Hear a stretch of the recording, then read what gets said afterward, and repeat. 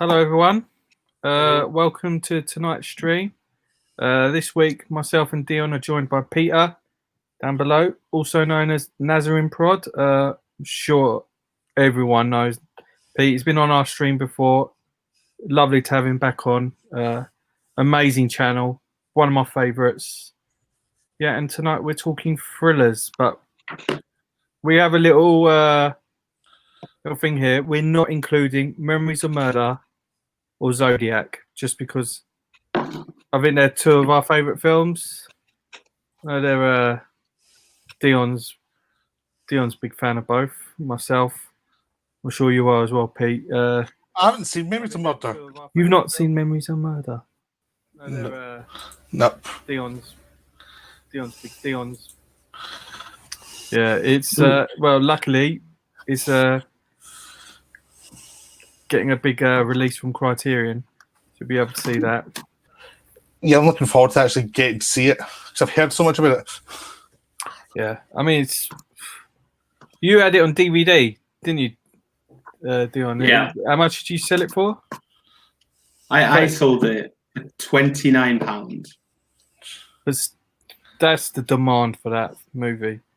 I mean, Well, it's one of those even higher than that. Yeah, it's one of those really. It's become really hard to find on any physical media. The Korean release of it is worth about the limited edition is about 300. I've seen it go for, which you will never see it on eBay. It just snaps up like that. And the other like standard release goes for. I've seen it go for about 100. So it goes for silly money. Yeah, but yeah, that's one of those. Yeah, it is, but it's a good film. It's an amazing film. I'm still looking forward to like whichever version of it I get on, Blu-ray, 4K. Yeah. It's crazy. It's never had a UK release. It's just came out in Germany. Yeah. On Blu-ray, but there's like in France when I was over there last year, there's like 3 different editions I could have bought in the shop. Yeah, but with like the Bong Joon-ho hype, it's it's going to get like exactly. It's going to be good. Spicy extras. Yeah. Very spicy extras. Plus, Criterion did some good announcements this week, though. Elephant Man and Beau Travail on Blu-ray, so I'm quite excited about that. Well, on Criterion, not Blu-ray. Yeah. So I've sold my 4K. Sorry? Come and See's coming out in America. That's when I'm eyeing up at the moment. Yeah, same. Like, I'm not really sure yet. Yeah, it's just I really want a copy of that in Blu-ray. It's such a good film. It's so disturbing. It's like I know I'm going to cave in pretty soon to buy it. It's like I've been eyeing it up. I've been looking at the website, like repeatedly. So it's a sign that I'm going to get it at some point. Yeah. Yeah, come and see. I think it's going to be. I watched it. It's really depressing as hell. Yeah. It is a good film, though. It's very well made. Yeah, it's one of my favorites of the war movies, so I just really want it. I just really want to have a copy of it. Yeah. Have you got Region Free Player? Yeah. I've got a variety of different players. Oh, variety. Yeah, I've got one that's for I have a 4K and I've got a Region Free one. So it depends. But I try and use the 4K for most things. Just use a Region Free Player for like worldwide cinema, so I'm not using up too much. Yeah.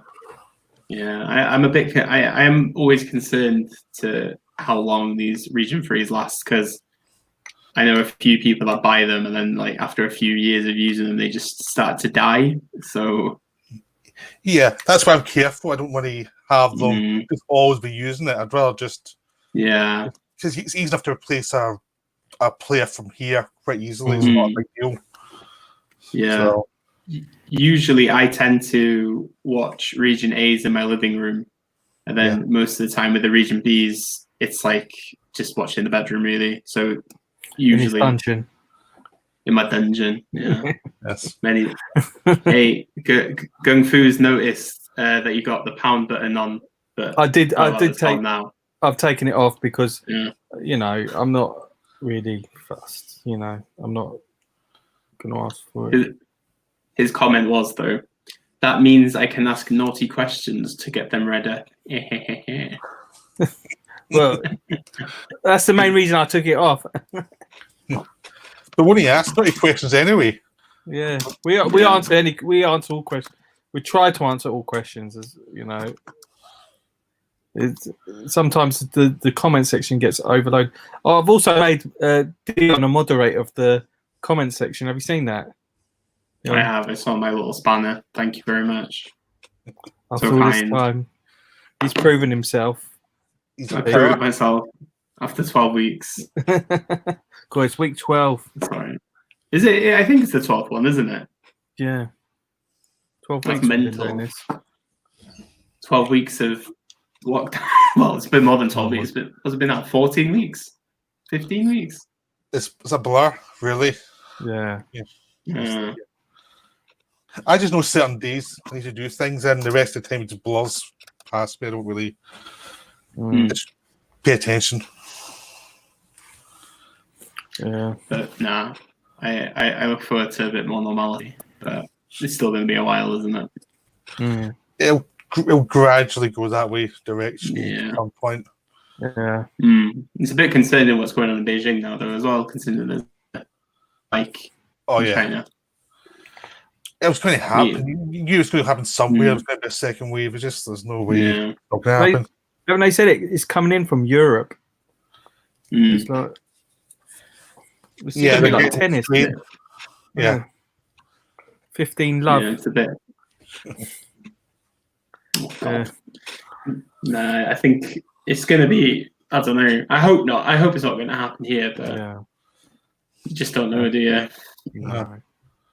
So we've had there's like a massive chicken factory up here where I live.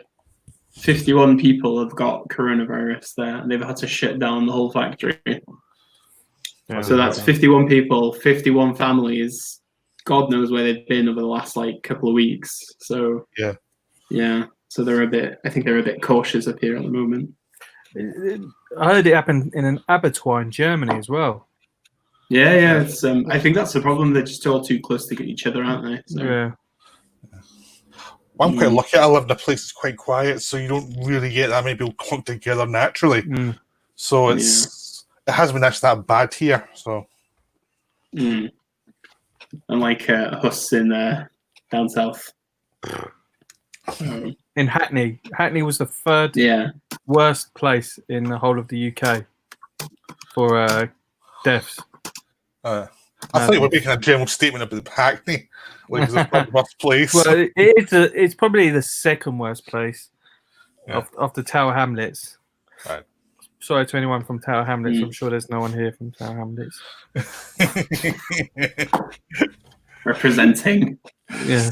I know quite a few people that live around Tower Hamlets, actually. Yeah. I think it's quite cheap over there. Carlsberg's asking, has anyone been Blu-ray shopping now at the shops are open or still a bit too soon? I've been Blu-ray shopping online. Yeah. Yeah. Me too. Yeah. I put an update up on my channel the other day with a few bits and bobs. Oh yeah, so that was good. Including my rebuy of Videodrome. Yeah. But that was a necessity, really. I know. Stupid. So stupid. Andre's here. Hello, Andre. Welcome back. Hello, Andre. Gung Fu's. So, anyone seen any good mermaid films recently? I saw Blew My Mind today. That is a strange film. I've never heard of it. I've only the weirdest mermaid movie I've seen is The Lure. Yeah, I've got that. I haven't watched it yet. It's one of the ones I've got on my to-watch list. My insanely high to-watch list. I've got Stephen Chow's The Mermaid. Has anyone seen that? It's like No. it's all about this guy who falls for a mermaid, and he's this big developer, and he's going to build out this like complex that's going to go into the sea and obviously cause problems with the inhabitants of. It's a big environmentalist film, so it's got a message, and it was a really high grossing movie. I mean, anything that Stephen Chow produces in China is like it was. Yeah. I think it's one of the highest grossing movies in the world that year it got released. Yeah, it's just. I mean, yeah. Don't Chinese films come out like so big? They're only in for a few weeks, and that's it, really. Yeah, I mean, last year they had what was it? Zhang Wing movie, Xi Wing movie. What was it? Wandering Earth. That was it. Yeah, that was a massive like. It was in the top 10 highest grossing movies of the year, internationally. And there's the Wolf War as well. Yeah, I mean they which is nuts, that one. Yeah, I mean in Asia they've got obviously more disposable income, and it's cheaper to go to the cinema than it is in let's say the UK. I mean UK to go to the cinema, what it's about for two people, maybe about 25 quid. If you have snacks as well and everything. Yeah. And that's about a child, really, because I mean, I think my nephew see films, and that's about that for two of us. That's he's in half. Yeah. So. Yeah. So going through is asking, Peter, what kind of TV do you have for watching movies? I've got a new 4K TV. That's what it's a Panasonic, but it's a very basic TV. I don't really. I try and buy new ones every so often to keep up to date. That's about it, really. I haven't gone 4K yet. Well, I need a new TV, so that was why. Oh yeah. So it wasn't like I was dying to get a new 4K. It was just like I need a new TV. I mean, I don't. I mean, my TV's it's about maybe 8 years old, but I mean, it still does the job all right. The speaker on it, I've never used because it's all connected to my receiver, and that's connected to the speakers. Yeah. So I just use it for the picture, and but once that goes, I'll probably switch to 4K. Yeah. Myself. Because I use my TVs for my computer monitors once I've finished with them, so I just switch it over. So it's just a nice system, so you get more usage out of it. Really. So try and stretch my money as long as possible. Yeah. Got premium, same projector all the way, cheaper and bigger. Don't think I've got the wall space for a projector at the moment, but. I tried that, but it was just awkward, and it's expensive to buy a really good one. And it's like, so it's just not the point, not worth it really for me. I used to be like a venue manager for a student nightclub, and they used to have a cinema room there. Yeah. So like before I would be like on a shift, I just like sit in the cinema room and just watch like movies on a giant screen by myself before my shift started. So that's nice. How I used to get my film. Yeah. Simpler times. Yeah. I've got the PSVR thing, and you can put it on your cinema mode, and you can watch your put Blu-rays on it, so see it in the cinema. But you can't do it in summer because you sweat like crazy. But in the winter, you can put it on, you can see stuff in 3D, 2D, and it's great. It's like a movie. It's like you're sitting in the scene, so like if you turn around, it's just like it's empty. It's just dark on the side and just the big screen in front of you. But it's like watching it in cinema because it feels like it's a huge screen in front of you. So it's great. And plus, if you watch a 3D film on it, you don't have the glasses. You just have the 3D image, so it doesn't feel like it's a weird situation. Yeah. I like it. Yeah. It's pretty cool. I do miss the cinema, but I'm not in any rush to go back in, to be honest. Soon, well, was it July the 4th? Cinemas opening in England? Yeah. I don't know. I think we've got the 15th up here, but it's we're like a week or two behind and everything at the moment. So Yeah, because I'm on like a couple of like discussion panels about cinemas in Wales. We had a meeting on Monday or Tuesday, was it? Likely window for like cineplexes in Wales is end of July, and then independent cinemas probably won't be open until like late August, September, just because they can't afford it. Oh, right. yeah, plus you need to get the films in that will actually get people in as well. Really. Well, yeah, I don't know if anybody's seen there's a list. A list came out of available films for cinemas to screen. There's 450 films available for cinemas to showcase, to try and get people in.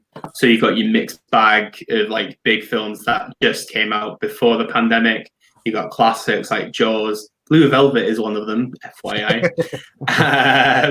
So there's like, there's choices, but the question is, are you going to go back to the cinema to watch a classic film, or are you just going to wait until the big stuff starts rolling out? Okay,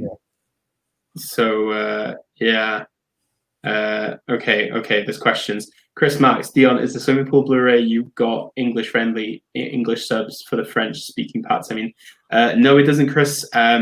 The thing with the French on it, it's not really heavy French, but I understand French enough to watch it on that Blu-ray, if that makes any sense to you. But there's more, it's like 89% English, I would say, and then the rest of it is French, so it's not too bad. Is it like the French that you learn in school? Yeah, basically, because it's just like... Je voudrais un sandwich au fromage. Très bien. The thing with subtitles, though, I find is sometimes. I think once I was watching a film from, I think it was Hong Kong or something, I forgot to turn the subtitles on. And I was about halfway through the film, and I realised when I was trying to go to the plot bit, I need to know. It's like, oh yeah, I've got the subtitles. Yeah, I followed it without problem. I've done that. I've done that with the Dragon, the Donnie Yen movie. Yeah, I watched about half of it and realised that there's no subtitles on there, and it's just I've just been. It's almost like I've watched enough Cantonese movies to sort of know what's going on. I think the actors are good as well. They can project what's going on in interactions. You don't really need tons of dialogue unless it's plot stuff. Yeah. Because see, some people don't even read the dialogue. I don't even read the subtitles unless I need to. Sometimes I'm just following what they're doing. Because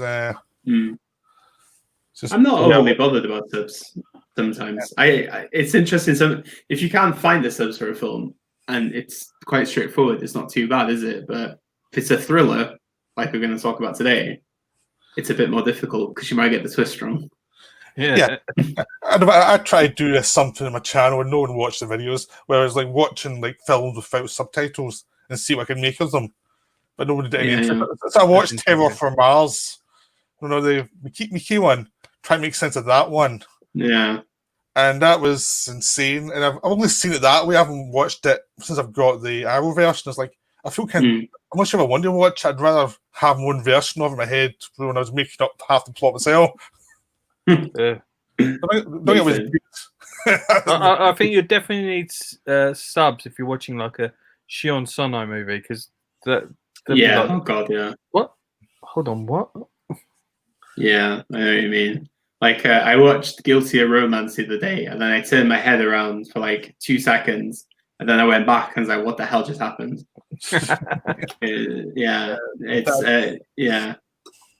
He's so dialogue driven. That's the problem, isn't it? Yeah. What else we got? Ugly Enough to Be Wise. Watch Spider Forest, courtesy of Eric's recommendation. I liked it, but I need to watch at least once more to make sense. Spider Forest. Not seen it. Have you seen it, Hus? No. This is an Eric thing. Premium Blu-rays. He watched Underwater based on my recommendation. He's glad he did. Freaking loved it. 4K, $9.99 on iTunes. No Blu-ray release here though. No, it's not coming out on Blu-ray in the UK. It's only coming out on DVD, I believe. Yeah, Underwater was good. I really liked Underwater as well. I just love those. It's so good. Yeah. What else we got? We got People's Movie saying 11th of August. I saw for Scottish cinemas. Don't know if it's gossip. I think it's a bit sooner than that. from what I've been told in various Zoom meetings with cinema folk last few days. What else we got? Premium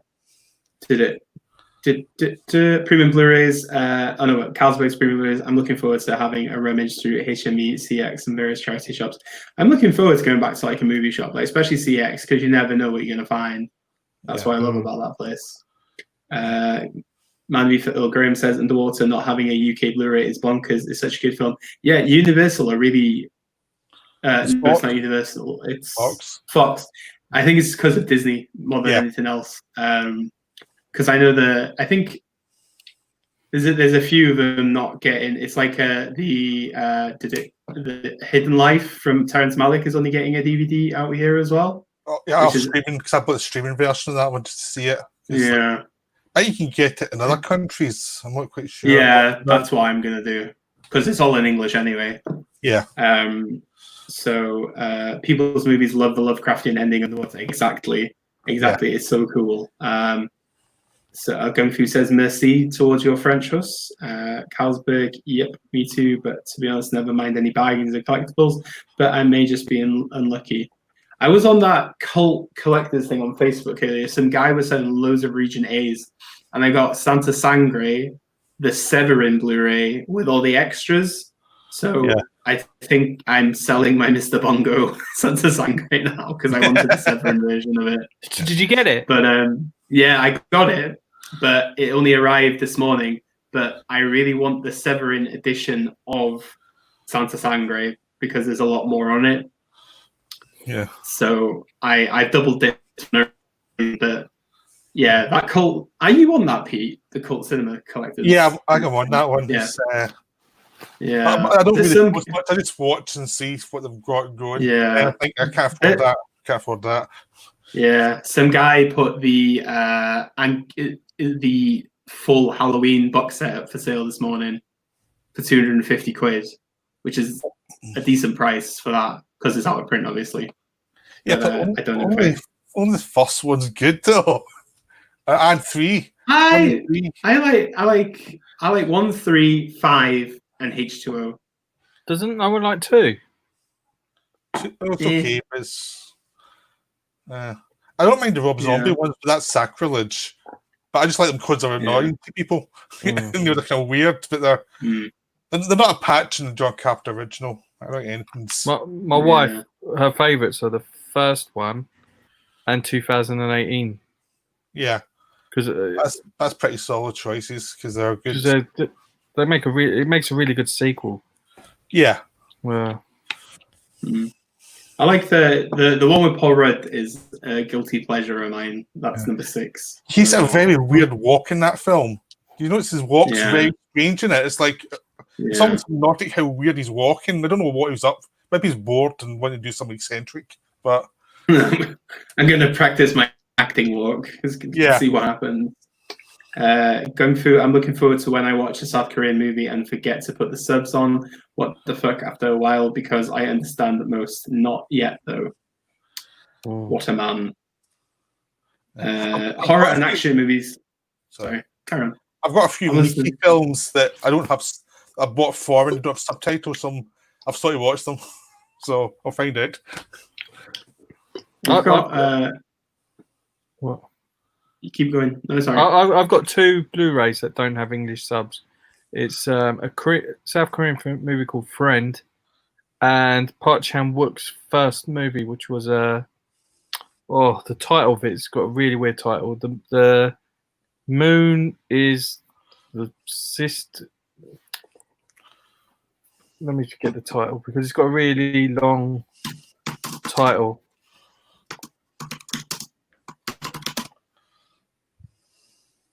The moon is the sun's dream.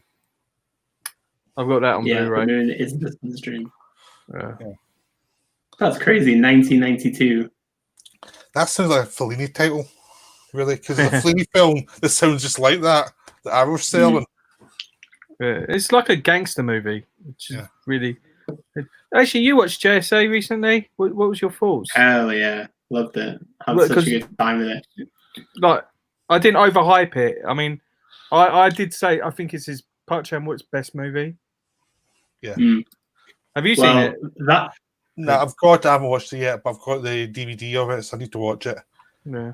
It's on my main watch list, but I'm on seeing Sony at the moment still, so I'm going through them. I'm getting towards the end of those. I'm kind of disappointed. I'm getting towards the end now. It's like, yeah, can you have been another 10 films? New one's coming out. Maybe soon. And I had two TV shows though. There's. Have you shared the exciting news about Nick Cage going to be in a Sean Sono movie to anybody at Hus? No, I haven't. If Sean Sono movies could not be crazy enough, they're going to have Nicolas Cage in one of them. That's just like that's great. Is one of his new film is being sold at the Cannes Film Market, which is happening next weekend. Got a press release for it the other day, and Sean saw it's I can't remember what it's called now, but Nick Cage is in it and Sofia Boutella. And Kiyoshi Kurosawa has a new movie also in the market, and Amazing. that one's called The Wife of a Spy, and that's also they may be late releases in the year or early in 2021. Just a heads up to anybody. That's two great directors.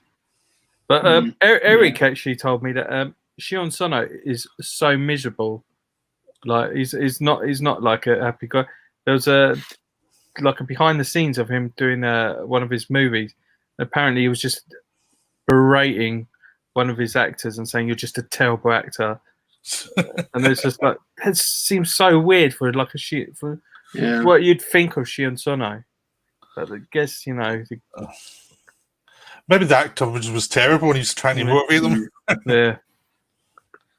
If you go on his website, on his Japanese website, his email address is there, so you can actually directly email him if you want to. Yeah. I just went on it the other day. I was like, shall I email him? Ask him to come on this. Yeah. That'd be quite funny. Yeah. What else we got? I'll just clear this and then we'll start. Gung Fu wants to know if Eric is fluent in Japanese Korean. That's a no. Sphere was a good, bad underwater genre film. Wasn't it, or anyone, any love for that? I've never seen Sphere, actually. I did a video on it. Have you? Oh, God. Sharon Stone, isn't it? Good. What? Yeah.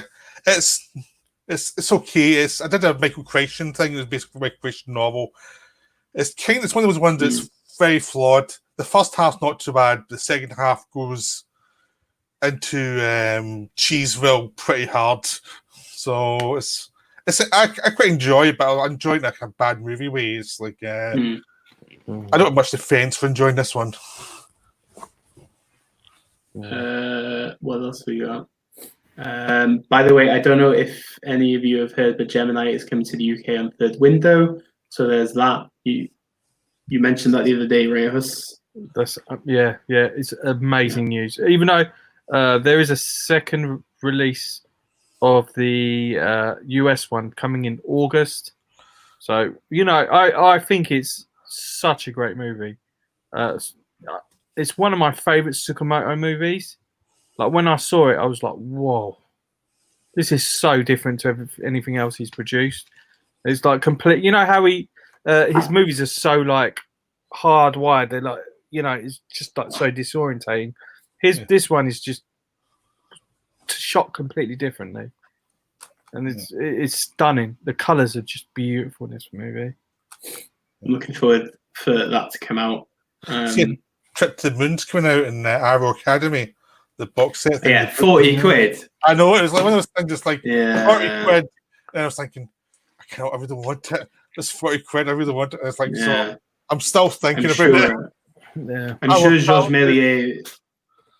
sure Georges Méliès made that for less than 40 quid back in the day. I know, but I'm a sucker. I'm a total sucker for silent film. It looks nice though. Stupid money things. Yeah. And they got Cinema Paradiso. Yeah, that was a good announcement.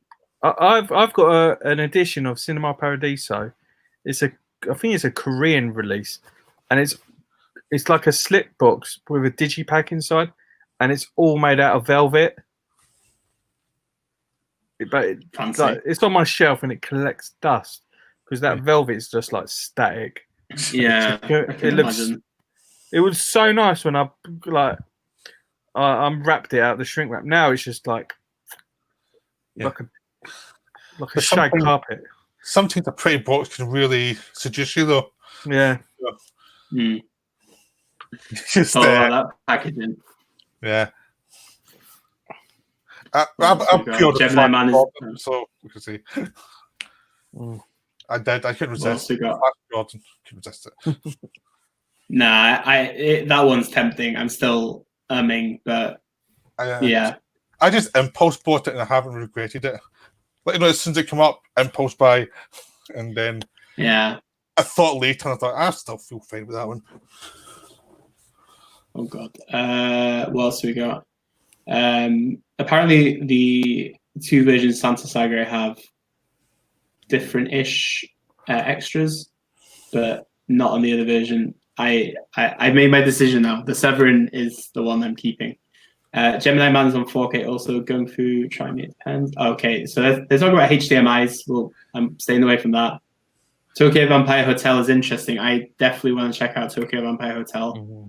Yeah, that's going to be once I've watched 8 Sean Sonner movies since lockdown now. I think I might take a break for a bit.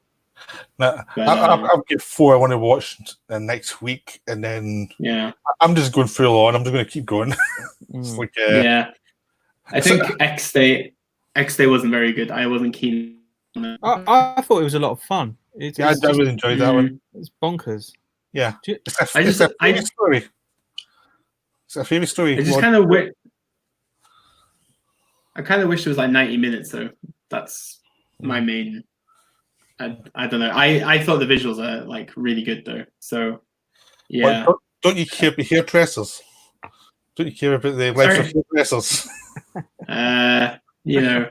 To be fair, I did watch Comrades: Almost a Love Story before it, and I was like kind of floored with that one. Yeah. So yeah, thank you for that recommendation. Yeah, I think it's one of my favorite movies now. So yeah. Okay, it is 8:30, so maybe we should start. Oh god. Right. Yeah. Usual routine. Yeah. Okay then. All right, I'm gonna kick off with. Let's get it out of the way. Let's put Cure by Kiyoshi Kurosawa. I thought you were gonna say that's on my list.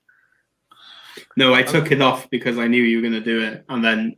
I don't know if you saw my tweet the other day to Andre about it. I said, I'm sure Hus will call it first. So, yeah, cool tips. Yeah.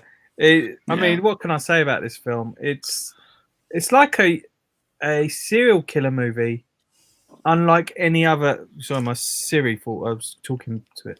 But yeah, it's a serial killer movie, unlike any other serial killer movie I've ever seen. I mean, it's these bodies are turning up. They've got an X on them.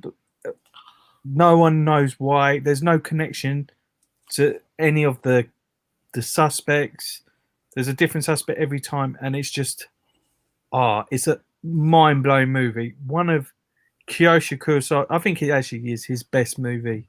It's the favorite of so many great directors, including Bong Joon-ho. Great performances in it, amazing dark cinematography. It's just a wonderful movie. I give it to the floor. What is your thoughts, guys? It's like top tier serial killer film. I loved it. It's just it's attention to detail, but if you're in the mood for that kind of movie, it's so worth it. Yeah, I loved it. I bought the Eureka Blu-ray after watching it. Just because I was just like, I love it. But I've kind of rethought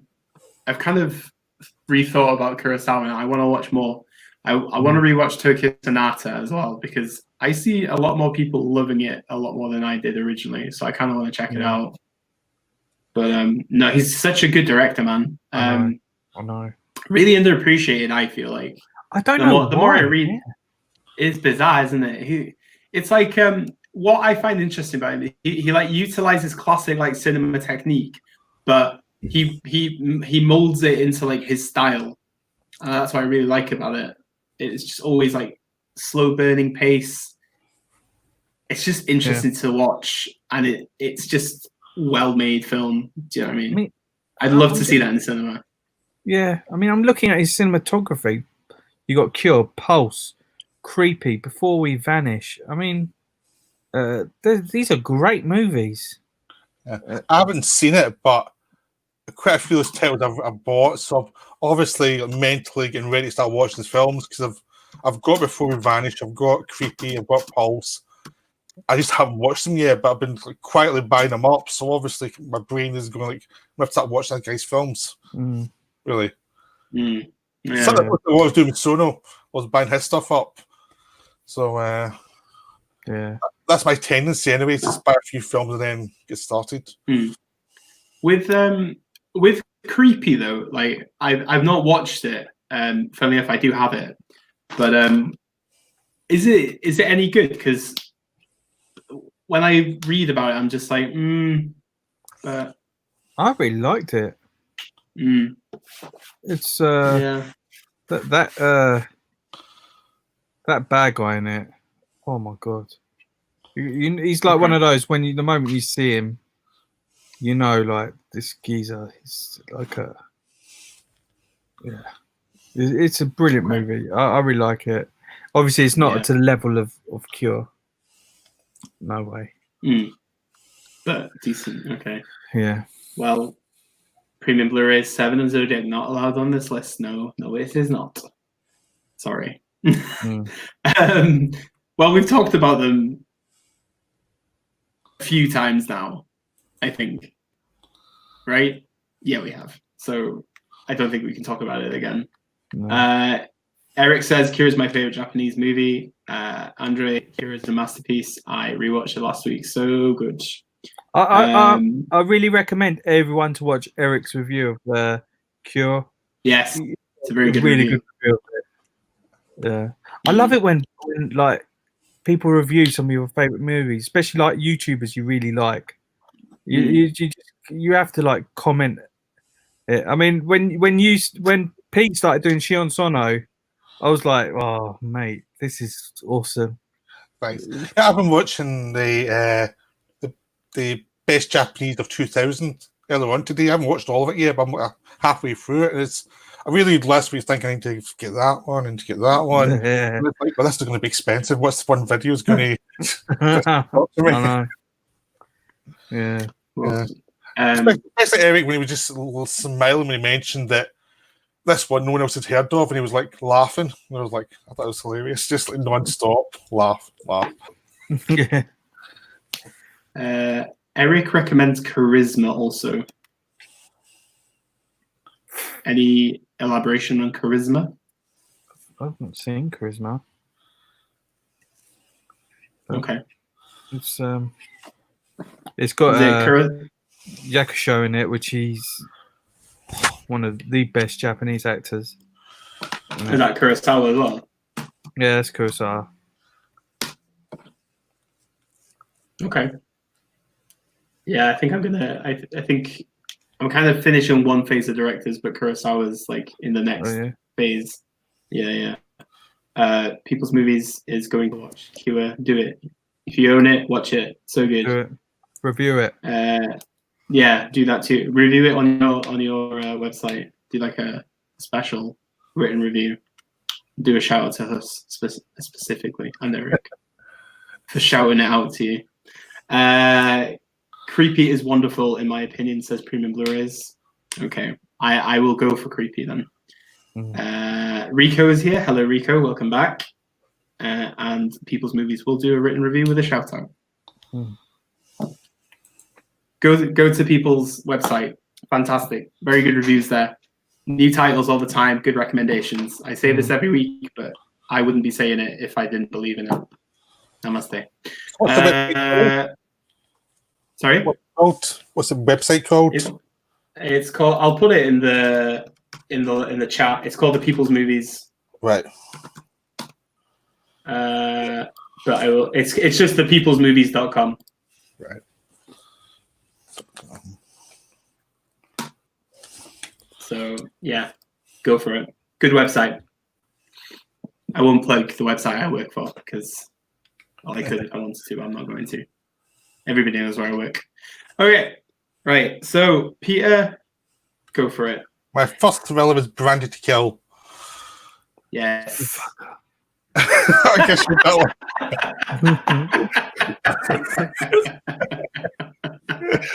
the thing is, I knew you'd probably go for it. Like, I'm getting this one first because this is one of my favourites. I thought I'd get the curing before anyone else, and I did not think anyone would go for Branded to Kill. That's my favourite Suzuki film. Yeah, mine too. It's so good.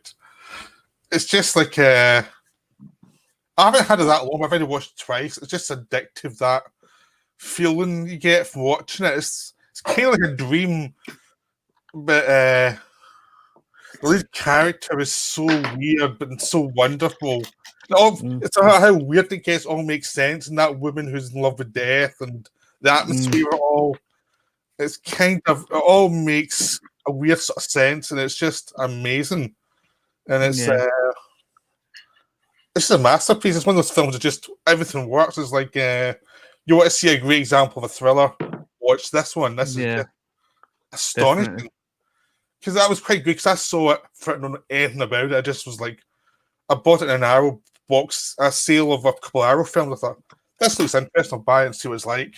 And I saw it was like, oh my god, this is I now have to find every film with this director. I know. How he lost his job because of this movie is beyond me. It's an absolute masterpiece. Do you know? I did a review on this, like I did a series on movies which I consider. I'm still, I've taken a bit of a break from it. Of movies that I consider masterpieces, and I did this, and I love this movie so much that I've done a little intro sequence where I go to a pot and go rice, and that's how my review starts. Because the have you seen it, Dion? Yeah, of course I have. Yeah, and the guy is just, with his little fetish for boiling rice, is just so bizarre. But it's something Seijin Suzuki would do. He's just he's a director that I don't think there'll ever be anyone like him again. And this movie, it just personifies, his work. It's absolutely bizarre, beautiful. It's just everything that you want in a movie, and it's one of my favorite movies of all time. Yeah, me too. There's something. See, the next time I felt that way from someone I'd never seen before was when Bittersweet Life was another one where it goes like, it's like that same feel of like, that's perfect. I don't know if anyone's told you or not. I'm just trying to say this. I get the same feel of, this is perfect. The director and everyone involved is perfect for this story. You get it every so often in a film. It's just like everything came together beautifully, and it's just like you couldn't need a thing to make this better. Really, nothing can make this better. This is just perfection. Completely agree. Yeah. So that's was like an instant favorite film straight away as soon as I saw it. I was like, yeah, this is. It kind of things when you watch it. I watched it not long after I'd seen it first time. And it's so dreamlike in the structure that you remembered everything, but you weren't quite sure where it came because it all kind of mingled in a weird way. But it's great that way, because there's just something that gets in your subconscious, to be like a David Lynch film gets in your subconscious. There's something elemental about it. Yeah, I mean, it's definitely like that. It's definitely one of the like unique films of like the Japanese New Wave, really, isn't it? It really kind of established, I don't think it established. Do you think it established Suzuki, or obviously it ruined Suzuki, but he did some great movies beforehand. But why? I think it established him outside of Japan. Yeah. Yeah, that's the sense I get from it. It's just so creative. That's what I love about it. I think it's just it's a brilliant film from him.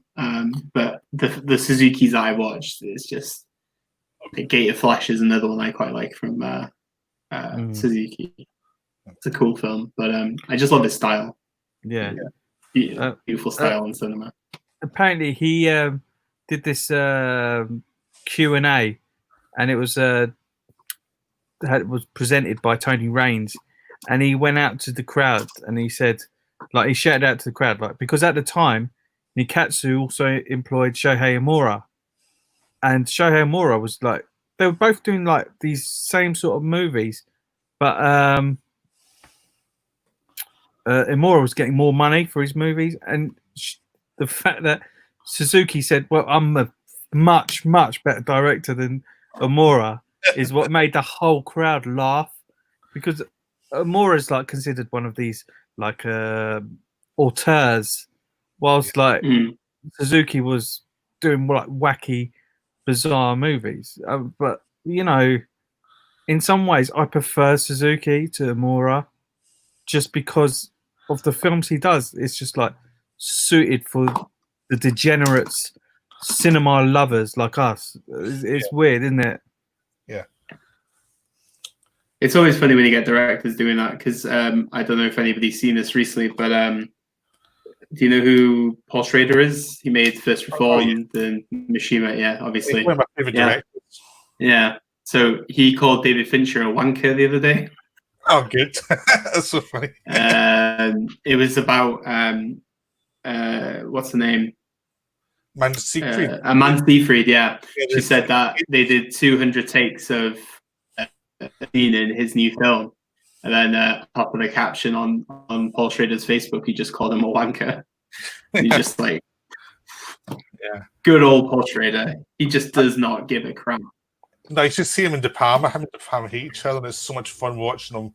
Just De Palma and him hate each other now, because they used to be pals, and now they're love one another. So it's always good fun hearing them interacting, because they're, and that's funny, they're both directors I adore, but they really can't stand one another. Interesting. So Schrader's got a new. It's bizarre, isn't it? Is it probably? It's just one of the things. As time goes by, you kind of see the cracks in your friendships with people, don't you? I think maybe it's just one of them. But I'm looking forward to seeing Schrader's new film with Oscar Isaac and Willem Dafoe. Apparently, we're going to finish shooting next month to get the last 5 years. So pure Schrader. Which it can remind, it kind of that kind of look of like Light Sleeper, that kind of thing of the darkness. But it's kind of weird that this one's been announced, because he announced like this religious film with, I think it was Defoe, and then Defoe was meant to play the devil. I think Oscar Isaac was meant to play Jesus or something. It was like this Western religion film. I don't know what it was. It just sounded bonkers. But this is the film that they're making now. So, right. Okay. I'll start with mine then. I'm going to go first off. This is probably one of my favorites. It's Rear Window, Hitchcock. Nobody have it on the list? It's on my runners up list. It's one of my honorable mentions. It would be kind of, I thought someone would get to it. Yeah, I think it is brilliant. Just the way that Jimmy Stewart kind of encapsulates paranoia just by sitting in a wheelchair with his giant lens. The color in this film is brilliant. I just love the way that it's just on a massive soundstage, just the way that the camera just pans. You kind of see so many things. You're always questioning what's happening. And it's not like you've watched it once and that's it. You can go backwards with it so many times. It's one of my favorite Hitchcock films. Mine as well. Weirdly enough, you don't hear that many. Obviously, there's fans of it, but most of the time, if you speak about Hitchcock, a lot of people say they'll say Psycho. But for me, I love Rear Window. It is such a suspenseful film. Just even thinking about it now, I'm just like, oh yeah. But I think Hitchcock really was very forward-thinking when it came to making thriller into a real genre. But yeah, Rear Window. Thoughts, gents? Yeah, I love Rear Window. It's one of my favourites of Hitchcock's. I mean, my favourite Hitchcock's Shadow of a Doubt, but that's definitely up there as one of them. Because I like Hitchcock when he's been humorous and he's been spare. You know, because I think some Hitchcock films can be a bit flabby, but I can sit and watch it.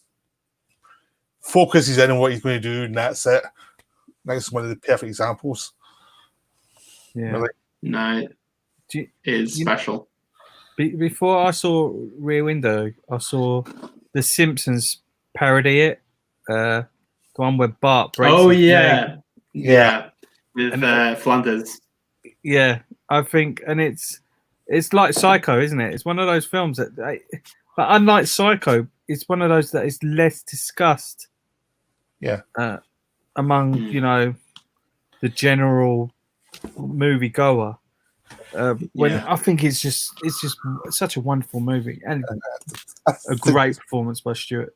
Yeah, I think it's much better than Psycho. To be honest, I like this one. I'd rather watch this any of the week more than Psycho because I think it's more enjoyable just to sit back and watch it. Yeah, I was lucky I saw this one before I knew who Hitchcock was. It was just on the TV, so I could watch it as a viewer. I was like, "Oh, this is really amazing! This is something unique." So, nice. It's like for me, it's you're like an autumn afternoon on a Sunday, and it's just crap outside. Rear Window is just like so perfect to watch. During like, it's brilliant. What we got? Plus, there's pleasure in this way he shoots things. You can sit back and watch it. The same way you can watch something like The Shining, and the way the camera moves. There's a real pleasure in the filmmaking craft of it. Yeah. You can enjoy beyond the story. Exactly. Right, what we got in chat? Premium Blu-rays. Waiting for a special edition, nice version of First Reform on Blu-ray. Oh my god, yeah, me too. I've got the HMV exclusive. That's like £3.49 in their bargain bin now. So not so exclusive. Yeah. What else we got? But to be fair, I think that the HMV version is the only version that I've seen that I've actually liked. Like any other ones, they don't seem so good. The American one's terrible. The cover on the American one is awful.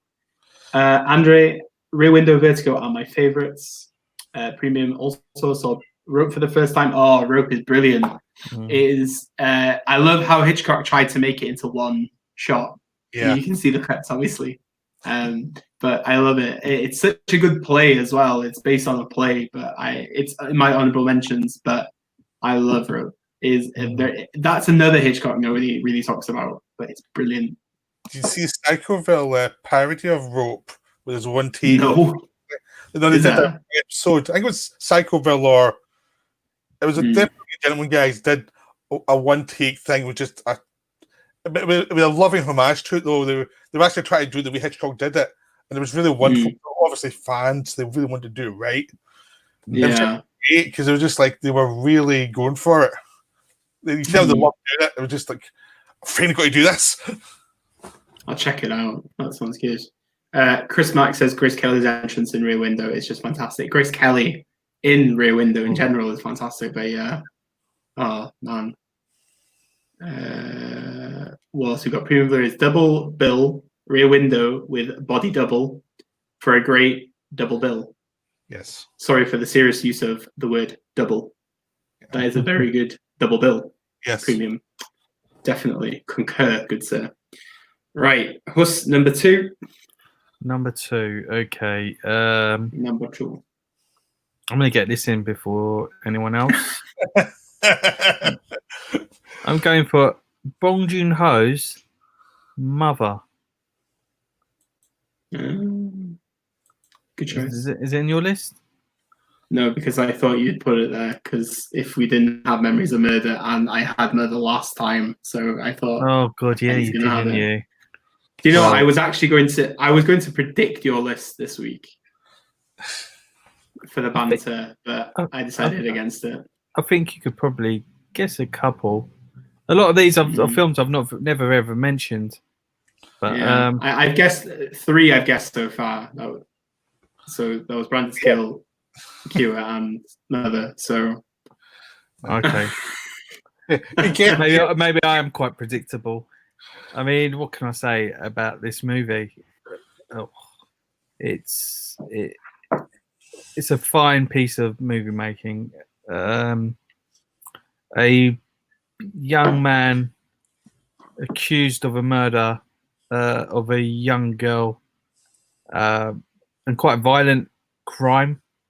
This young man also has like a learning disability, and his mother being so,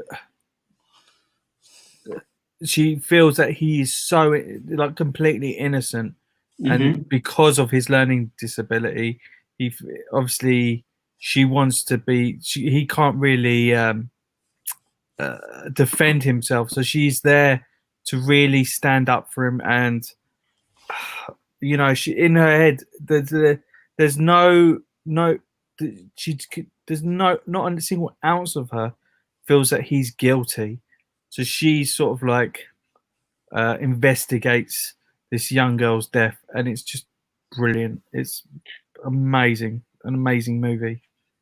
It's absolutely shot in such a beautiful way. The camera work is stunning, and it's one of his best movies. I'd probably put it as my second favorite Bong Joon-ho movie after Memories of Murder. Not Okja. Oh, Okja is probably my least favorite. Is it? I don't mind Okja. But no, Mother is very good. I think what's so good about Mother is it's just like you don't necessarily know what's happening sometimes. Yeah. You just have to. You're just in the situation, and you try and figure it out for yourself. And also, I said this last time, but I think technically this is his most accomplished film when it comes to filmmaking. Hot topic, but I think it is. It's a strong Bong Joon-ho film, very strong. Yeah. I don't know what my second choice would be. Hard, because I quite like The Host. I love giant monster films, so Host is good. But for me, it's like Memories, Mother.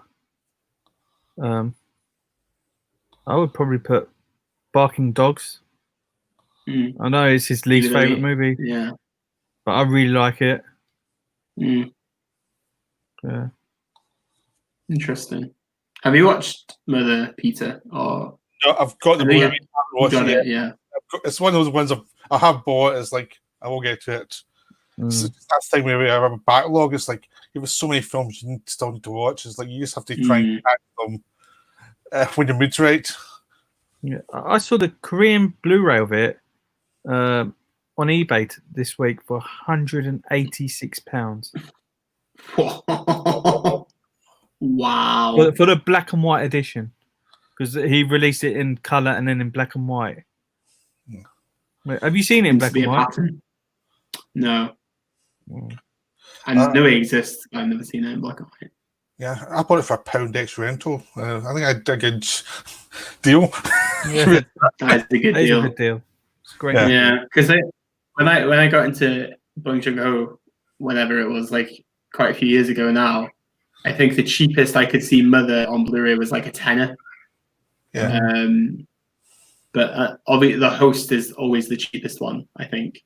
But It's most easily available. Yeah, that too. Yeah, there's things I got it because I was buying all these ex-Love film discs that were. Oh yeah. They were just as long as you didn't get the box, you just got the disc. You could buy a ton of this and stuff. I got Thirst as well, and all that stuff like that. Just like Thirst is good. I want to see the film, so I just buy them. So. Yeah, I did that when Blockbuster closed down. I just bought a massive stack of movies. Some of them I flipped because they were brand new. But and I got a disgusted look at the person serving me. Do you know we're losing our jobs and you're buying all these discs? Yes. Yeah. Oh shit. But I think that's the problem. Is that what can you do though? Like it's not like you're gonna bail them out, is it? Do you know what I mean? I'm just a scavenger. It's not my fault. Yeah. I think that's the thing. Most movie buyers love a good deal, also. So yeah, it's always the same. What have we got here? Eric says Backing Dogs Never Bite is great. Yes. Are you not a fan? I appreciate it quite a bit, but I wasn't a massive lover of it. That's my stance. Premium is asking, don't think there is any way watching Backing Dogs in the UK. No, there is not. No. Not in Boris Johnson's United Kingdom. The Korean Blu-ray's out. Sorry, United Kingdom. For now. Yeah, it is out of print, isn't it? For now, yeah. I expect a big Korea retrospective set of Bong Joon-ho films at some point. I think that's what I'm anticipating. Apparently, he can't be asked. He doesn't want to make a film at the moment. He's got no ideas. He's pretty drained, apparently. Well, he's just won an Oscar. He's won a Palme d'Or. I think only 4 directors ever won that, a Palme d'Or and an Oscar in the same year. It's probably better if he doesn't do anything just now. Well, if he's in that mood, just relax and the will come to you rather than try to force something. Yeah. Yeah. I think the problem is, I think his agent is like, you need to make your next movie now. Yeah. That's the problem when you do, a big award season. You're knackered. Yeah. And you don't want to be making stuff. So, Chris Marks, I have the Korean Blu-ray of Mother. Disc freezes at the big reveal. No, that is sad.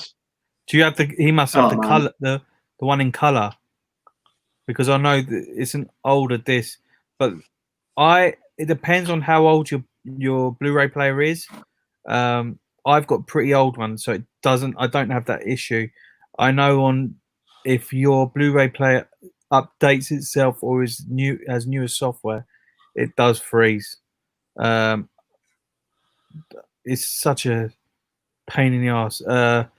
At the time when it got released, they were giving you a replacement disc, but this is like 2013 or something like that when it got released. It was quite a while ago. Yeah, color. Is that Kimchi? Is it? Or no, it's from CJ Entertainment, the actual people that made the movie. They bring out their own Blu-rays, like for all their big titles, even like their shit ones. So they have like their own spine numbers and everything. Okay. I mean, the thing is, my multi-region player, I don't connect to anything. I just keep it offline, so no update comes, so nothing is messed with. So yeah, multi-region, just like not any chance that an update will. Yeah, sorry about that, Chris. I'm assuming you have a new Blu-ray player. What you can do is get the UK Blu-ray, which is quite cheap, and just swap the discs out because the packaging is really nice. Yeah, it's a really nice digipack. It's like purple and yeah.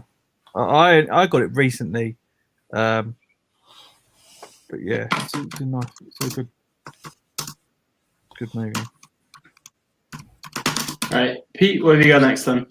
This one's actually a kind of it's almost a joint with Brand to Kill My Head. It's Point Blank. John Brewman's Point Blank. Because as I say, kind of feel was Brand to Kill. That's kind of dreamlike structure, but a guy hunting down and dealing with the mafia.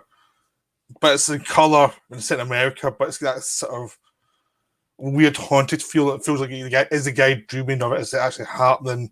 And because it's Lee Marvin in the lead, you have this guy who's so basically hard to actually damage, but because Marvin's such a good actor, there's a kind of vulnerability to him, even though he's doing all this damage to people. And it's like dream state and what violence does to you and what violence does to people around you and how it doesn't really lead to anything. And it's just a wonderful film. It's been one of my favourite films for decades now. It's like I saw this one when I was in my teens and it was like, oh, this is perfect. It's beautiful. So Point Blank is one of my favourite films of all time, really. So Yeah, this one was like instantly me sent to loads of like point blank. Obviously, has to go on because along with Brand to Kill, those are the two I instantly thought of first because it's just to me it's a perfect film. Good choice. I think what I like about Point Blank is like it's not a long film, No, so I find that quite satisfying. For a thriller to be that satisfying, I will admit I've not watched it in a few years now, but it's a tasty little thriller. Yeah. But yeah, I don't really have much to say about it. It's a great time. yeah. I think it's been analysed a lot in like sight and sound and stuff. I think everyone knows the dreamlike structure of it all. It's like it's just I think it's just acknowledged as a classic, and it's like, well, what else does it say about it? It's got that kind of future. It's genuinely wonderful. Yeah. Wasn't there like a remake of it? Well, yeah. Oh, yeah. There's a Netflix remake, right? There's Payback, the Mel Gibson one. Oh, and that as well. Yeah, I have never seen that. I know there's one with Anthony.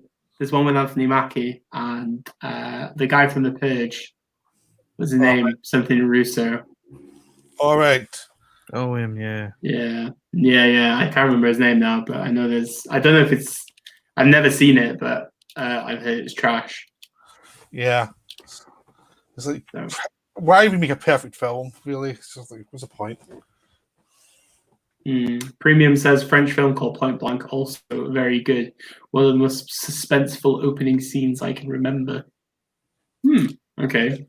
It's all I've got in Blu-ray but I haven't watched. They don't know they remake the film with that same title. I heard it's really good. Who made it? I don't know. I was really annoyed to hear somebody using Point Blank's title, and then when I read about it, I was like, that sounds actually quite good, which was even more annoying because I really want to hate it. It's from 2010. Oh, Fred Cavalier. Never heard of him. Yeah. Never ever heard of him. Okay, that's something new. Choice. Have you seen it? Haven't you? Yeah, I really want to rewatch it now. Yeah, I'm kind of the same. Oh, Frank Grillo is the name of the guy we're thinking about. Yeah, Frank Grillo. I like him in the Purge films. Whenever I think of Frank Grillo, I always think of him in Warrior. You know, the MMA film. Shit, yeah.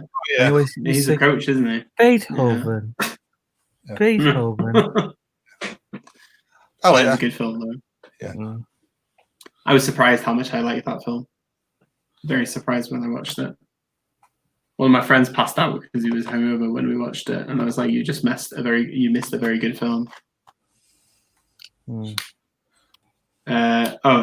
People's Movie says Frank Grillo is allegedly meant to be the main actor in the Raid American remake. What? Yeah, but it's been cancelled years ago, though. I think it was announced and it never happened. Again, why remake that? You can't read for what it is. Did you consider that true? Sorry? Do you consider it a Welsh movie? What? The Raid. The Raid? No. No, it's only just because of the Raid. No, not at all. I think Gareth Evans has kind of like fully immersed himself into Asian culture, to be honest with you. Yeah. Welsh remake, like go to Wales and remake the film. I think that would be fun. No. To be honest with you, we don't have tall enough buildings to make the Raid in Wales. So, but he's a well, I don't even think he's a national treasure, to be honest with you. Nobody ever talks about him, but which is crazy because I think the Raid movies are, in my opinion, the best action movies of the last decade, and I think that's, in my opinion, hands down. They're just phenomenal. The choreography is out of this world. It's beautiful. Especially the second one. The second one I really love.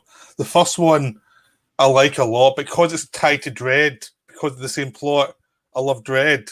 But the second one is just feels hands down, just non-stop genius. Yeah. And there's 3 scenes which I think are just so beautifully done is that the prison yard fight, Oh yeah. the one in that where they're going to pick up that money, and the third is that kitchen fight scene, which apparently took like 10 weeks to prepare for. Oh. And it's just it's phenomenal. It's I need to one of the best. I need to be watching Raid 2. I watched it the other night because Mm. it was on Netflix, and I was just like, "Oh, it's phenomenal! It's amazing." Yeah. Carlsberg's saying, speaking of Gareth, has anyone watched Gangs of London? Yes. Yeah. I like it. Bit mixed on the main character. I've said this a few times now, but the action scenes are mental. Like, there's a few good episodes in there as well where you can't believe. Also, there's Welsh in that because they speak Welsh in it. There's a lot of Welsh actors. I know one of the actors in it. Yeah.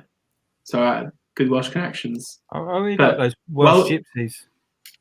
Yeah, the Welsh gypsies. But that's the thing. It's just like, in all honesty, I've never come across a Welsh-speaking gypsy. I didn't know there were Welsh gypsies. Well, if you want to go down the history route, there are. But modern-day Welsh gypsies, I don't know. But anyway. But I don't know how we went from Point Blank to Gareth Evans, but it's fine. This is what the chat's for. Right, so next up on mine... I don't know what to go for. I'm gonna pick, to get this out of the way, The Fourth Man from Paul Verhoeven. Anybody seen it? Oh, that's brilliant. I adore that one. Fucking absolutely fantastic. Yeah. Right. So this is like the spiritual cousin to. It's the best way I can say it. But what is really cool about this with Verhoeven is it's like. It's one of his earliest films, I think 1983. So he's been in the business a bit long, well, for a little bit. But he kind of like establishes his voice with it because it's very graphic. It's very controversial for its time because it actually tackles bisexuality, which is something you wouldn't really discuss in cinema, especially during AIDS and everything like that happening during this time. But it's a really cool thriller because you don't really know if she's the killer. And through the whole process of this film, your mind wanders. Verhoeven like tackles you in different ways. But what I think is like the cherry on top with this little thriller is that he kind of like puts Catholicism into it, and just the way that he like blends this like really highly erotic film. And like combines Catholicism together is so fucking cool. It is it is a brilliant film. I would recommend it. It's one of my favorite Verhoeven films now. Hello, Nisa. She's running around in the corridor. In that case. So, what are your thoughts on Fourth Man here? Oh, it's amazing. I adore it. I got the American DVD years ago, and it was just wonderful. It's also such a sense of humor. It's a really funny film. It's one of the funniest thriller films ever because it's just it's got elements of it, but they're tiny Mickey items. We'll take them serious enough to make you wonder what the hell's going on. It's just a riot. Plus, it starts off with the guy imagining his boyfriend being choked. Am I right there, isn't it? He's imagined, which is not what you'd expect from a gay character in a film at that time, because you'd think that's a bit too outrageous for anybody. But it's really funny because it's just human nature. It shows you how petty the character is. And it's funny. And the whole film is like that. The whole film's hilarious. It's just great. It's really cool, isn't it? It's a really good film. I was on my best. Yeah, but a lot of people would say, as Verhoeven said himself, it really is kind of like the blueprint for Basic Instinct and what he made of Basic Instinct, and you can see that. There's a certain scene with a penis and scissors. Yeah. I think Basic Instinct's a lot of fun than people realise as well. Yeah, exactly. It's a good watch. Yeah. definitely. I need to There's check it out. yeah, seriously, man, it's really good. It's a good Verhoeven film. Especially for like his early works, you kind of just see what kind of filmmaker he wants to be. So, Yeah.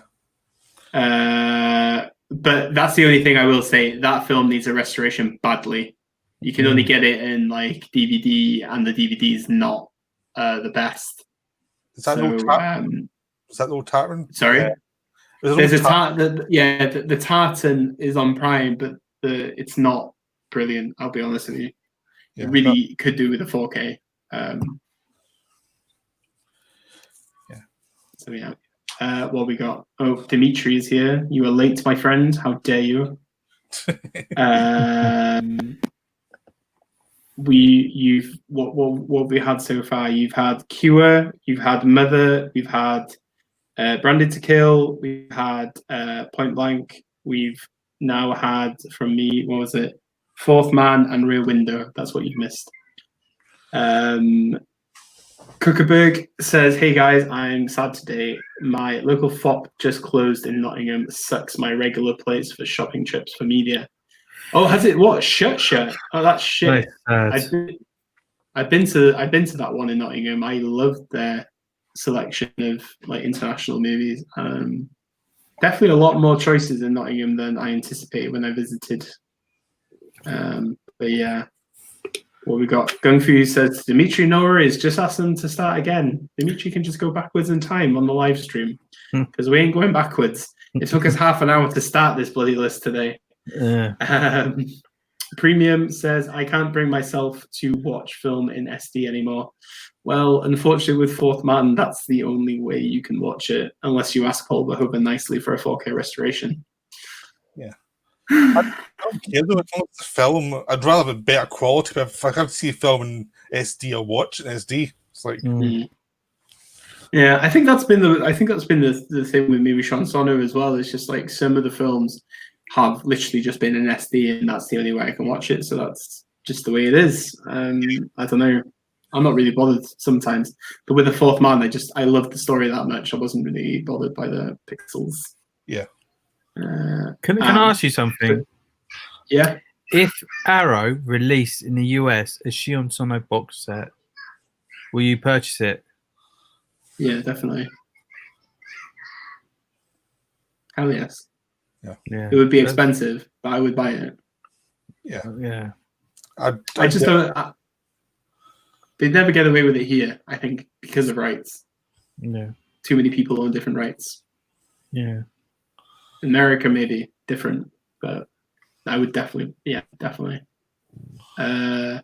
Kuckerberg says that the HMV is still open, but it's pretty lackluster compared to the FOP. Well, the only thing I can anticipate is that maybe the stock from the FOP might go to the HMV because obviously they're owned by the same company. That's the only thing I can hope for you, but that's a shame because, like I said, I really like the one in Nottingham. And as Gung Fu says, FOP would be good online. Yeah. The Glasgow one's right next to the train station, which is. I used to work in Glasgow, so it was really bad for you if you're going back from work, and you missed the train, and FOP was right next to it, and you half an hour to kill because it would get expensive, So the Glasgow FOP is the best one I've been to. The one in London is nothing better than the one in Soho. Yeah, definitely. I mean, I rate the one in Soho. Yeah, I rate the one in Soho also. But yeah, because you got the FOP, and then you've got the CX over the road. I know, it's great. and then the CX is massive as well. Like I was there. Sorry, you got the ones a cash converter as well, which has great range, and it was like it's just this one area where you can spend a lot of money really fast. Yeah. You got a Japan center as well, don't you? Like there's a Japanese shop right next to FOP as well. Oh my god. Yeah. I was there on like a little like Easter trip with my girlfriend, and I spent about 2-3 hours around there. Yeah. So it's dangerous. Yeah, it's crazy. It is dangerous. What else we got? Dimitri says Verhoeven's early output is massive. Blind spot for me. Thanks for the recommendation. Also watch Turkish Delight. Very good film. Rutger Hauer is crazy in that movie. Kuckerberg. Sorry? Soldier of Orange is really good as well. Oh yeah, that's the. I've only got that, and is it Spetters left to watch? Oh, they're both good. Spetters is a bit weird because it isn't much of a plot, but that was terrific. Yeah, I need to give that one a go. Kuckerberg says, yeah, DIon, the shopping centre where the FOP is situated has actually closed because they can't afford to repair the shopping centre as it's old as hell. So yeah, the FOP might open back up. Well, yeah, that shopping centre was a bit dodgy. I will be bluntly honest. I was like, why the fuck is there a FOP in here? But yeah, people's movies. I live out the Glasgow FOP. I would be exactly the same. Yes.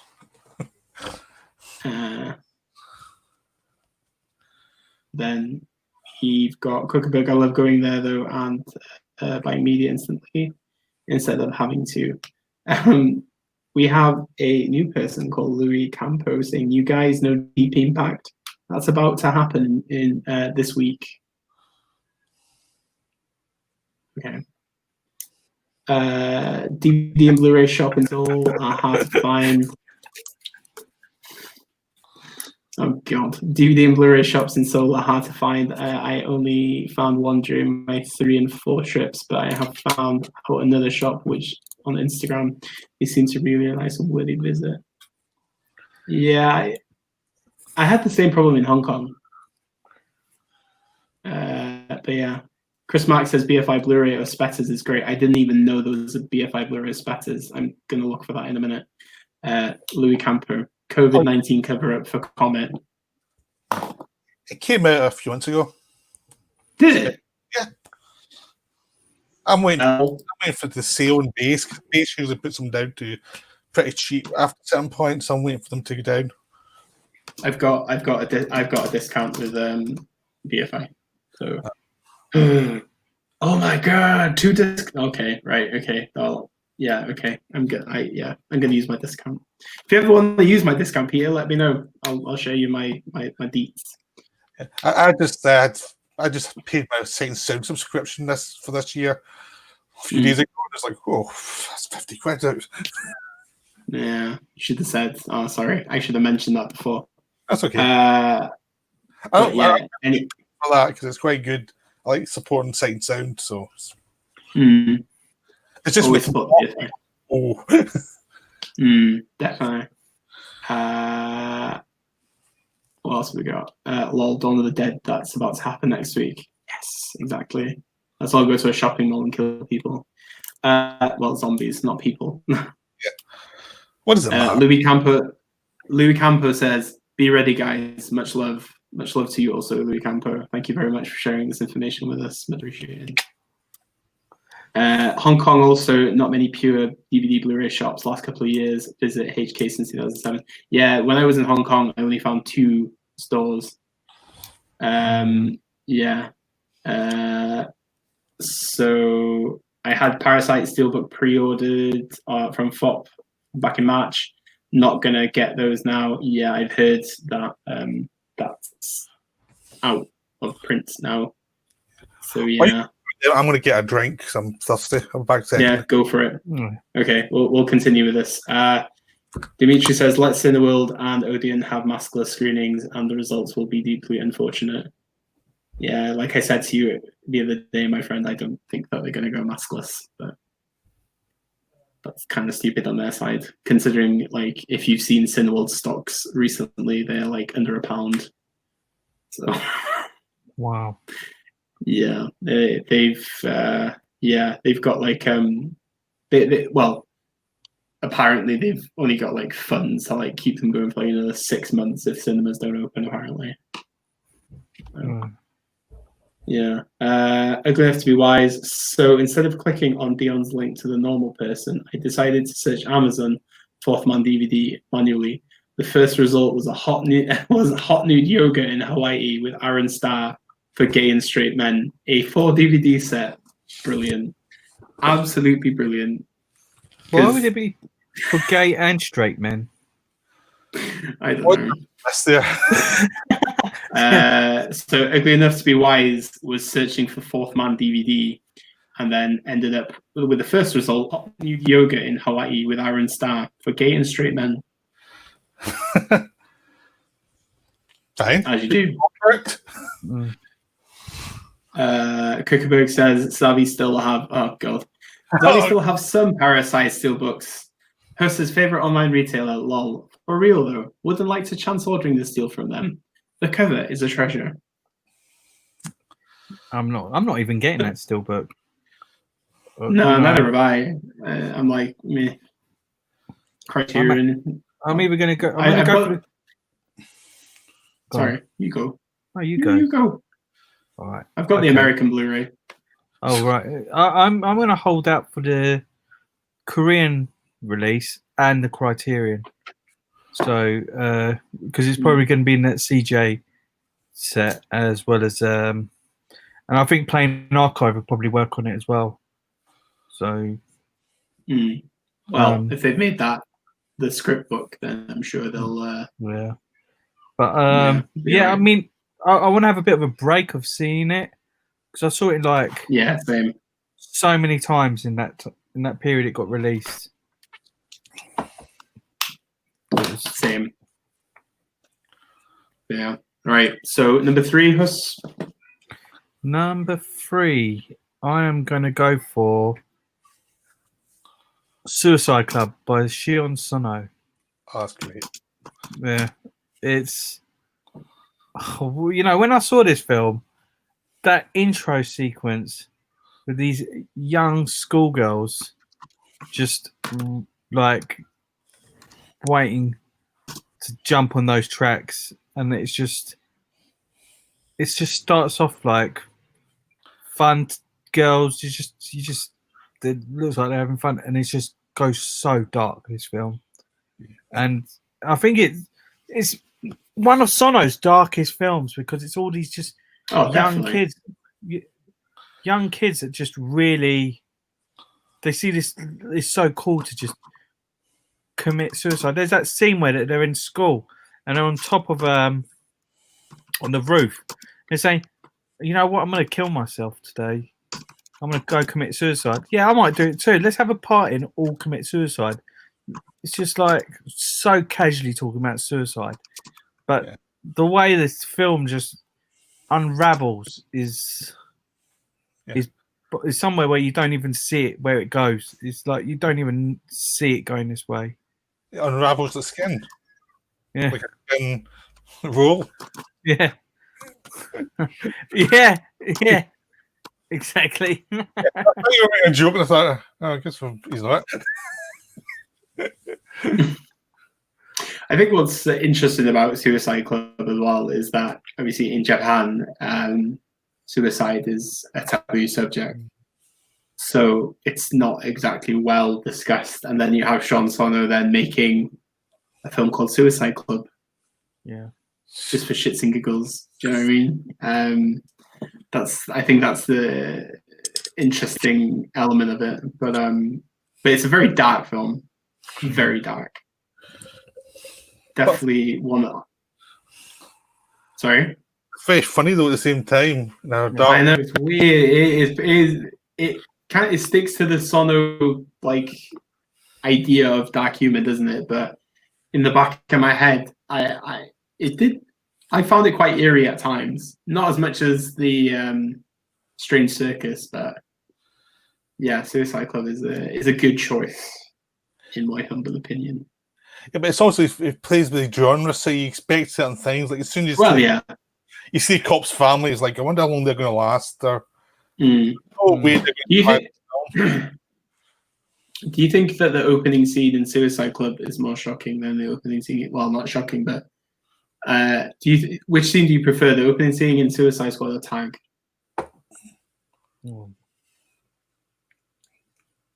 Because they're both as wild as each other. Yeah, in my opinion. I saw Tag first, so I'll probably say Tag. I think it's when you saw first.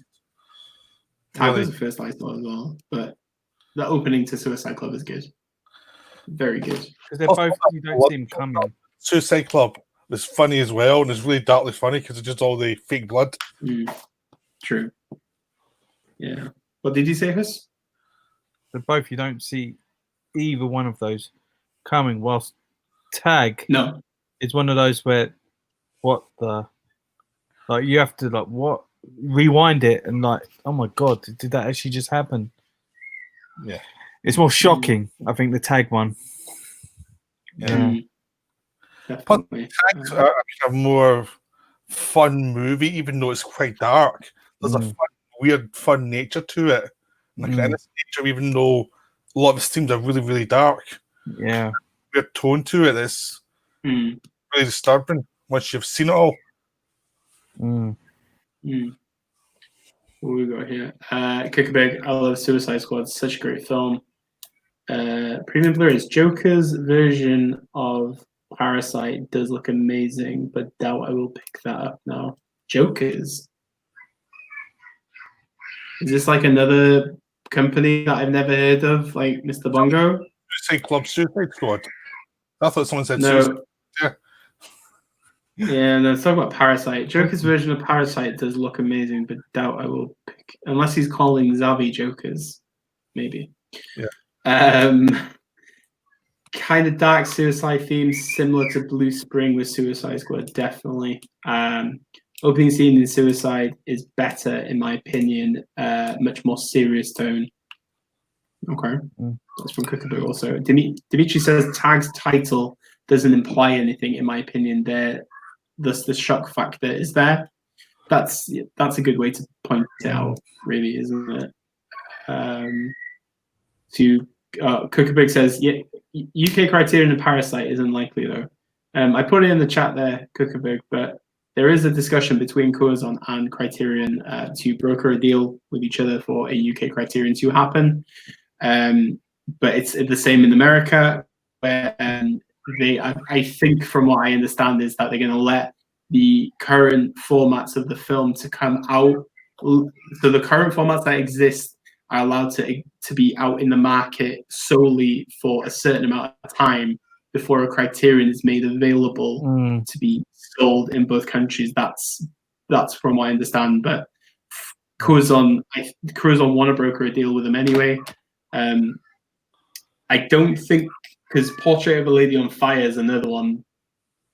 I think it's coming out in the UK and Criterion, no?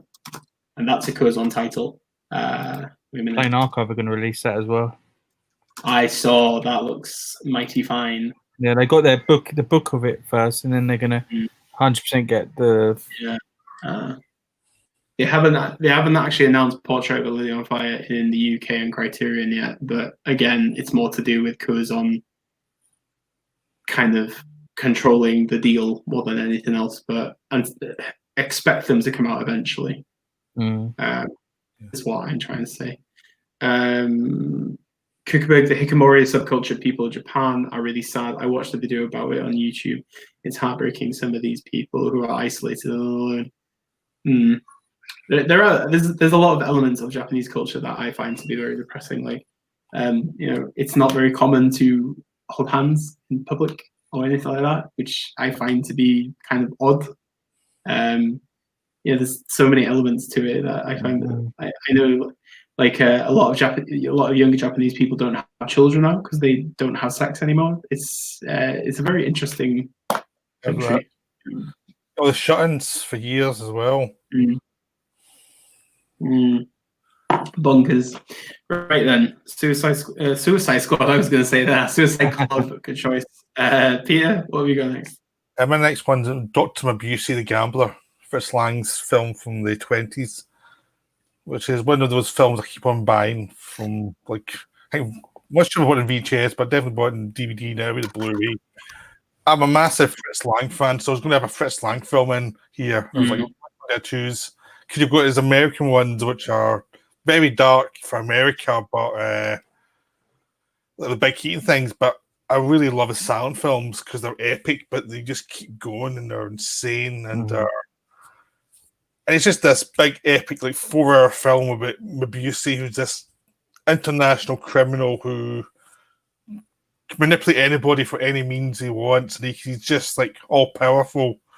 and then he's brought down by his own madness, his own internal problems rather than the police. It's just a wonderful bit of technique on this kind of pulp idea and how you can use cinema to just create this kind of sense of paranoia that kind of suggested where the Germany was going to go with the excessive spending and the Nazis, because there's a lot of Nazism in Mabuse before the Nazis even existed.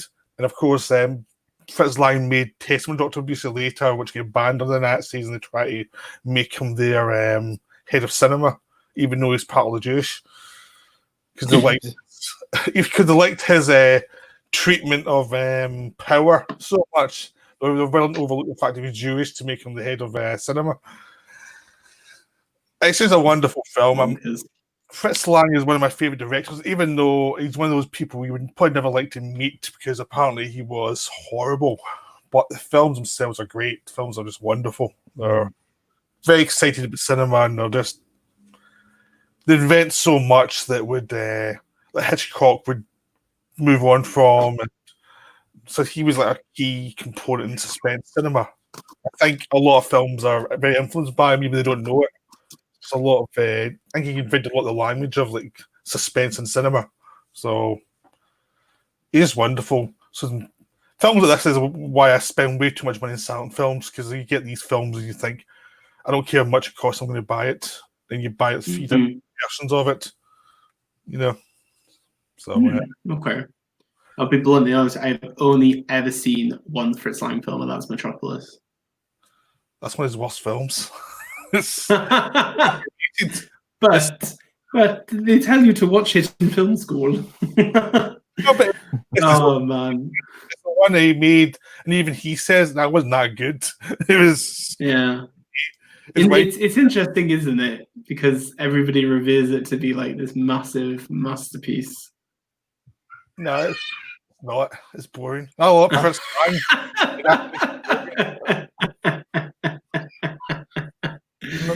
Oh man! So watch Daily Bernlogan or Dr. Mabuse. They're much better. They're much more fun. They've got momentum. They're insane. They're just great. They're just like pure cinema. And Metropolis is trying to be something else, but it's okay. You know, it's so. How long is the Gambler? It's 4 hours in 2 parts. You can watch in 2 parts. So it's filmed to be 2 parts of like one story, but you can watch it over 2 nights. So that's the way it was really shot. The cinema. But that's a German thing of shooting something and actually having 2 parts to things. And then we went to America. He went to like 90 minutes.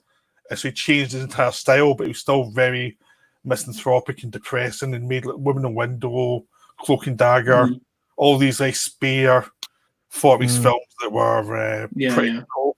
So I've only seen 3 Fritz Lang movies, and this is one of them. Yeah. And the visuals in this is just amazing. I've got the Masters of Cinema release of it. Yeah. But on the steelbook of it, and it's just such a good movie. It's just so beautiful. I mean, when I did at uni, I based one of my little mini projects on Fritz Lang's style. Yeah. Yeah. Amazing. He's got yeah, I am a copycat. Yeah. Trust me, most of the film stuff you get from film students is all like imitating. Yeah. I had one guy that just copied Edgar Wright in every element of filmmaking. Humor, music, everything. The thing when you're making those films at film school, you try to get your other students not to do that, and they say, "No, this will be cool," and it's like boring. Yeah. Because you get the classic thing from a lot of people. Like one of my friends who's a lecturer, he tells his film students, do not kill the person at the end of the film to make it poetic. Just do not do it. It has been done too many times, but they still do it. Yeah. It's always the same. They learn eventually. There's a couple of students that come out of my university that are actually quite good filmmakers, but Yeah. One of them's made a. Sorry, carry on. I don't think you can really kill someone off in a short film and make it work. I think you need a long story to actually have it pay off. Yeah. Is oh god, man. Oh, but we've got some Fritz Lang chat here. Kuckerberg M is amazing. Fritz Lang M is one of them. Fritz Lang is on my next wave of directors. I started watching Chantal Akerman films the other day as well. Trying to get into that. Premium Blu-ray says Virgin Internet has been iffy since COVID, so it could be your internet. I haven't had many problems, but yeah, I think a lot of people are just online all the time. That's a problem. Dimitri M for the win. I have Dr. Mabuse, but not got around to watching that one yet. Well, 4 hours is a long time. Anyone else pre-order The Man Who Laughs Eureka limited release with the OG Joker? It looks amazing. I've not pre-ordered it. No. I have seen that. I watched it for like a Joker article I wrote a long time ago. Yeah. I was impressed. Yeah. But yeah, it's pretty good. Absolutely. I can't remember beyond a couple of scenes, so I'm keen to see it again. Yeah. If you chat amongst yourselves for a couple of seconds, I just need to go to the loo. I'll be back.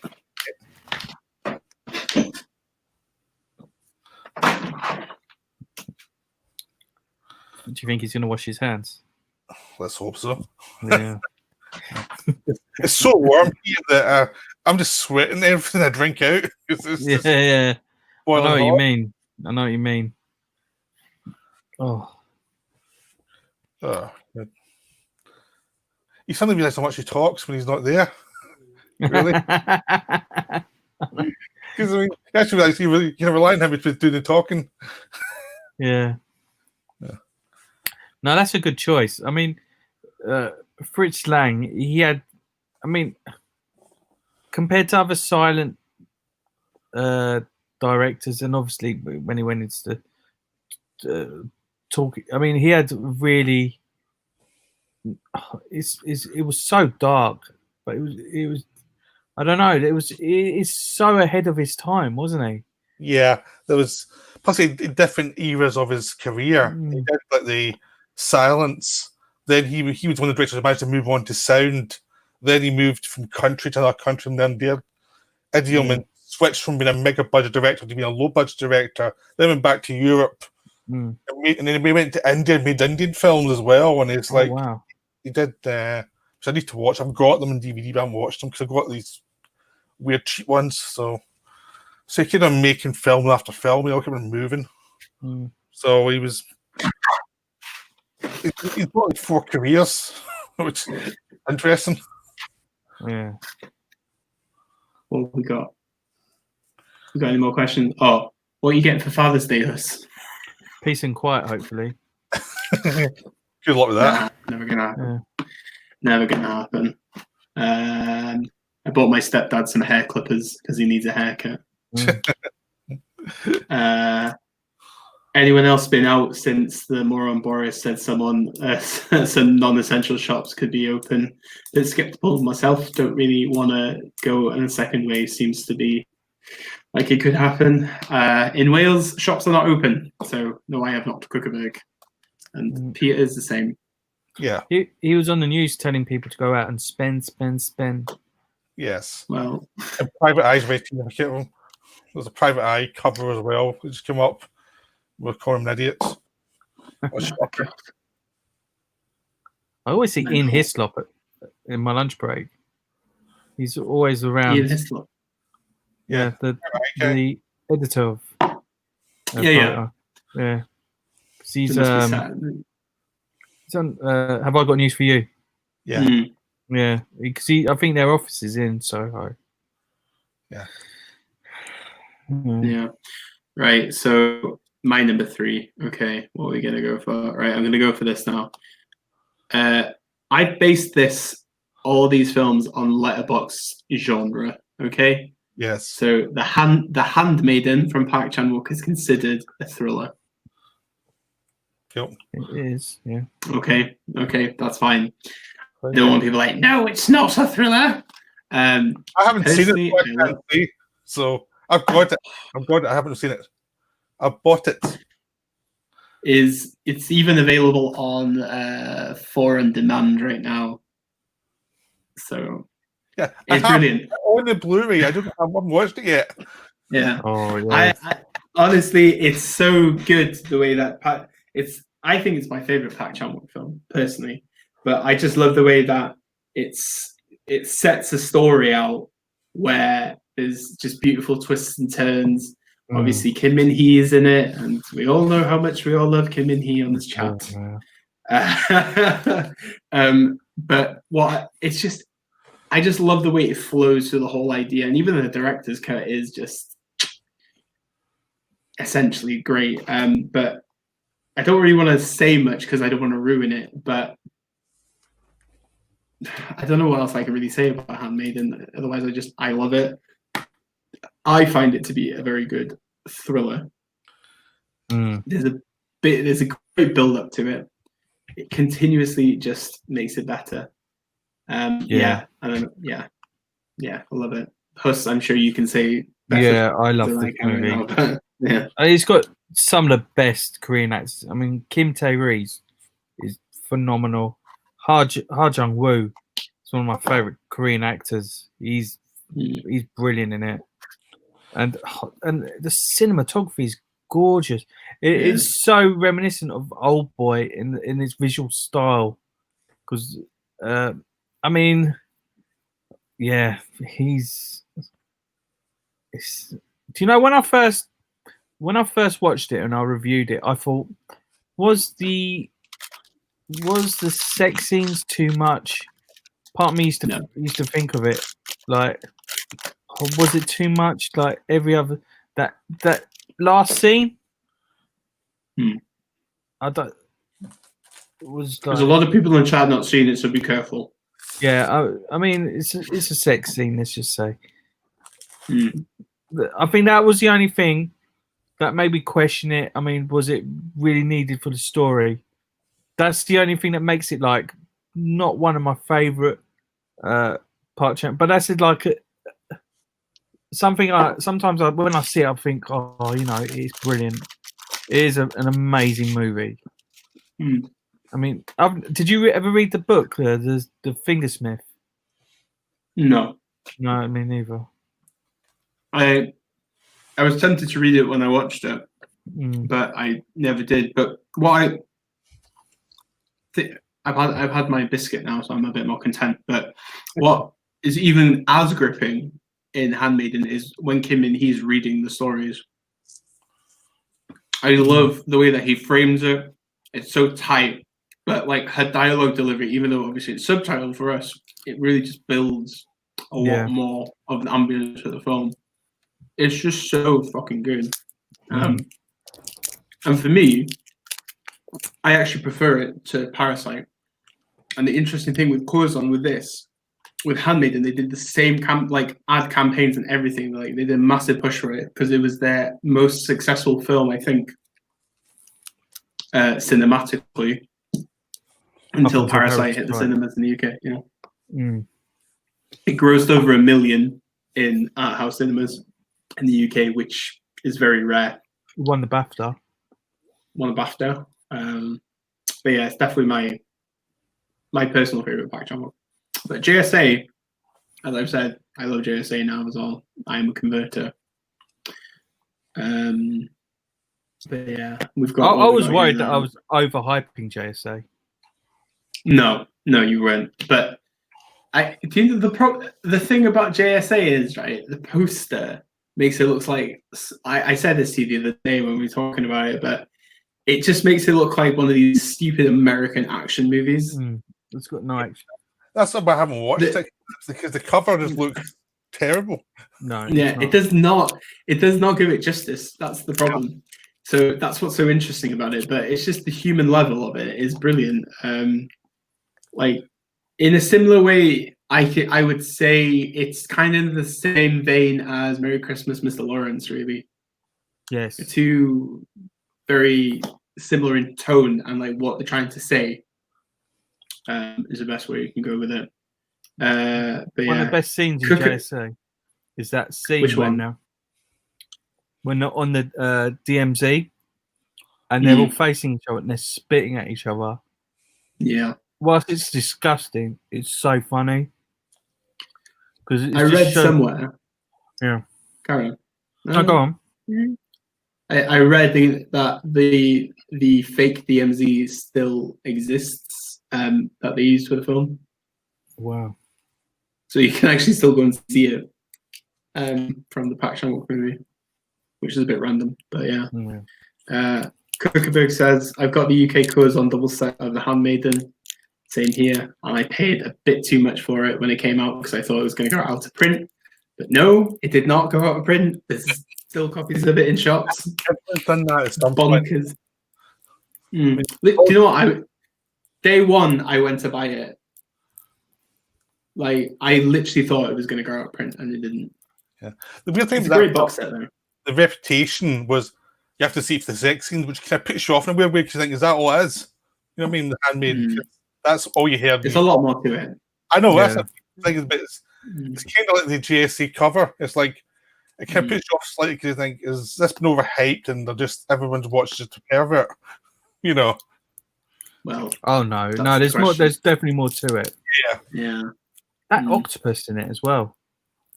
I know. Why are you saying that? Wow. I just thought of an old boy there. It's like a easier pattern. We've got Kruckerberg here. I got UK codes on double set. Jealous though, and he wants to steal Hus's steelbook for The Handmaiden. Who doesn't want to steal Hus's edition of The Handmaiden? Is the question. Was that out of print? I don't know. It might be out of expensive, print, though, isn't it? Surely it is. I bought the digipack and the steelbook. The reason why, because the digipack is part of the CJ Entertainment series, and if I didn't buy it, I would have had a gap in my collection because it's all got the spy numbers. So I bought that, and then the steelbook just looks so beautiful. I think it's the best looking steelbook I've ever seen. It is beautiful. Yeah. Eric says Kim Tyree is a great actress too. She's amazing. Much agreed. Dimitri, top-notch cinema from Park. Loved watching it. Packed audience that desperately wanted to leave halfway through. Yeah, I can imagine. Cookieberg says, I want the Handmaiden vinyl soundtrack also, but it's so nice but pricey. I'll check it out in a minute. People's Movie got Handmaiden for £6 from FOP. Then Eric says, can't have gaps, Hus. Those spy numbers got to line up. Do you know what it is? Sometimes you don't have to own these movies. I mean, but maybe it's just my OCD. Yeah, I know. Oh, that's a saucy vinyl cover, I must say. Yeah, very saucy, very. And then Handmaiden Korean CD, nice, also beautiful packaging. Okay. Did Plain Archive? I think Plain Archive did the artwork for the vinyl. I'm guessing. Let's see, I am gutted. I don't have. Don't get me wrong. I do like the Kirsten edition, but all the Plain Archive editions are just, yeah. £132.99. Bonkers. The vinyl for the triple pack of Handmaiden originally. The vinyl is about £70. Jesus. Yeah, little bit. Right. So, what's number 4 for you? Number 4. What shall I go for? Okay, I'm gonna go for Akira Kurosawa's High and Low. A really good story about class and in some ways when you're stuck to do the right thing when he doesn't want to. So basically Shiro Mifune plays a chairman of a shoe company. I think it's a shoe company, if I can remember correctly. And he gets a phone call saying his son's been kidnapped, and he has to give so much money. Now, in the process, he's trying to make this deal. So he's got some money put aside for this deal, and he's willing to take that money away to pay for this ransom. But later on, his son appears, but in fact, it was his son's friend, which is the chauffeur's son. So now, does he still pay that money for the chauffeur's son, who is obviously not wealthy? And we're just basically following this man's decision on what's he going to do. Is he going to do the right thing, or isn't he? The police get involved, and it's just a really high tension movie with great performances. I mean, Shiro Mifune is phenomenal in this. It's one of my favorite Kurosawa movies. It's also got Tetsuya Nakadai, who I think is one of the best Japanese actors of all time. I mean, his performance in Human Condition is standout, like the best performance in any Japanese movie for me. But yeah, it's a real thing about class, as well as this whole dilemma this man is facing, because this could make him bankrupt, and just for the sake of this young man, young boy that he's got no association to. Yeah, I don't know if you guys have seen it. I have, yeah. Good choice, man. Yeah. I've got a rubbish DVD copy, so I'm actually was planning to upgrade it. So I need to upgrade it to watch it. And that's terrible. I know it sounds dodgy, but it's one of those ones that's like, I'll get there eventually and see it. It's just, I've already spent too much money recently. Yeah. Yeah. It is getting to that point, isn't it? Yeah. I've decided now each month I'm gonna cap it. I'm not gonna spend more than £100 like a month now. I thought you want to see until the end of lockdown. But yeah, unless I find something that I think is worth grabbing it. Do you know what I mean? And that's the problem that on that cult cinema collectors on Facebook, man. Sometimes there's stuff you just cannot not say no to. Like I got there was like a Blue Underground Blu-ray of Maniac. The guy sold it to me for £10 the other day. Yeah, I was like, that thing, so I don't do stuff like that. I just glance at it and see. Yeah, no, I don't. I've sold stuff on it as well, but I think it's a good little community there. Yeah. High and Low is it's between that and Akira for me. With my favorite Kurosawa. Well, Throne of Blood as well, but I think you've kind of like perfectly like encapsulated the film.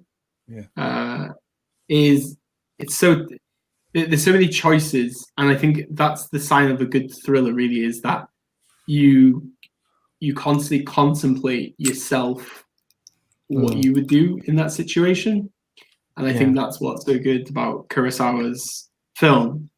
But I don't know, it feels like I haven't watched it in a few years now, but I do love it. And as you say, Mifune in anything is good. And you got Nakadai as the police officer. Yeah. No, it's a great film. What year was that again now? I'm trying to think. 67.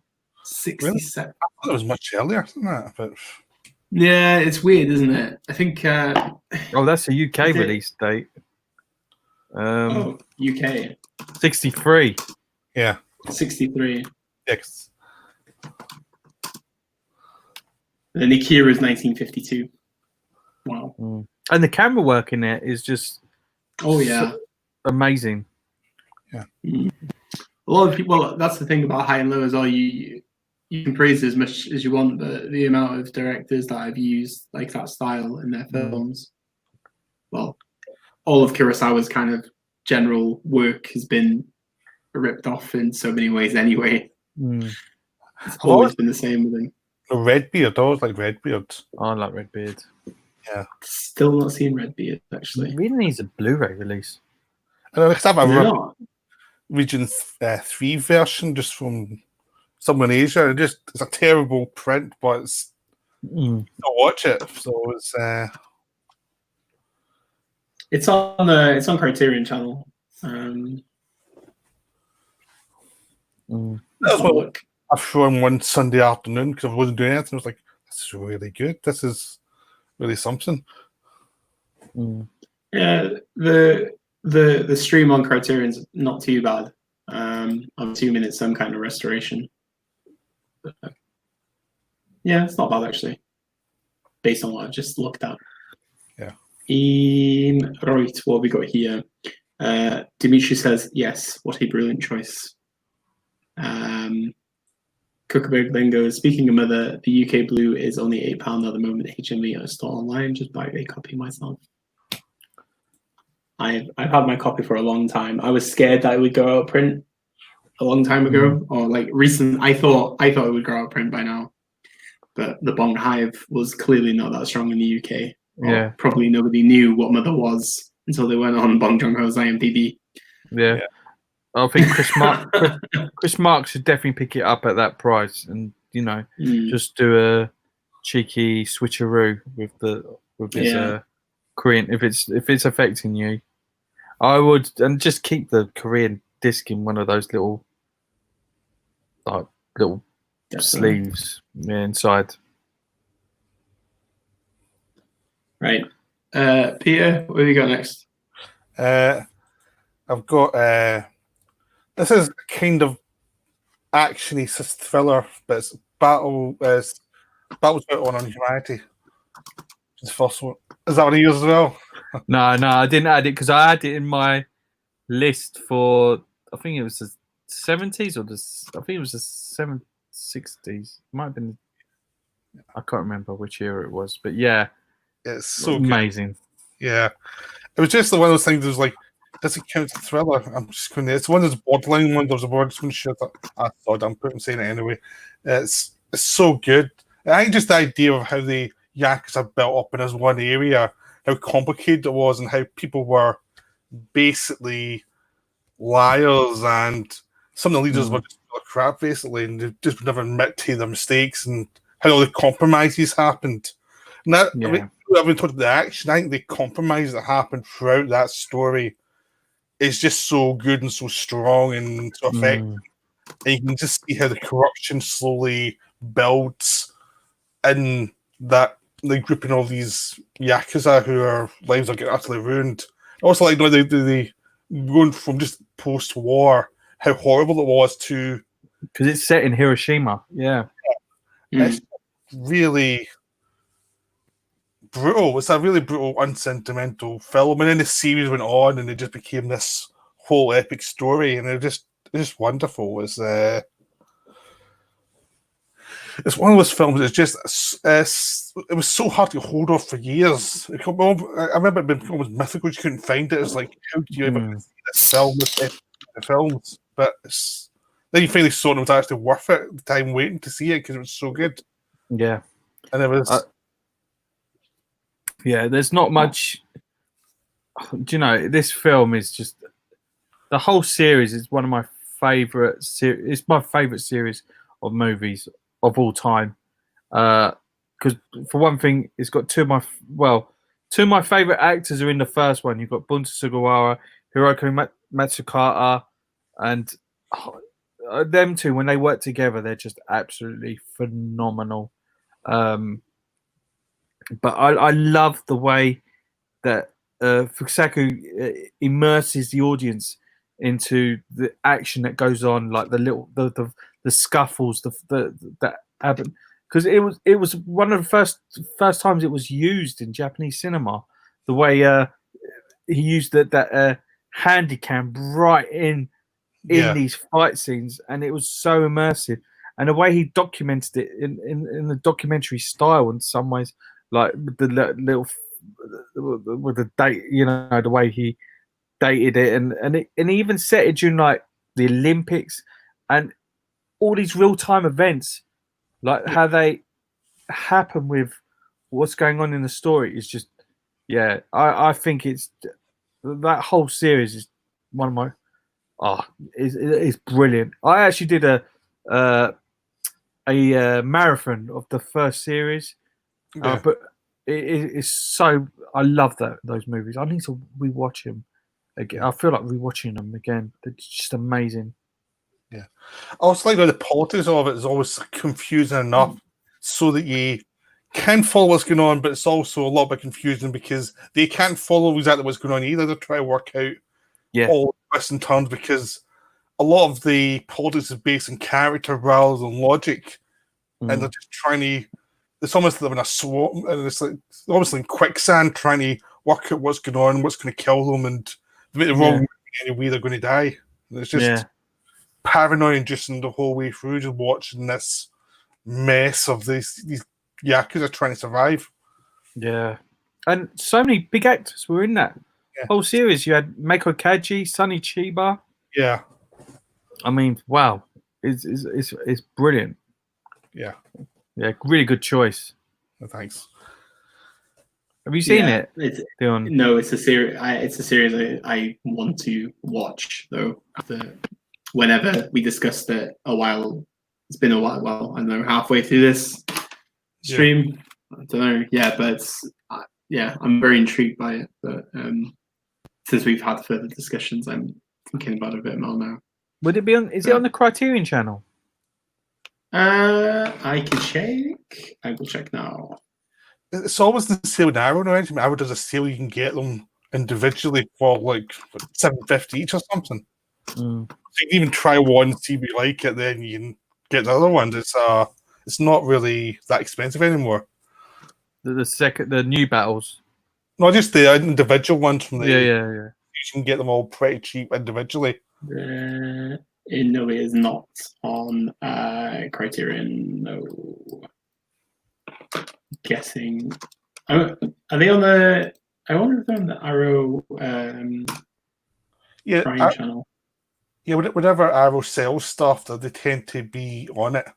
They've always. They're all available. Most of them are available on the Arrow Video Prime channel. So that's my way of watching it. Yeah. Happy days. Kukabig says, so want the first Arrows battle without on the box set, but it's over £100 now online. I won't be bringing myself to pay that much. I've still got the old import DVD box set that I'll have to do for now. When Kukabig says, it's a series of films that are better off binge watched back to back, in my opinion. Yeah. It feels like it, but it's not even waiting to do it. You just want to see the next one and see this character where he's got what's happened next to him. Yeah, it's not like you have a plan to binge watch. It just happens naturally. Yeah, films. They just seem like fun as well, don't they? I don't know why. I just enjoy that. I enjoy a good Yakuza movie anyway. But the 70s Yakuza are all great fun. I mean, it's hard to find a really bad one. The ones we get exported, it's hard to find a bad one. The ones that get exported over here, they tend to be decent.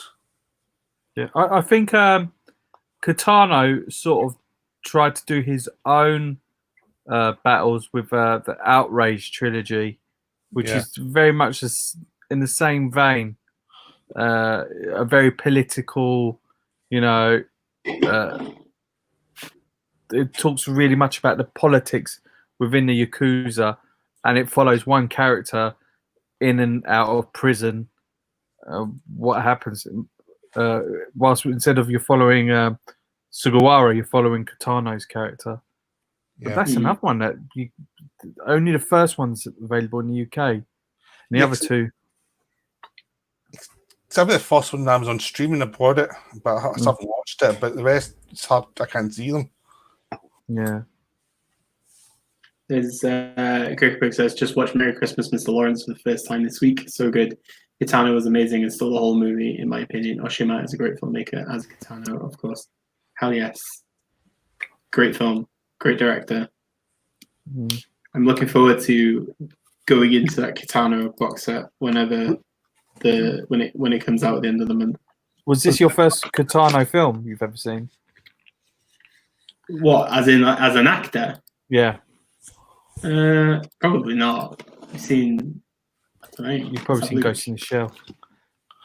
Well, yeah. Oh God, that was a very awkward laugh. And he's in Johnny Mnemonic. Johnny Mnemonic's in that as well. Yeah.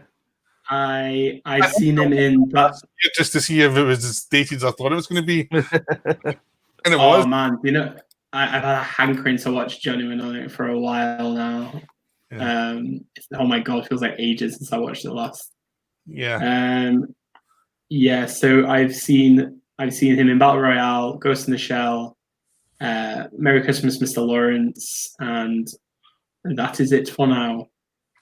That will change. Yeah. Very soon.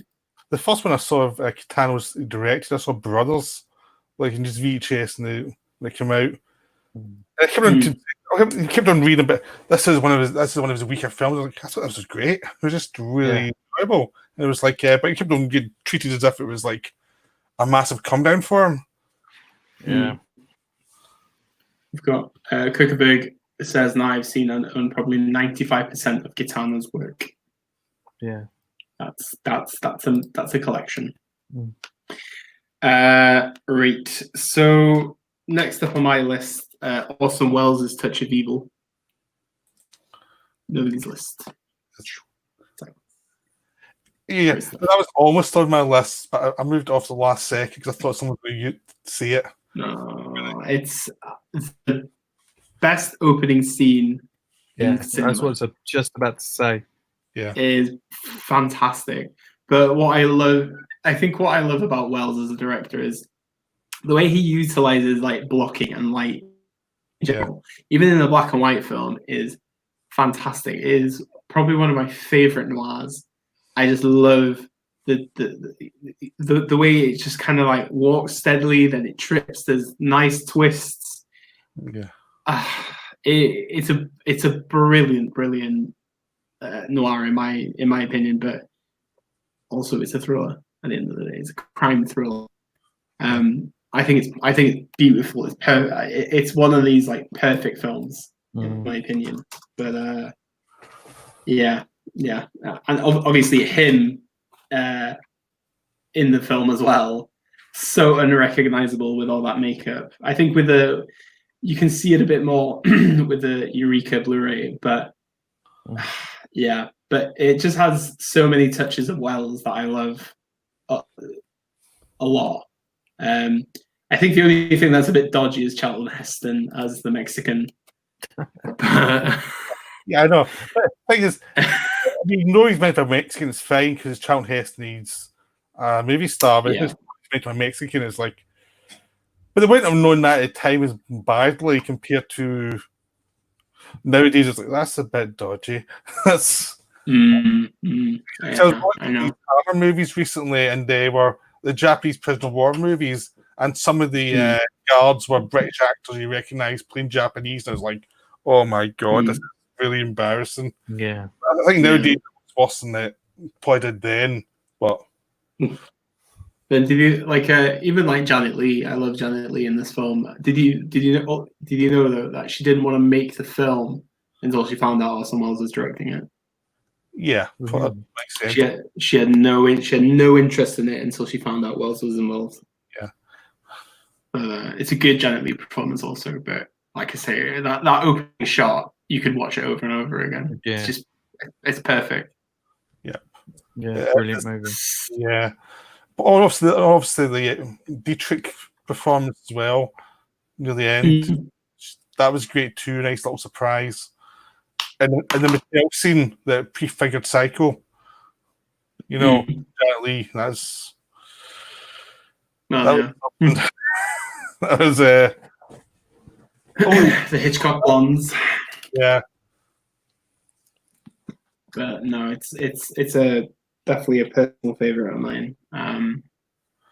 what we got here? Cookbook. I really need to pick up the new Katana third window set and the Tsukamoto window set. I need both of those in my life ASAP. People's Movies, one of my favorite noirs. Premium then says Masters of Cinema Touch of Evil seems cheap on eBay. Gonna pick that up. Pick it up. It's so bloody good. It's very good. Sorry, there was a question also. Wasn't he in a Blind Swordsman film? I kind of remember. I'm assuming we're talking about Kitano. Yeah, Kitano directed a Zatoichi movie. I think in 2000s. Yeah, in the 2000s. Yeah. I really like it. I mean, a lot of people criticize it for the CGI blood in the movie, but you know, I enjoyed it as well. I really like it. Yeah. Okay then. Yeah, sure. Moving on. Yeah, I've actually got Vivo Steelbook. I was lucky. I bought it from CEX. I got the Steelbook through, and it was like that was a fluke. I was just buying the film, you know. Yeah. So a total fluke. Yeah, I've got the Steelbook of it. Yeah. Right then. What's number 5? Number 5, I am gonna go for Johnny Toe's Exiled. This is Johnny Toe's best movie. It's about a gang of guys that are in a triad, and they're all like really close friends. Now they end up being torn because one of them has a hit on him from their boss, and so there's 5 of these guys, and 2 of them are hired to kill him, and it's like one of his best mates, and the other 2 come in to protect him, and we have this this really cool dynamic because being all best friends, and the guy has just had a baby, and they'll it's really like testing friendship at the same time. Absolutely brilliant movie. It has this feeling of a Western as well, especially with the beginning scene. You got great performances all round, especially from one of my favorite, which is Anthony Wong. A phenomenal movie. Johnny Toe's best movie. I don't know if either of you guys have seen it. Exiled. No. Looks cool though. It is brilliant. Yeah. I've got Vengeance. I've got Drug Wars to watch. And I've seen some of the other films, but I haven't seen that one. Yeah, it's easily his best movie. I think it's a Category 3 movie. So it's one of those Cat 3 movies that, you know, people love those movies. See if I think I have the American Blu-ray for it. Yeah. Yeah, it's weird because I got some Johnny Toe movies in the early 2000s because I used to buy all these movies from CD Wow. And I didn't have a clue, can't remember all of them I saw because you just bring them in because they're cheap and you could just see these different Asian crime movies. And they're now all kind of merged into one in my head, basically, because I saw a whole bunch of them. So it's like I have to try and remember what one's which. You know, it looks like a really cool like noughties film. You know what I mean? Like even the poster on it just screams early 2000s. It's quite funny. It's got a really good cast. It's got like Francis Ng, Simon Yam, Lam Suet. It's brilliant, and it's like set in Macau, which you know. It's brilliant movie. I really recommend it for anyone who's not seen it. It's to see like classic Johnny Toe at his best. It's his best movie by miles. I don't know how much the American Blu-ray is. Let me just see.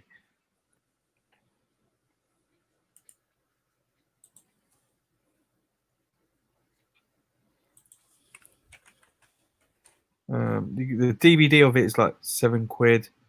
You can get a Blu-ray for. What was that? I don't know which country that's from. But that's £12.52 from Amazon. £12.52. Okay. Oh no, it's an Italian. It's only got Italian subs. Sorry guys. The US. God, the US Blu-ray. Forget about it. It's £84. Wow. Yeah. I got it for like £10 ages ago. It's always the same, isn't it? Yeah. Mental. Eric says Exiled is fantastic. Premium Blu-rays. I did 5 movies so far to my watch list. That's what it's all about. Well, this is why we're here. It's a service. Right, Pete. What have you got next? Oh, sorry, I was just buying this. So that's for £4. The DVD. £4. So I was distracted with buying a film. I know. To be fair, I must buy like 3 or 4 films every time you do a stream anyway. So yeah. one of them. The only I bought Spetters with my yeah. I have bought that, but that's it so far. No more today. But I've got a massive hankering to watch Johnny main comic now. I don't know why, but my girlfriend loves Keanu, but she's never seen it, so it'll be an interesting watch, I think, over the weekend. Right, so number 5 for you, Peter. Since you did Touch of Evil, I have one that kind of is similar as The Manchurian Candidate, another Janet Leigh film. This is one of my favourite films from when I was a teenager. I love the book as well. I'm a massive Frankenheimer fan from that period. I even like some of his later films when he wasn't as good. But Manchurian Candidate is one of the funniest, darkest films ever. Paranoia and communism and capitalism and how everyone is in each other's pockets. Because it's kind of a parody of the genre, but also a great example of the genre, where if you get a hitman who's been brainwashed, but he's tied to big business and American politics, and it should be a parody, but it's so well written, so funny by Richard Condon, who's a really interesting writer, that you can spot on satire about anti-communism, how behind that you actually get like authoritarianism as well, because no matter what side you're on, if you're a power block, you're going to be pretty evil in some way. So it rips into every side, left, right, whatever you get. It rips into the worst excesses of both sides, basically, and shows them both to be utterly nuts. And it's funny as hell, you know. Great performances. Frank Sinatra's best ever performance. Oh, definitely. Lawrence Harvey's amazing in it. Janet Leigh's terrific in it. She doesn't even have that big a part, but she's great in it.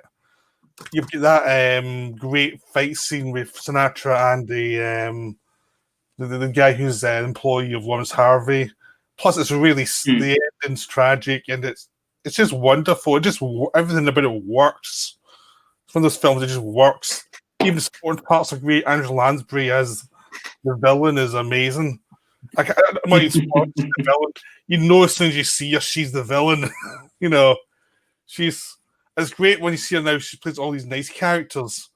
Seeing her play a really awful, horrible person. You know, it's just always been one of my favourites, and you have to see it because especially now, it's really timely about how politics actually work and how you shouldn't trust anybody because they're all corrupt in some way. And it's so entertaining despite all that. It's a brilliant neo-noir political thriller. Obviously, the Denzel version is absolute garbage. But oh god, yeah. That was the first one I watched. I could rant for hours to that one.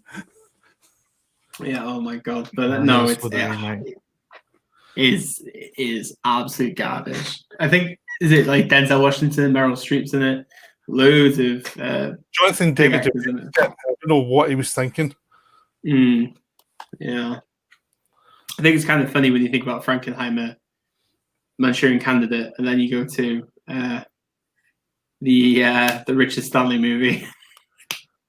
I know. Oh, God. You know what I mean? It's interesting, isn't it? How the evolution of a director, but paid for hire, as the documentary said. But at least they made Ronin after that. Ronin was a not bad finale, really, to career. The De Niro one. Oh yeah, that's true. Actually, He did a lot of comeback before he died, so he did those TV movies with Gary Sinise, the historical ones. So he actually came back after Dr. Moreau to do some good stuff. But yeah. Every time I think about Frankenheimer now, I just think of like Richard Stanley dressed up as like a mutant dog. Yeah. Just like stalking him in places. That's all I think about. Yeah, that was not the proudest moment. God, that's crazy though, but brilliant. No, that's a good choice. That's a good choice. There's no love for Manchurian Candidate in the chat. It needs to be brought back out. It needs to be actually pumped up a bit more in the culture. I think it's been kind of forgotten, really, which is a shame because it's these days, in the days of Trump, you thought this would be the perfect film to bring back up and say, Trump, this. Join the connection up. What we got? Okay. Do you know what we should get though? Do you know like a soundboard? Do you know, like you have for a radio, like with an air horn and stuff, like beep, beep, beep, beep. That's what you need. Manchurian Candidate, beep, beep, beep, beep. Like that. That's how you get people's attention. Yeah. I think we need to work on this. Yes. Premium Blu-ray. I don't know how I can tell if our release is a first pressing. Trying to get a copy of Merry Christmas, Mr. Lawrence, but with a booklet. I would say if you buy it in the first few days, it's going to be first pressing. Yeah. Mine arrived a couple of days early, and it has the booklet. So that's you bought it straight. But you bought it straight from Arrow. I did, because you told me about points, Hus, and then the points means prizes. So yeah. I'm learning from the master right now. I tip my hat to you, sir. But that's the only way. But I haven't seen many people pick it up though. I don't think it's been hotly on anybody's. I didn't pick it up. I've got the Criterion. Yeah, there was like a standard edition of it for ages, wasn't there? But it's a good restoration. Good features on it as well. I liked it quite a bit. The booklet's not too shabby. Yeah. I'm thinking if I use my points from Jodorowsky's set to maybe try and cut down some money on that trip to the moon. I might be able to afford it. Yeah. I still can't. I cannot believe the amount of delays that Jodorowsky set's had, though. It's been delayed 3 times now. As long as I still don't think it's coming out in August. Do you not? No. I have no faith. I didn't know this, but Christopher Doyle worked with Jodorowsky. Oh, on shit. Wait a minute. I need to think about this now. I saw this the other day because I've been watching Anthony Bourdain's TV show because it's now on Netflix. I don't know if any of you guys watch it. No. There's one episode where Endless Poetry. What's that? Endless Poetry. They worked on each other with. Yeah, and he. I've got that. Sorry. Anthony Bourdain goes to Hong Kong and he's like hanging out with Christopher Doyle the whole time, and Christopher Doyle just ends up taking the camera and films the whole episode. Standard.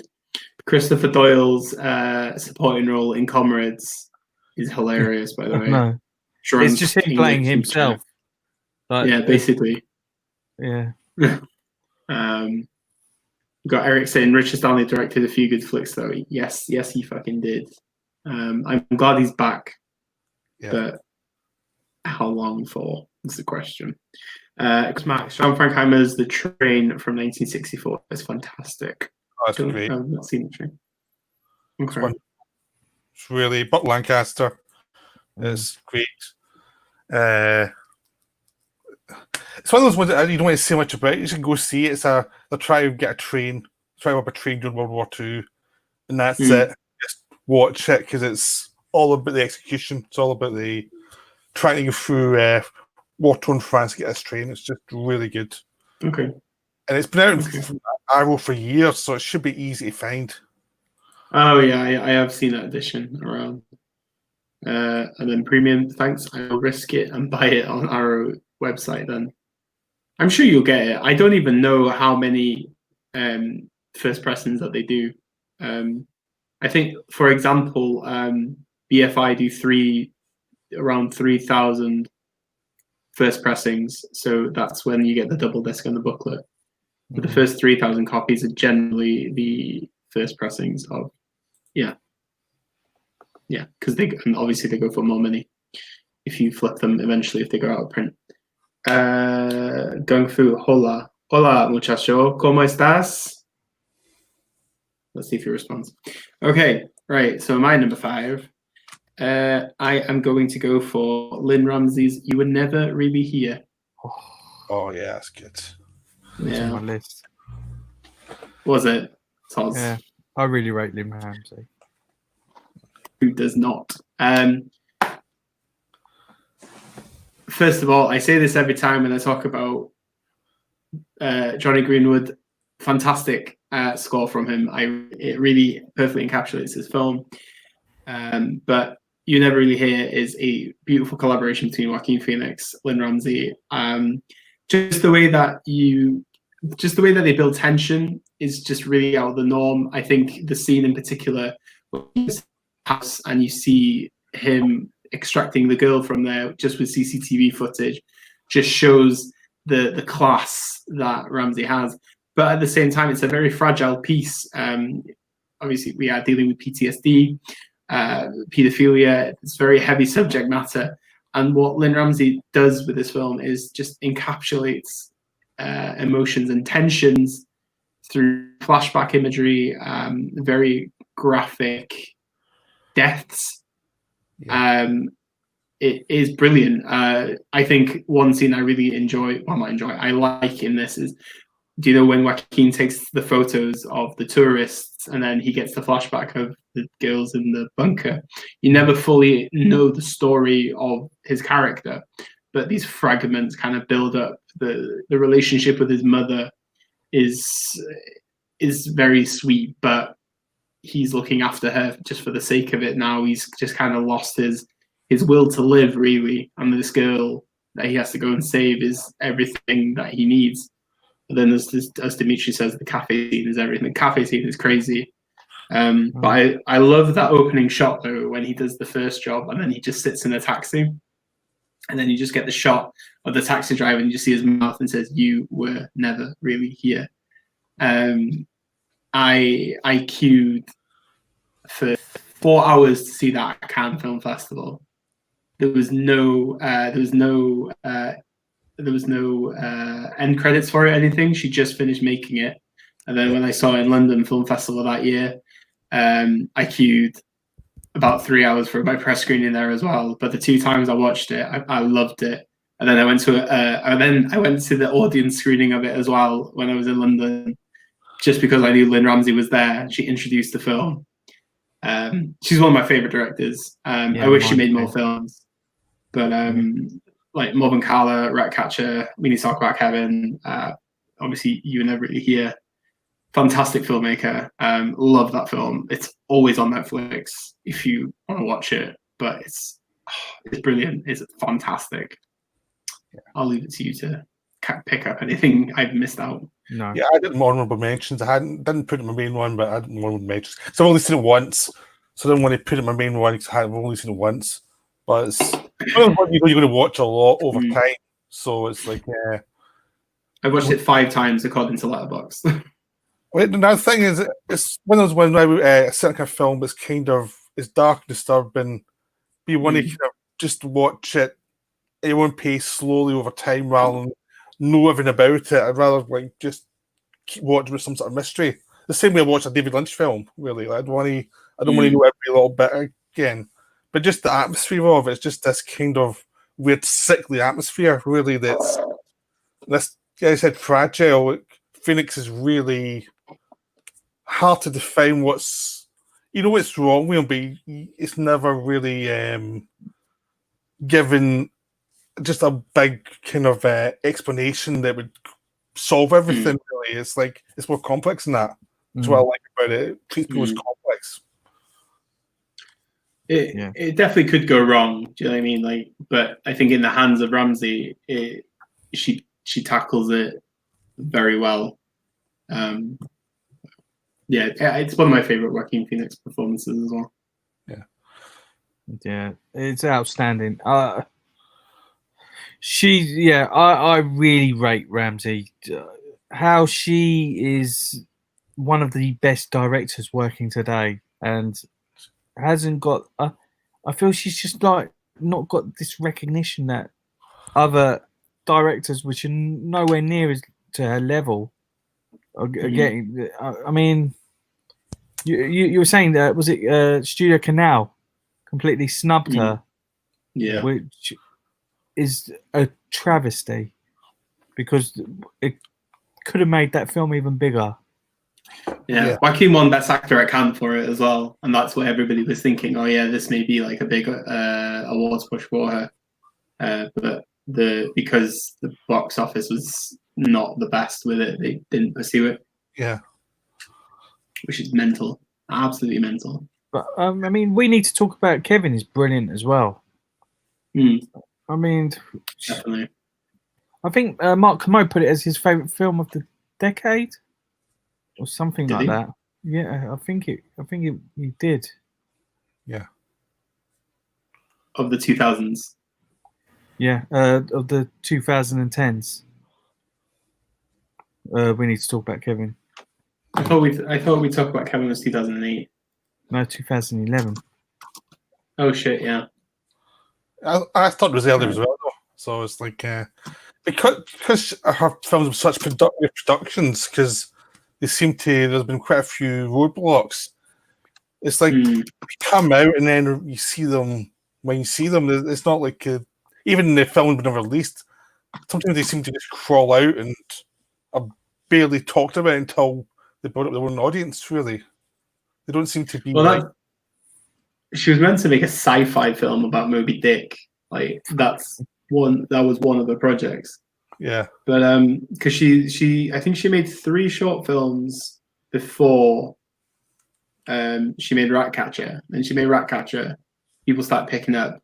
More Than Carlo, which is my favorite of hers. I think it's brilliant. But I don't consider it to be a thriller, but it would have been on my list otherwise. And then she had a massive gap then until 2011. She made commercials, a couple of short films, and then we had to wait 2011 until 2017 for her to make. Yeah. You're Never Really Here. But there's that. I know she. There was. Yeah. Yeah, it's bizarre, absolutely bizarre. But I love her work. She has a fantastic style, and she's very selective who she works with. Also, which I appreciate. So I'd rather wait than her making a film a year and those films a year being garbage. Yeah. So, what we got? Kuckerberg. They had the female prisoner Scorpion Arrow box set in CX for only £30, but I wasn't sure if they'd re-released the set without the poster booklet, so I'm unsure if I should pick it up or not. Yeah, that's a good deal. They're that narrow. There was a while ago with just the basic discs.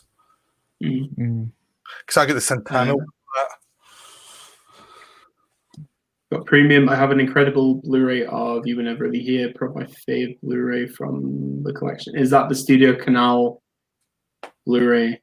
I've got a Spanish edition because I couldn't be asked waiting, and I was in Spain and I just bought it because I think it came out 4 months before it came out in the UK, and I couldn't wait to rewatch it. And Kuckerberg, yeah, Master is my favorite Phoenix performance if we're talking about PTA. Yeah, I think the Master is probably my favorite Joaquin performance also. What's your favorite Joaquin performance? Either of you or both of you? Mine's is a weird one. Mine's is not the obvious one. It's Reverend Vice. Oh, I love it. Yeah, it's a good choice. Yeah, Because it's not a typical performance he gives, but I just thought it was just wonderfully different, you know. I mean, for me, it's probably Master. He is. But yeah, I mean, Joker was really good. But I know it's a cliche to say, but yeah, he was really good. You're gonna get Dimitri putting in the comments in a minute that the Joker is garbage. Wait for it, it's coming. Okay. I really liked him in Her as well. Yeah. Oh yeah. Well, how the Joker is, he's better in the film. Really, the Joker. Oh yeah. Really. Definitely. He makes a film in a weird way because his performance is like. I think there's problems with the film, but I thought he kind of carried it with his. He instinctively knew what it needed to be more than the director did, I think. I think it. Yeah, I don't think that film would work without him in it. A good Joaquin film that not many people may have seen is Two Lovers from James Gray with him in it and Gwyneth Paltrow. It's a very good film. It's a good performance from him as well. It's in 2008, so it's just before he was on the cusp of that art installation movie. Yeah, because he did a lot with James Gray. Yeah, he's made 3 films with James Gray. We Own the Night. To watch The Immigrants, but I've never seen it. Is that good? The Immigrant. The Immigrant is decent. I know some people that hate it. But I personally love James Gray.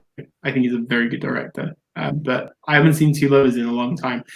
Oddly enough, I watched that film years ago, not knowing who James Gray was on DVD. And then when I saw Lost City of Z, I was like, oh shit, it's the same guy. Yeah. One of my favourite James Gray films is his first one, Odessa. I haven't seen that one.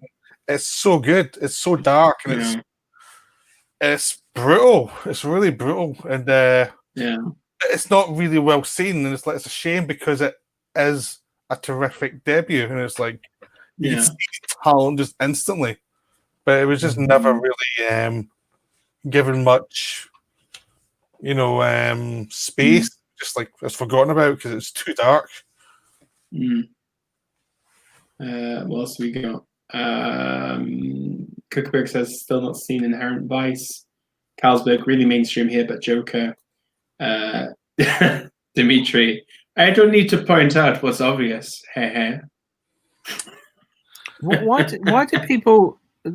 does Inherent Vice not get as much hype as other PTA films?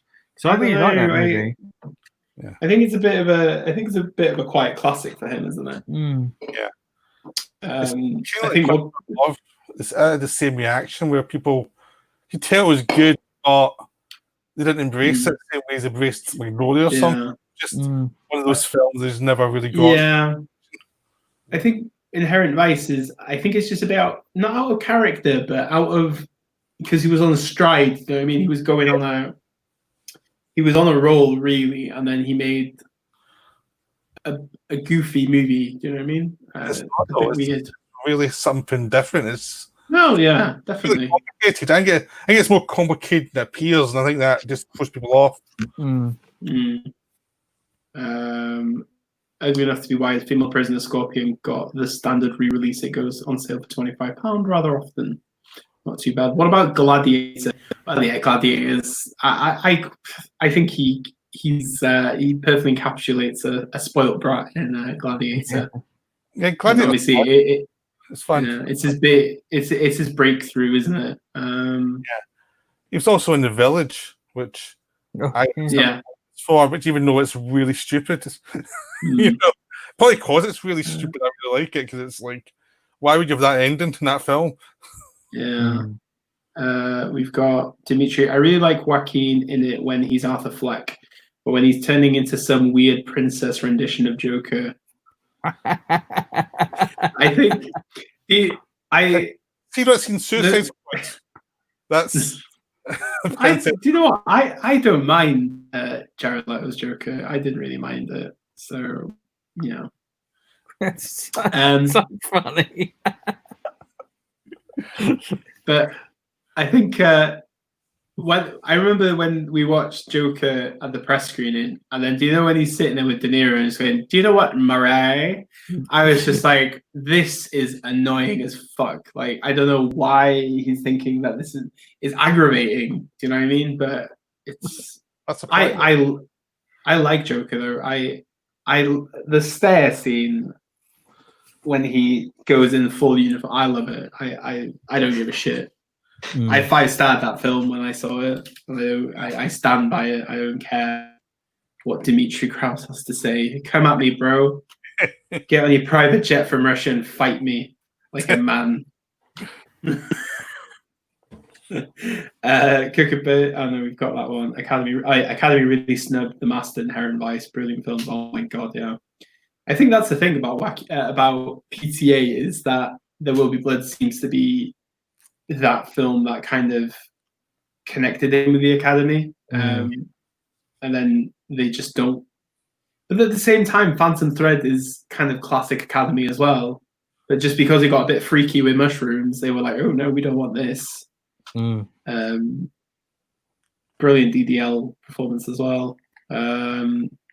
Kuckerberg's chat is fixed since he refreshed the router. Yeah. Kuckerberg, again, the normies love There Will Be Blood.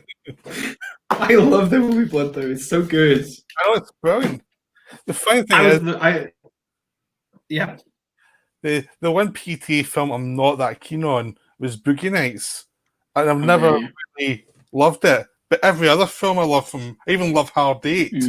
I love Hard Eight. Yeah. But Boogie Nights, I always felt like I was watching a film and I always knew it was coming before it happened. But every other film he hasn't done something really interesting with. It was just like, it's supposed to be the film is the one I don't care for, but every other one is... I'm not sure there's a Wahlberg factor, though, because I don't really like Mark Wahlberg, so... No. Yeah, I know what you mean. But with There Will Be Blood, I was at the right age. I was like really getting into my cinema at that point, so I have a soft spot for There Will Be Blood. Yeah. That between that and No Country for Old Men in 2007. Yeah. 2007. Oh, magic. I think PTA, the way he works with the same actors and just brings out the best in John C. Reilly, in my opinion. And I love how he puts Philip Baker Hall in his movies. Yeah, because I mean, other than the PTA movies, I always knew him from Seinfeld as the librarian. Yeah, cop. Yep. Yeah, he's brilliant. I mean, just PTA is just There's not much I could say about him. He's the most consistent director there is working today. Yeah. Amen. Who's next? I think it's Hus. Hus. It is Hus. Yeah. Yeah. It was there. We talked about You Were Never Really Here. Yeah. Okay. So it was next. Number 6. We've started now. We're going that film.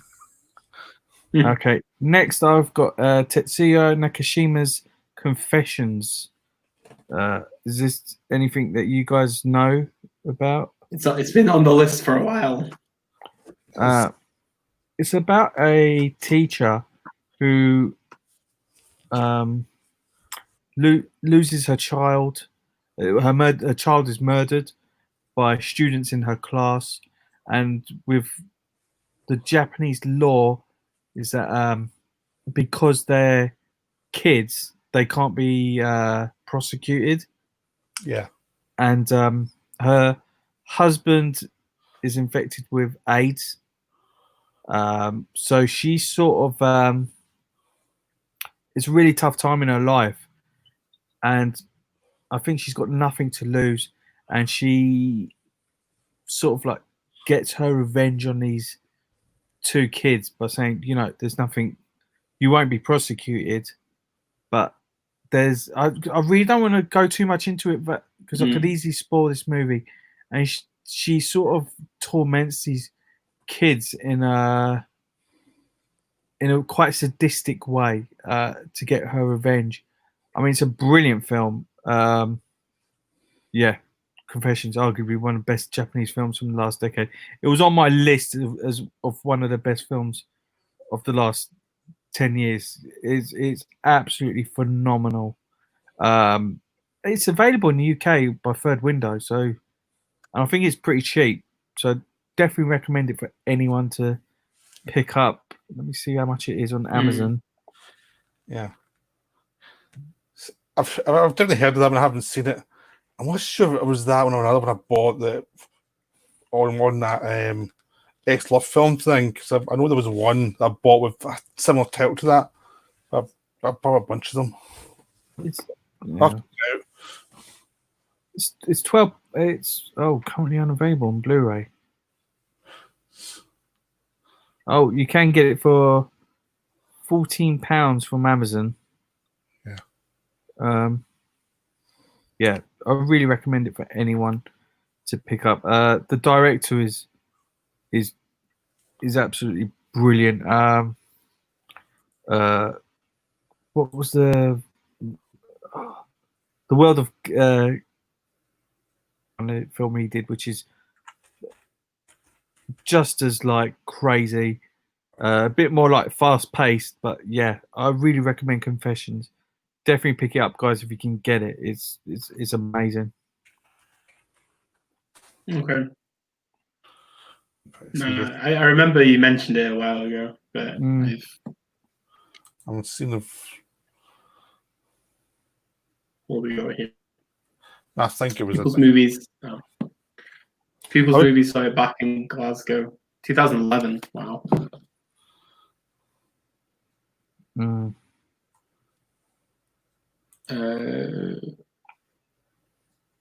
Then Asian, Eric, Confusions is arguably the best Japanese film of the last decade. High praise.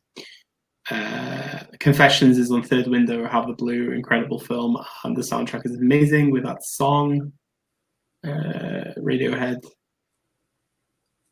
Then People's Movie says Boris. SBY says Confessions is out of print. Yeah, Boris is on the soundtrack too. Amazing CD soundtrack is hard to come by though. Love Boris. Kanako. SBY. At least I think it is, but you can find it from time to time. Anybody been on CX to check it? Let's have a look. If anybody wants to know, Manchester United drew 1-1 with Tottenham Hotspur. Wow. That's a good result for you, United. You think? It's on stock online for £5. I'm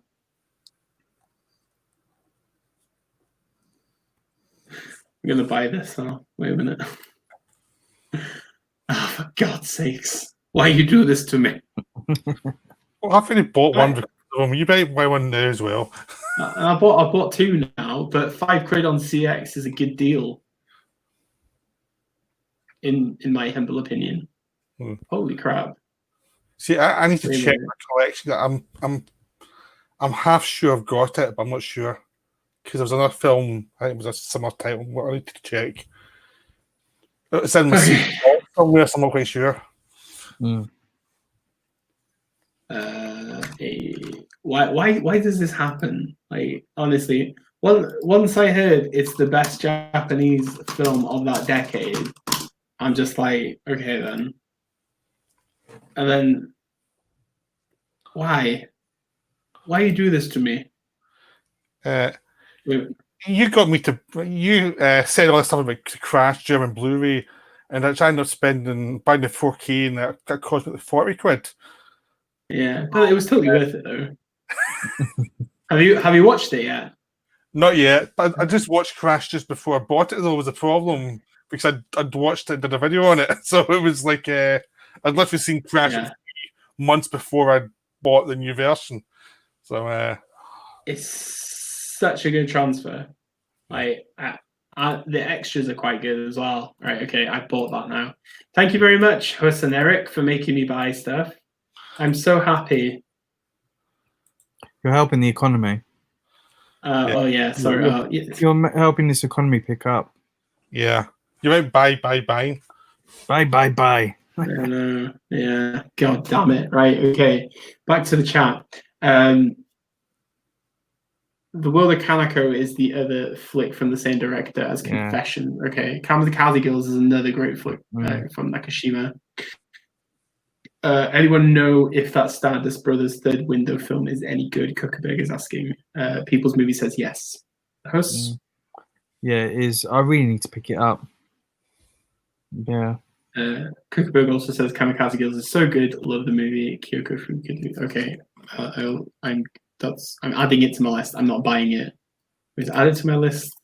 Check out Confessions first, and I think you'll be sold on the director. All right. Okay. Then we will do that. World of Kaneko is absolutely bonkers. Is edited in a way which is like so intense. It's like really like it's so fast. Ugly Enough to Be Wise also says Kamikaze Girls is out of print. I'm surprised secondhand on CX that Confessions was £5, to be honest with you. You get nice prices at CX. Sometimes you get some things that are way undervalued because they don't know what they've got. Oh yeah. The one that made me laugh the most with in CX, I got all 3 Matrix 4K steelbooks for £6 each. Nice. And then obviously I flipped them for £25 each. Yeah. Gotta make a buck, my friends. Yeah. Right. Okay. Confessions. I'm game for that now. Right, Peter. What have we got next? Eastern Promises, Cronenberg's film. Oh. So in your list? No, it's not, but it's a good choice. Yeah. So I was trying to decide between this and History of Violence. It was really hard to try and. I prefer History of Violence, but. Yeah, no, but I kind of it was just the because Eastern Promises is less known, really. I just love the Russian mafia thing and the idea of this guy's undercover and he has to decide whether he's because the baby of and how do we what's involved has to make decisions of how to navigate this tricky situation while not blowing his cover and how he's slowly rising within the Russian mafia. And a way that's just utterly compromising his own moral stand. And I just thought it's just wonderful because, I mean, there is a plot, but the plot is secondary to the dilemmas he's got. Because initially you think it's all about Naomi Watts, then you realise, it's actually about Viggo Mortensen's character and that relationship he's got with Vincent Cassel was very ambiguous and is Cassel in love with him and not realising it, and it's all very difficult situations that have no easy answers. So what Dion was saying a lot about thrillers about is people trying out of situations rather than anything else. It's that but choices they make. This one is a lot of choices that can't really be solved, and you find a lot of people you thought were not as bad as other people turned out to be much worse because Armin Stuhler, what's his name? Can't remember the guy's last name. The older gangster, he comes across as a nice guy, but it turns out he's much, much worse. And it's just very complicated. I just really like the complications of those things, how it basically leaves the Morrison character in a much worse situation at the end of it. I think, it's a very good Cronenberg film. I think I don't know. I do think it's definitely one of Viggo Mortensen's best performances as well. But do you find it do you find it like not to be as Cronenberg-y as usual, or? No, I think it is. It's just it's on the surface more. It's not as obvious, but we see something like this or Cosmopolis, they do feel very Cronenberg. It just maybe there's less obvious stuff, but if you actually watch his older films, like Videodrome, there's a kind of weird connection to how he shoots people, how he interprets people that actually comes through, and it's even though someone else wrote it, because Cronenberg's directing it and he found someone in the story, it does come through, and it's all about identities and what's the truth and what's the lie, and what you're creating, what you're not creating, and how everything's much more ambiguous than you think. So to me, it feels very Cronenberg. I think it's the most Cronenberg of his more normal films. So yeah, I love this movie. Yeah, and it's one I do like it quite a bit. Really, you got in my head more than History of Violence in a weird way. I think the thing with me, the History of Violence, is I love the simplicity of the History of Violence, but also the way that Cronenberg just takes that kind of narrative and creates it within like the Cronenberg world. Is equally just as impressive. But I think with Eastern Promises, like Eastern Promises was a decent award recognized film for Cronenberg as well, which is kind of rare really with Cronenberg movies, because I'm sure Mortensen was nominated for Eastern Promises, wasn't he? I think he was. I'm going to check now.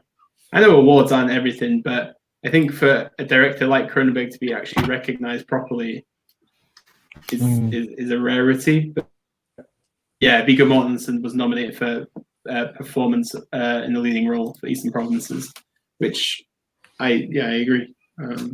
Good choice though, very good choice. I think that's a weird thing with Cronenberg as well. Is just like how do you differentiate horror thrillers with Cronenberg? Do you know what I mean? They're all just Cronenberg films, really, for me. They're just his film. Exactly, that's the thing, isn't it? Like, is Nisa having a party? I don't know what she's doing. Should be in bed, but maniac. It's Friday night. Sorry, guys. No, that's all right. Don't worry. She's a ledge. Kuckerberg, they are trying to sell Starman Blu-ray Carpenter CX for £12. It's £2 in Poundland. Genius. He also says there's a nice edition of the Kamikaze Girls on eBay. Anyone noticed that eBay are giving out discounts of up to 20% off with the code? Yes, I did. I may or may not have made some purchases with that discount code. Kuckerberg also says Maps of the Stars was wild. I'm quite fond of Julianne Moore, though. She's such an uber hot fire. So anything starring her, I'm sold with. I love Maps of the Stars. I got it for £1 on eBay the other day with a slipcase, so I was quite chuffed. But I that's a cool pressure cooker film. I really like the tense element of that film, and it's a good Robert Pattinson performance also. Premium Blu-rays, love Eastern Promises, but don't own it. Here we go again. Need to pick that up and watch it again. Eastern Promises is on Prime, I believe, if you do want to purchase it. Hus, maybe she's watching Bruce Lee movies. I heard her scream. That's what Gung Fu says. You never know. You never know. Yeah. Right. Shall we move on? I was watching John Wick with her the other day. Did you? She Amazing. kept her quiet for a little while. That's actually quite funny. Did have you shown her the pictures for Aya and the Witch yet? The new Ghibli CGI movie. first full CGI movie. Full. Oh, I Am the Witch is going to be Ghibli's next film. It's coming out. It's meant to be in Cannes. No, not yet. Yeah, it's pretty it's interesting, the CGI, I gotta say. Check it out when you get the chance. But yeah. Okay then. So next on my list, I'm gonna go for Spike Lee Summer of Sam. I've mentioned this a few times, but I feel like I can put this on the list now.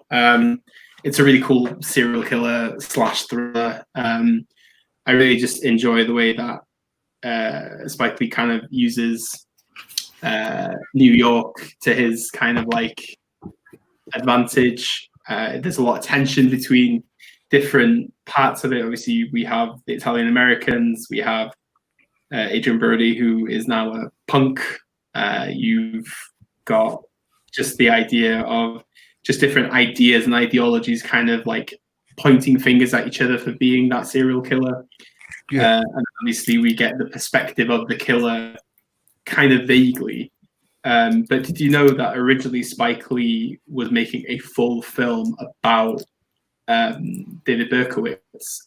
So initially it was meant to be a film following him doing the murders, but he approached the families of the victims and they said, we don't want you to make this film like this. It's going to be too upsetting for us. So he had to change it then to be a story about a gang of friends and just the paranoia of a serial killer.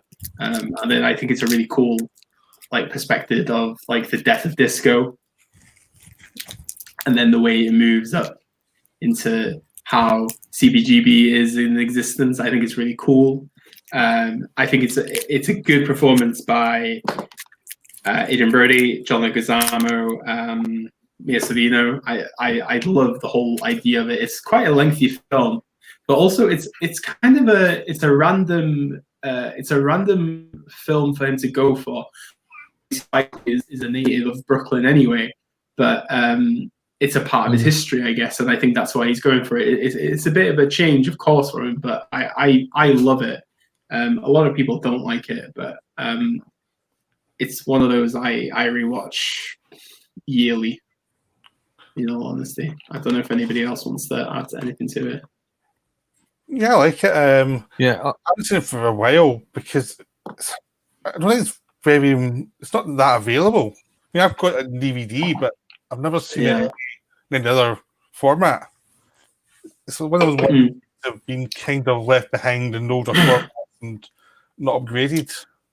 Yeah, Kino Lorber in America released it on Blu-ray for the first time in America. There's a French edition which is about £50. Oh. Yeah. So you can get the Kino Lorber for about 20 quid-ish. Yeah. But I was waiting ages for it because I've got it. I have it on my Prime. Do you know when you buy a film on Prime? I have it in my library like that. But once I had the opportunity to get the Blu-ray, there's no upgrade at all.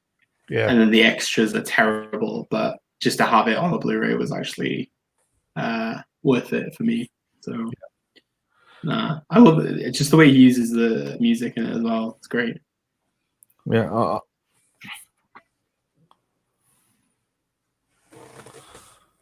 What we got? Is Hus breaking there? Yeah, no, because I thought it was just something, then it was just being silent. Are we all good now? Yeah. You just thought you'd frozen. Yeah. Well, me. Yeah. Yeah. Yeah. I mean, I actually have it on iTunes. I bought it on iTunes because I love this movie and I just really wanted to rewatch it. Yeah. Oh, he's gone. Spike Lee's. It was in that period where it was like one of his. Okay. Hello. Yeah. Hello. Yeah. You're here. You're all good. Yeah. Maybe not. Oh, London Wi-Fi. Is everything okay? Yeah, we can hear you now. Yeah. Yeah, you just seemed to freeze for a second. It was just like this the whole time. Hello. He's frozen again. Yeah. Right, I'm going to call it well with this is sorted out, okay? Back in a second. Yeah, no worries. We'll wait until Hus sorts out and Pete's gone to sort himself out. Kuckerberg says, yeah, such a culture class in Nara and most of Spike's works makes them so good. Exactly. I think that's the interesting thing really about Spike Lee is that his kind of like clash of cultures. But at the same time, I think in that time, Hus is definitely gone now. He Got Game was another film that was around that time also. So kind of a different choice, but I enjoy Spike Lee's work in general anyway. Watch The Five Bloods this week. Also, anyone else check it out? I thought it was good. Oh, he's here. How's it going? Yeah. Okay, better? Yeah. I don't know what happened there. Sorry about that, guys. Okay. No, I absolutely love some of Sam. I think it's easily one of Spike Lee's last good movies that he did before he started making rubbish ones. And the whole Italian American, you know, they're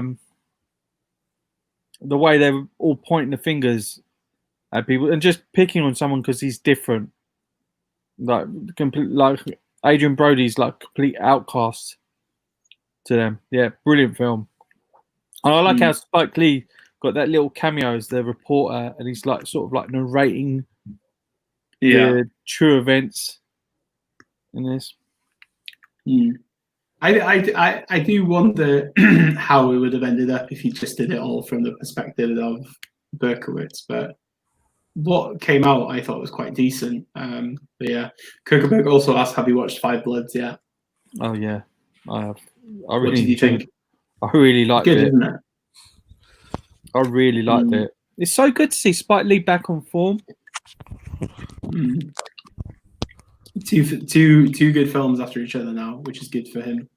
I just like the way he's just like kind of meshed genres together with the Five Bloods. But I think this is the thing about Spike Lee. He always makes long films. And it's kind of weird how sometimes he can compose the narrative in his kind of unique way, because sometimes he can become really stodgy with them. Especially like those like those, obviously, well, we got 25th Hour, Inside Man, they're very good films. Yeah. Oh, Delroy Lindo. Yeah, Delroy Lindo is fucking fantastic. Like, if he... Yeah. It's such a hard ass in it, isn't it? He's really... Yeah. Black Klansman not good then, Hus. Black Klansman's great. No, I like Black Klansman. That was the thing. I mean, you for what? I prefer Klansman to the Five Bloods. Yeah, so do I. But yeah, he went on that break, didn't he? Of just when I say a break, Docs, yeah. Yeah, he just stopped making great movies, which was such a shame because I really thought he was one of the best. Have you seen the Five Bloods yet, Peter? Not yet. It's on my Netflix queue. I just haven't went to it yet. Yeah, this week I've been not watching much. I just had that kind of, it's been so warm up here. It's like a long film. It's like, I need an hour and a half film at the moment because it's just the heat waves just up in Scotland for some weird reason with heat waves. So, got to make the most of it. Yeah. But I'll get around to it. Cinematech says the less said about the Old Boy remake, the better. Yeah, I was going to mention that. I'm tempted to rewatch it because I've not watched it in ages. Yeah, it's awful. It's on Netflix, isn't it? Yeah. Yeah, it is. Yeah. I haven't watched it all. I just had Reputation. I thought, nah, I'll leave that one alone. Just the fact that Spike Lee, it's the only Spike Lee movie where it doesn't say a Spike Lee joint on the title. Yeah. Delroy Lindo is really great, and Clockers also. Hell yes. Clockers is a top tier Spike Lee movie. But I've not watched that one in ages. Yeah. Sorry? Clockers isn't talked about at all, though. It's really... No. That's what I really like, Clockers. Yeah. I like that one. I like Get on the Bus as well. That's a good one too. Jungle Fever, I like quite a bit. Mm. I haven't seen that in years. Love Jungle. I think the Stevie Wonder song for Jungle Fever is hilarious, though. But it's a good Wesley Snipes film as well. Cookabug, the Old Boy remake, is what threw his career off for a while, in my opinion. It wasn't needed. Not that I've seen it in mind. That's amazing. Then Dimitri says Spike had a rough patch back then. Even in the interviews, he doesn't seem very enthusiastic. No, he was not. Cookaboo. What were you going to say? I think Spike Lee's always seems like he's got a chip on his shoulder. Yeah. Like he seems always He's an angry man. so aggressive, yeah. Like someone just the- compliments him and he'll like go on an attack or something. Yeah. It's like he's got short man syndrome. Yeah. He's got real beef That's what with he has. Tarantino, hasn't Yeah. He's got beef with a lot of people. Yeah. Well, I think both him and Tarantino are both egotists, and obviously they're going to clash at some point. You know, they both kind of love themselves. So. he? Yeah, I love what Absolutely. Samuel Jackson, when he got involved in their little beef, and he said, well, Spike Lee hasn't made a good movie in quite a while. Like he said that in public. Oh, that must really like. Yeah. Well, that's a weird thing. They're still, obviously, Sam Jackson and Spike Lee are still friends, because when Spike Lee won his Oscar, Sam Jackson gave it to him. And that's one of my favorite Oscar highlights of the last few years. I thought it was amazing when he won the best adapted screenplay. Even though I think he should have won, I think it was the best picture in my eyes. But What one? Shape of Water? Green No. Book. Yes. No. Green Was Book. it? Best picture was Green Book, wasn't it? Was it? I thought it was. Oh yeah, it was, wasn't it? Fucking Green Book. Oh yeah, shit, it was. Yeah, Fucking Green because Book. like because he went mental, didn't he? What else we got? He compared it Cookabug to said Driving Miss Daisy, didn't he? Yeah, he did that. Well, basically, it is Driving Miss Daisy. Oh, that movie's shit. Cookabug, his. Oh, sorry. No, I'm not watching that one. That just looks so bad. Yeah, don't do it.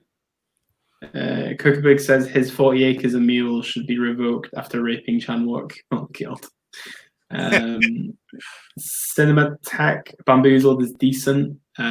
I've not seen Bamboozled yet. I've got the Criterion, but I've not watched it. I need to check it out. Dimitri says 25th Hour is a masterpiece. 25th Hour is great.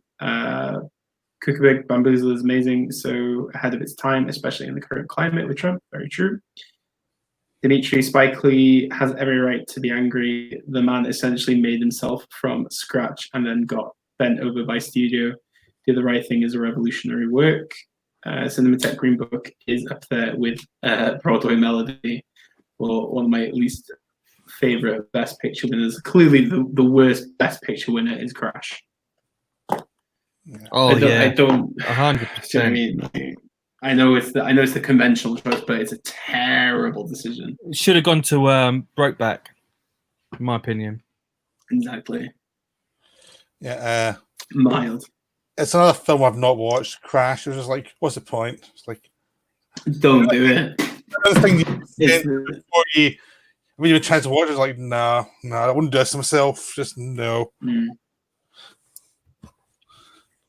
Right then, we've got who's next? Oh, us. Number, is it 6?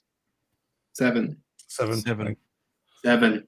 Go for it. Okay, I am going to go for... I'm going to actually put No Country for Old Men by the Coen Brothers. Nice. Everything about this film, I think it's just stunning. I love, like, from the beginning, the landscape shots, that when we just go into seeing that big, like, the aftermath of this gunfight between drug lords and it's just like he's hit the jackpot. He's just come in. There's free money there. No, there's going to be, it's just all it's you're stealing money from dead bad guys, and then what happens? You've got one of the darkest hitmen after you. Yeah, I think it's phenomenal. What's his name? Happy about them. Yeah, he's just so scary. Breakout role really for him in America anyway. Yeah, even when he's got that silly haircut, he is still terrifying. It's the coin, isn't it? Yeah, that bit when he goes to that guy, keep the coin. The scariest bit with me with him was the final scene. That final scene. Yeah. I'm not to say who between him and someone else, but I think it's the scariest thing he does in the film because it's creepy as hell. Feels like ages since I watched No Country last. Been at least 5 years, but it is fantastic. Still think There Will Be Blood should have won the Best Picture, but it's a choice between two good films. It's to be happy. Yeah. Do you know that literally they filmed both of those films in the same place, same time? I'm not surprised. So PTA was on one side, and then Coens were on the other side of the desert. Wow. Crazy. So full of stupid facts as always, my friends. Yeah. Good choice though. Good choice. And Tommy Lee Jones hasn't got a big role in it. I just love how he's sort of such an impact though. Yeah, it's so small, but yeah, the way he's telling, explaining what it's sort of like a narration in a way. Yeah. And Woody Harrelson is just this sleazy, like, fixer in it. Yeah. Plus, it's Josh Brolin's arrival as an actor, though. Because before that, he was nothing. Then after that, he was an actor. An ex-Goonie, yeah. He was basically a supporting player. Yeah. And then after that, he was well thought of. But yeah, the whole cast is great. It also shows if you use Tommy Lee Jones properly, he can be great. But when you usually use them lazily. Have you seen that when he directed the Three Burials movie of Enrique? What do you call it? He directed a movie about putting a body over to Mexico to bury it with Barry Pepper. No, what's it called? Three Burials of Enrique something. Tommy Lee Jones directed it. It's really good. It's a wonderful film. Oh, right, yeah. I thought The Homesman was quite decent from it, though. Yeah. No, but this is his debut, and it's really something. I just can't remember the surname of the character, but it's Enrique something. But it's a terrific film. It's got a lot of really good supporting actors. It's given Barry Pepper's in it, and he's given a lot of time to shine. So one of those really good actor films that gives a lot of good actors a chance to show what they can do. Okay. No love for No Country in the chat. No. Absolute disappointment. This. Yeah, fuck us.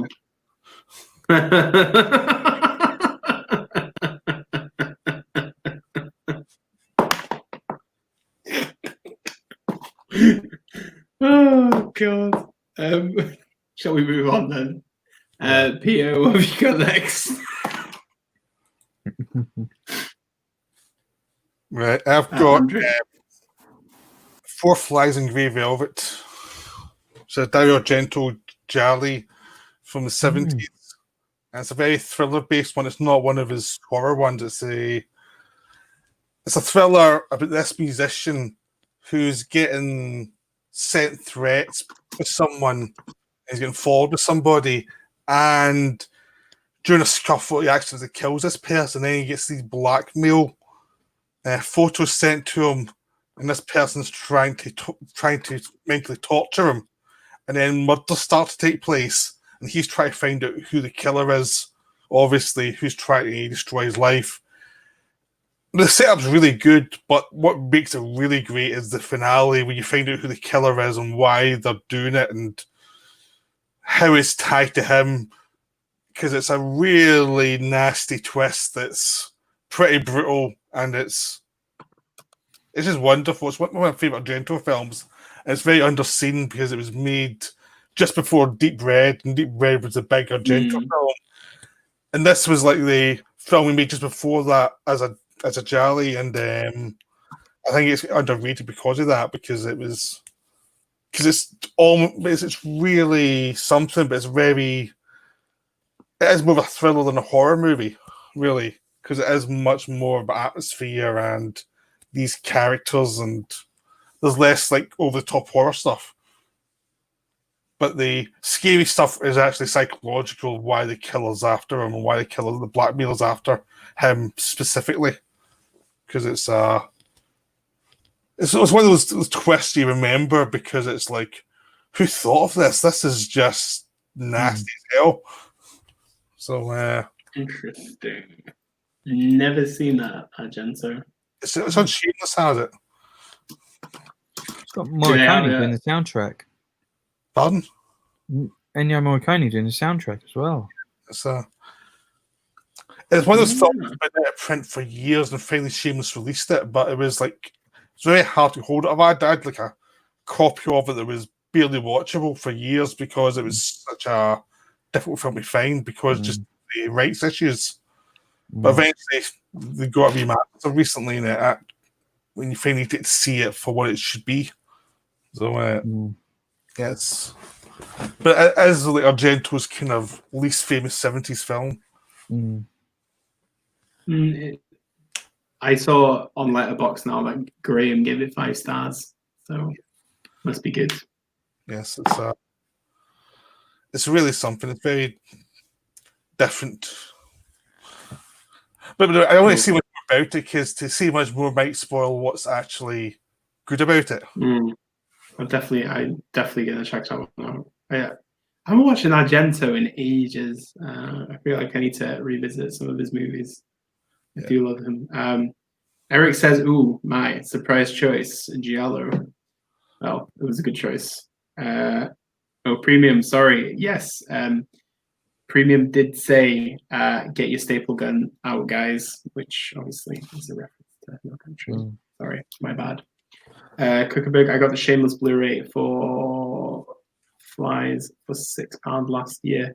Yeah, you can get those. You can get the Shameless ones for about £6 at FOP whenever the sale is on there. So I'll watch it first, and then I'll see if I like it or not. But it seems like I will like it. And it's not too long either. No, it's so 104. Yeah, that's as good. It knows United States welcome, really. So okay, good choice. Eric, I could watch Giallo films and Italian horror films every night. I'm sure you could, Eric.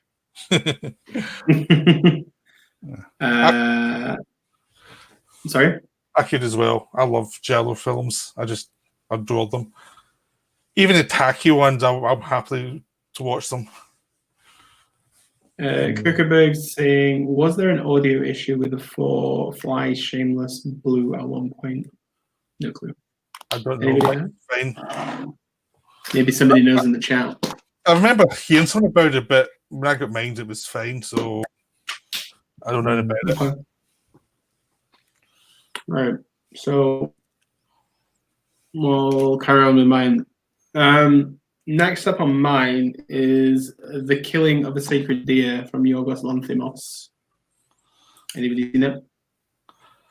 It's on my to watch list. I bought it. I haven't watched it. But I'm being like my co-host of the podcast. I do Solitary Road, and he's been like badgering me to watch it. So it's like, are you related? Are you related to him? No, just the same name, just the same name. I know it's weird. It's just very weird. But no, we were. But so since he's been telling me I need to watch it, I haven't been watching it just to be a pain. You know. Mm. You know, one of those. I think it's definitely a good like twisted thriller because literally your protagonist, well, not your protagonist, but basically the epicenter of this film is a teenage boy, and just the way that this teenage boy is like kind of like disintegrating the family circle that Colin Farrell, Nicole Kidman, and their kids have, and it's just the way that it kind of like disintegrates from the inside because of simple things that he's doing. He's an agitating boy. He follows Colin Farrell around. You then get introduced to his mother. His mother is like literally absolutely crazy, played by Alicia Silverstone. The scenes with her and Colin Farrell are utterly bonkers. But this is the thing about Yorgos Lanthimos. He is a brilliant filmmaker, in my opinion. Anyway, I've seen all of his films. Very dry-witted film, very cold. It's disgusting at times. I love this film. It's one of the best films I've gone to see at a film festival. If you've never seen a Yorgos Lanthimos film, go watch Dogtooth. Go watch The Lobster. Fantastic filmmaker. I love The Lobster. The Lobster is brilliant. Alps, Kinetta, The Favourite. I'm not so hot on The Favourite. I like The Favourite, but it's not as good as like the rest of his work. The Favourite is good. It is a good film, but the thing about Lanthimos is he's quite an unconventional filmmaker, even though he loves classic cinema. But he just like, it's amazing how he kind of like he puts Greek tragedies in his films, but you don't actually see it until you think about it a bit more. Killing a Sacred Deer is a brilliant film. Barry Keoghan, who plays the teenager, is brilliant. It's like his like breakthrough role. And just to watch Colin Farrell work with Yorgos again after The Lobster, yeah, fantastic. Neither of you seen it now? No. Yeah, I've got it. I just haven't. So good. What we got here? Yeah. Dimitri says. Sorry. I feel like I've seen that a lot. I've got it, but I haven't seen it. You know, it makes me look really. Should get it on a t-shirt. Yeah. I've got a massive quad poster of Killing of a Sacred Deer in my office. I'm not going to move my camera, but it's up in the office because I love that film so much. But funny enough, I haven't talked about Yorgos Lanthimos in a while on anything, but he's a brilliant filmmaker. I would recommend his films to anybody. Killing of a Sacred Deer is one of my favorite festival experiences. Dimitri says, I can't eat spaghetti the same way anymore. Barry Keoghan is so good. Exactly. Andre, great choice. Dion, thank you very much, my friend. Kuckerberg, not seen any Yorgos movies yet. I'm a Yorgos noob, essentially. Like I said, Lobster, Alps, and Killing a Sacred Deer, and Dogtooth. Watch those for any order you want. Dogtooth is bonkers. One of my favorite Lanthimos films, says Andre. Lobster, go. Eric, I liked how Amma was driven heavily visuals. So I think this is the conversation he's having with Dimitri. I'll leave that alone. Got the German media book of Sacred Deer. Really nice. There's a German media book of Killing of a Sacred. Oh God, I'm not going to look. I've got the codes on one. Kuckerberg, thanks guys. I'll be sure to check out Lobster and Dogtooth this weekend. Heard of Dogtooth, but it's been weird, but never checked it out. Always loved finding new directors to binge on. Dogtooth is bizarre, but watch it.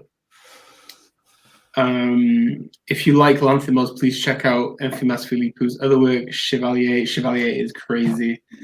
Not so hot on L, Dimitri. Not seen The Lobster, says Carlsberg either. Yeah, just watch just watch Yorgos Lanthimos movies. They're cool. They're not for everyone. Every film festival I've been to that I watched a Yorgos film, people have walked out. Like, doesn't matter where I go. I went to see The Killing of a Sacred Deer in the cinema 6 times. I even took my girlfriend to see it when we went to Amsterdam for Christmas. I was just like, I'm taking you to see this because it's that good of a film. Yeah. But yeah, right. That's me. Hus, what have we got next? Okay, next up I have DIon's Black Coal Thin Ice. You've seen it? Yeah. It's brilliant. Goose Lake. Yeah, it's the story starts as it's set in this like coal refinery, and body parts start appearing on the conveyor belt, and a police officer investigates it, and 5 years later we're seeing the same we're seeing more murders done in the same way, and it's very much like this crime thriller, but it's absolutely beautiful. How a film with such a dark topic is shot in such a beautiful way as well. I mean,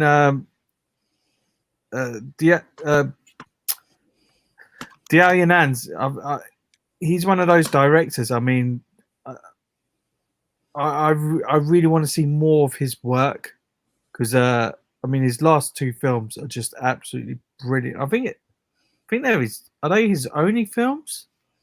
Are they?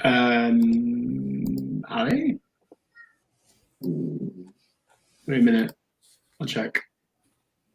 You keep talking. Yeah. And he has, I think 4 films.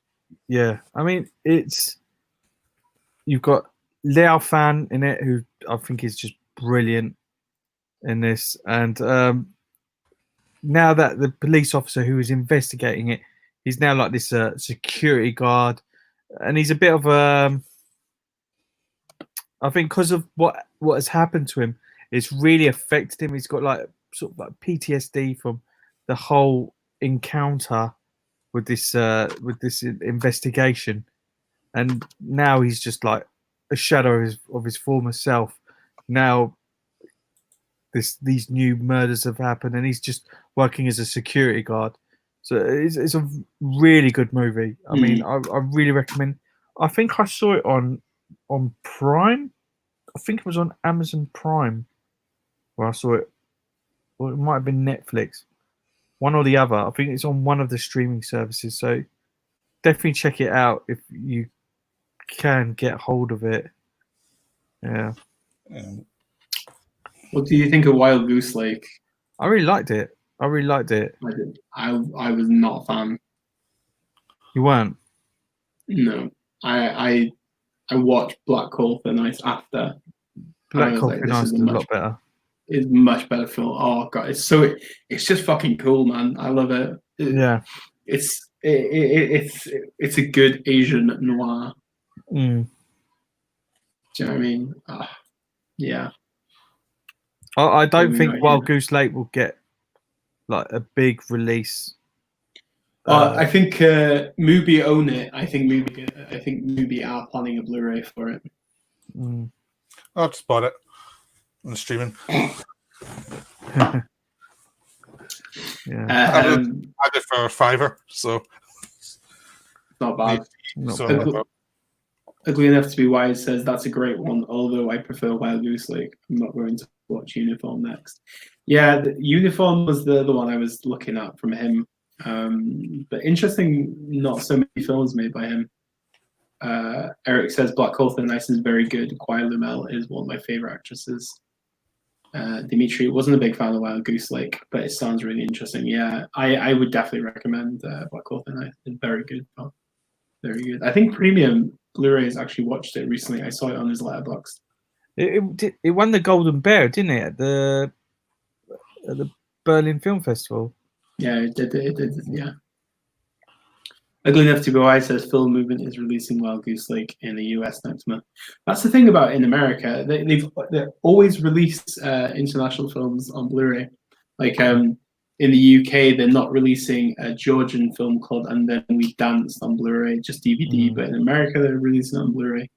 Well, America also again, got Well Go USA, which release all the Asian movies. I mean, they're really lucky. Yeah. That's the thing, is just like I think it depends where you go, really, isn't it? But like Cinema Guild are doing most of Sang Soo's films now, which is always good, in my opinion. I like their editions, but yeah, it's a bit weird. It's a bit weird over here with some films, but yeah, right. So, Peter, what we got next? The Killing.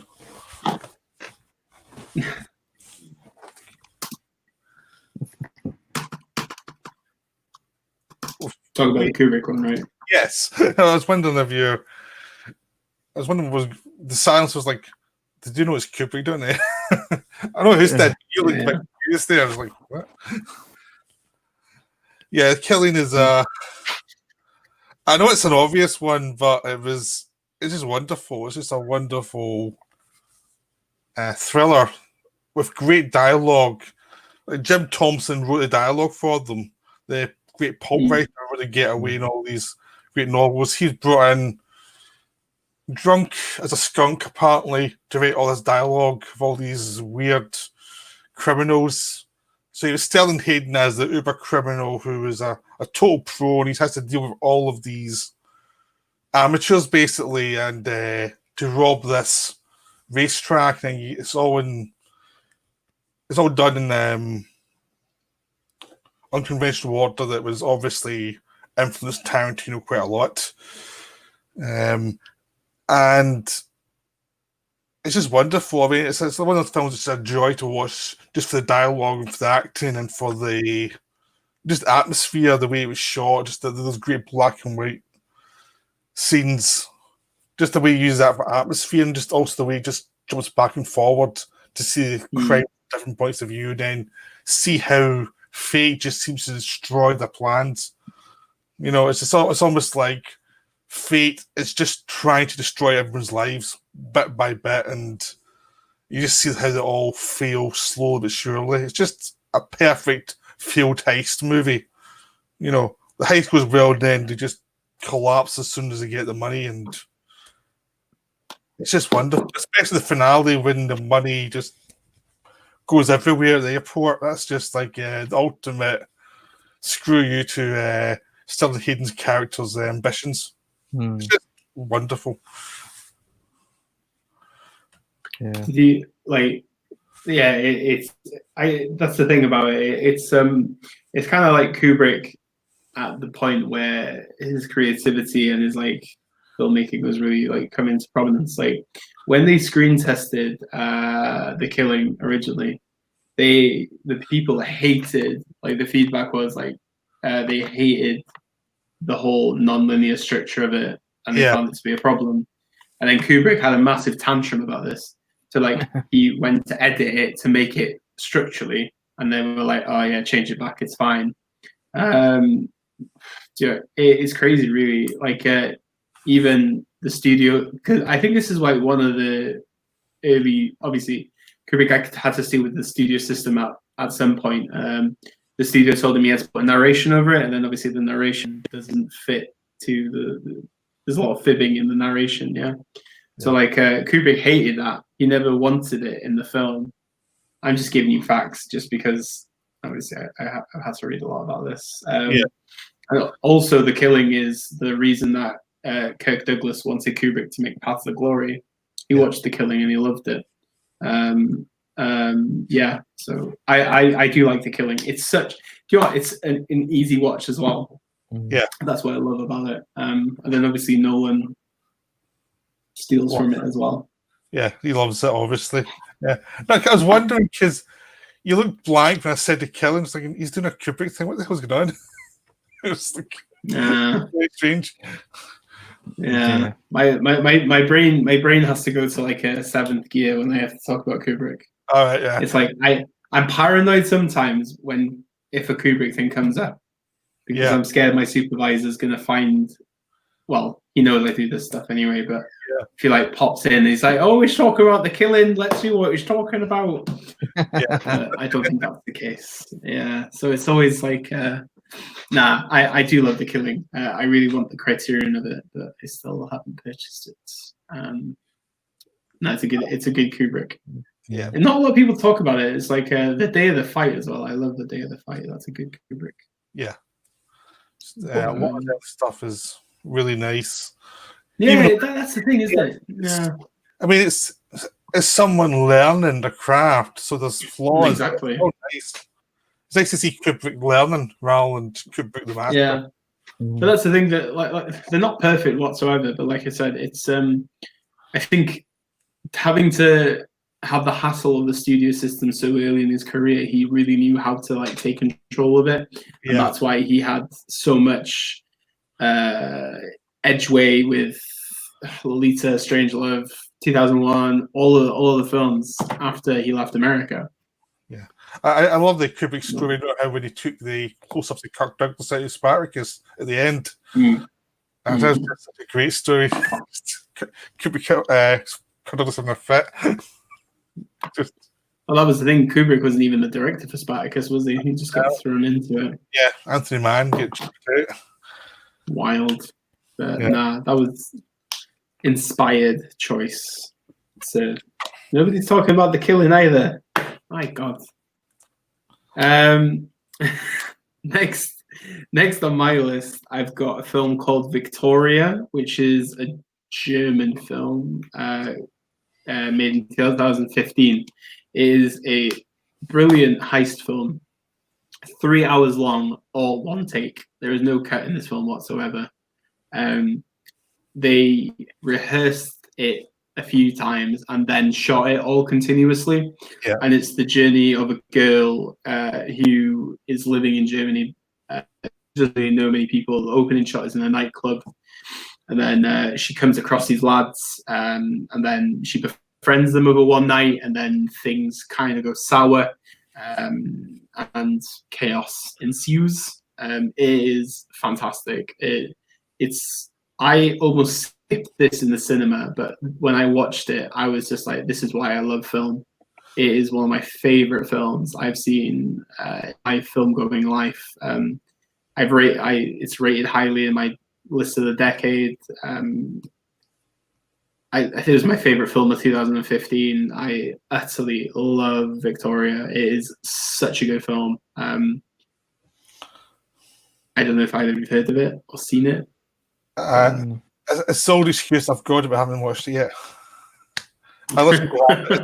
My excuse. It has something I wanted to watch, but I haven't.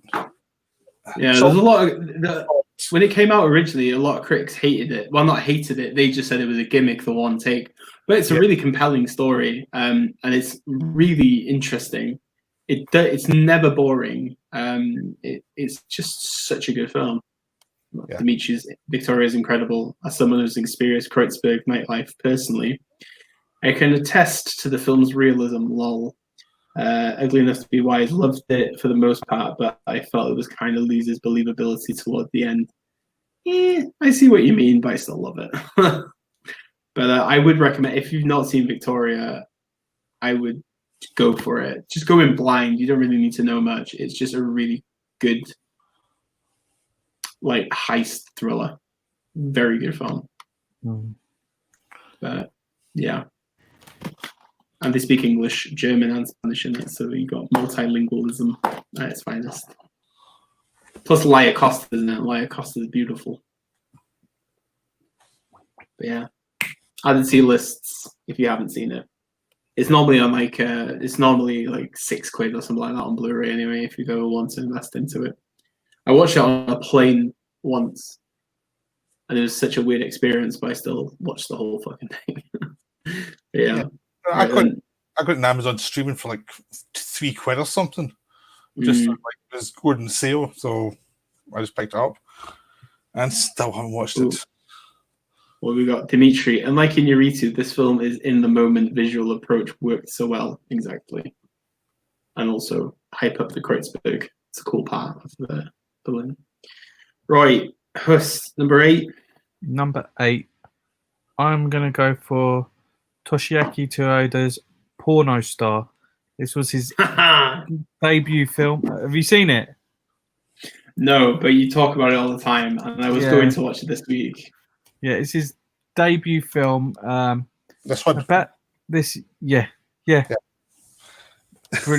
Brilliant film. But yeah, like you said with what you were saying previously about Kubrick's film. This again is because it's his first film. It's flawed in certain ways, but you could see so much promise in this director, and it's about this guy who just comes off the street, and he obviously does not like the Yakuza, and there's just he sort of like joins the Yakuza in a sort of like he doesn't really join them, but he starts following the Yakuza, and he detests them, and we don't know his reasoning at the beginning for all of this. And it's a very violent film. I mean, there are scenes which are quite like from the get-go, with like there's a lot of knife scenes in there. Like there's one stabbing scene in there which is I've never seen anything like it. It's a completely like weird, dark scene. But yeah, I mean, Toyoda is slowly becoming one of my favorite directors at the moment. I'm going through a little phase of watching all his films, which don't really get Blu-ray or DVD releases. So I've been trying to pick them out here and there, and yeah, an amazing debut film. Quite violent, but yeah, it's quite a beautiful film nonetheless. Yeah. Nice. I mean, his other films like that are released in the UK, like Nine Souls and Blue Spring, are far superior. But this is such a great debut that it has to be mentioned. Yeah, I still got that box set in my basket since last week after you talked about Nine Souls. Yeah. Well, the reason I've got it to hand is after you talked about the last week, Nine Souls. This is my next on my to watch list. This box set, so I've actually got it to hand because it's on my I'm going to watch it next week type of thing. So yeah, let me know your thoughts. Yeah. Mm. So it's literally on the top of the pile. That's the next thing I'm going to attack. Yeah. Good choice. There's nobody talking about Porno Star. Shall we move on? Yeah. All right. What have we got next, Peter? Assault on Precinct 13. Nice. Yeah. I mean, it's obviously another early film by a director who's going to go into bigger things, but this is still my favourite John Carpenter movies. It's one of those things that's a perennial. When life gets me down, I can put on this film and it brings me back up a little bit. It's just that kind of film I've got. It's just one of those ones that it's just makes you think, even though it's such a depressing subject matter, the idea of these people in this horrible situation behaving like humans rather than animals and actually trying to help each other is a kind of nice thing, even though one of them's a criminal. There is like a code of ethics in it, and even though it's like a romanticized thing, but it's also a great thriller. Just these people stuck in a police station getting destroyed by these killers that you barely ever see. Just the atmosphere of the pop of the glass going. Because I mean, it's thought of as an action movie, but it's actually a thriller because you barely get any action. It's all about the build-up and the threat and the what's going to happen next. And every so often someone gets shot, but most of the time it's about the suspense. And of course, there's a great scene where the little kid gets shot, which is still classic. You still can't believe they did that. They shot the kid. Have an ice cream. You forgot the twist. That's just great. Plus the fella shooting the guy and then running away and being catatonic. It's just perfect. Plus they have a great set of characters. And it's just thrilling. It's just a fun film with a low budget. And he just does everything proper. Just does, he knows what he's doing and just does it, and that's it. And it's in now in 90 minutes. Definitely. Yeah. So good. It's like you said, it's a capital not many people talk about. Yeah. Which is bonkers. Absolutely bonkers. It's never made sense to me. Yeah, it's another film I've bought so many times. Like, it's one of those films I just buy all the time. And like with a new format, it's like one of those ones I'll always buy because I want because it's such a low budget film. It's never going to be great quality, but you try the best quality you can to see it. And it's just, I just think it's just so well done. Yeah, good choice. Oh man, I haven't seen that in a while either. There was a guy selling, do you know those 4K box sets for Carpenter that came out last year from Studio Canal? Yeah. At They Live and stuff like that. He was selling for 25 quid on that cult cinema group early on Facebook. I was so tempted to buy one. But actually, I got, you can get them on Amazon like 2 for £30 just now. Because I get Escape from New York. The big box set, the thick one. Or the standard? The standard one, but I wasn't. You were selling the box sets for £25 each, which is a bargain. Yeah, no, yeah, because I got two. I got that in Evil Dead 2 for 30. Okay, so I was like, I couldn't resist. I'm intrigued to see how they look in 4K, to be honest. Well, I figured Escape from New York was a big goal for that to see how it looked. Yeah. Well, Escape from LA would look terrible in 4K because it's a shit movie. I said it. I would defend it's a very, very flawed film. But I like to defend that. It's been annoying. Oh, if nobody's seen Eric's Guilty Pleasure video, please watch it. It was a great watch. Thank you for the shout out, by the way. I appreciated the cat's love. I haven't seen it, but I want to see it. God, we're gonna have to do a collab video one day. Dimitri, no wonder 365 days is top #1. And oh yeah, I need to see this 365 days. Apparently, it's awful. Yeah, I know. It's like 50 Shades or something like that. But yeah, I saw it on the top. I'm thinking, why is the Five Bloods not on top? Because I thought there'd be more hype for it. Because the world is a very strange place. It's just watched it. Yeah, it's like currently 3.6 on Netflix. Which is, and people are saying it's potentially the worst film ever. Yeah. Oh my god. This is like Serenity level at the moment. I started to see the reviews. That is weird. Yeah, I have to see it. It's like that thing of train wreck that just makes me want to see it. And Dimitri's a secret fan. I don't also going through. Sorry, it's not secret anymore. We've got Gung Fu's asking absolute best cat video on YouTube. Anyone? I've sent him a link to mine. Feel free to watch it anytime you want. It's fucking weird. Gung Fu says photo booth cat is funny, especially with the guy laughing at cat video. Oh god, Cookabek again. The general public are normies. That's why the Five Bloods is not #1 on Netflix. I think Cookabek needs to change the YouTube name to the general public and normies now, just for the banter. But yeah, right, okay then.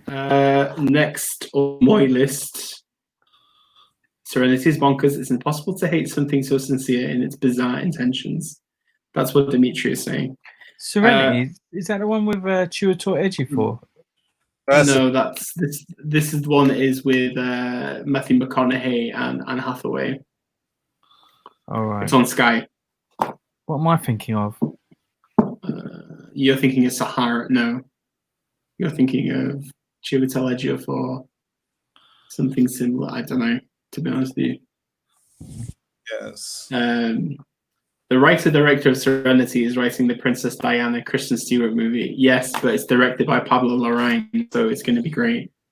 Deal with it. Serenity, the Firefly movie. Oh, God. Right.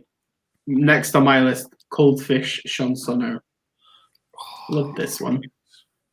Was that on your list? That was one of my... Well, it's fine. Yeah. I really dug Coldfish. I thought it was a very interesting film. I really liked the way that it kind of like parallels a strong man and a weak man, and how they like kind of like juxtapose. I think that's really cool. Hyper violent. People's movies love it. It was my intro to Sono films. I kind of wish it was mine, but well, no. Tokyo Tribe was my first, so that's still a good one. Anyway, I just really love the way it just builds and builds and builds, and then the ending is just utterly weird. I think it's one of the coolest films Sean Sono's made. But I didn't realize it was part of a I didn't realize that. Is it Coldfish, Guilty of Romance, and what's the other one? It's a trilogy. Hate trilogy. Yeah, he apparently Sean Sono says that. Wait a minute. Maybe Eric will know, but I'll check now. There's wait a minute. I read it yesterday.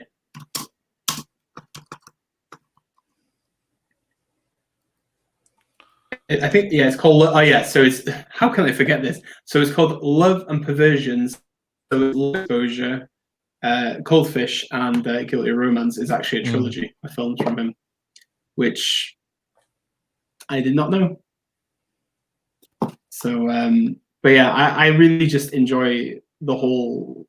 It just really digs into like the mind of a serial killer, but at the same time, it's a really interesting perspective about how men can be, and obviously it's a bit toxic masculine in a way, but that's standard Sean Sono, I guess. But I really loved Coldfish. It's just really good. It's just great fun.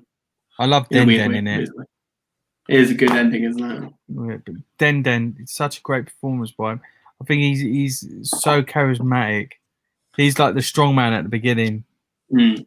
Yeah. I love him in Sono films. We've got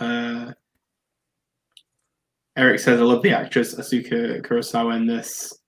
Dimitri, I need to see this ASAP. Yes, you do. Noriko's Dinner Table and X-Day need the Arrow Blue treatment, says Kuckerberg.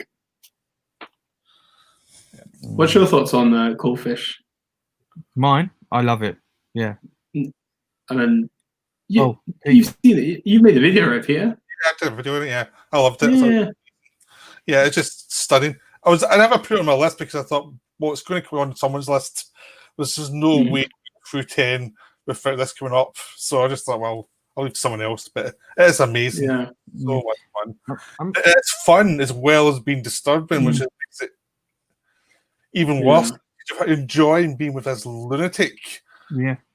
You know, and it's that's what kind of makes it creepy. Yeah. Exactly. It's loosely based on a true story as well. Apparently so, yeah.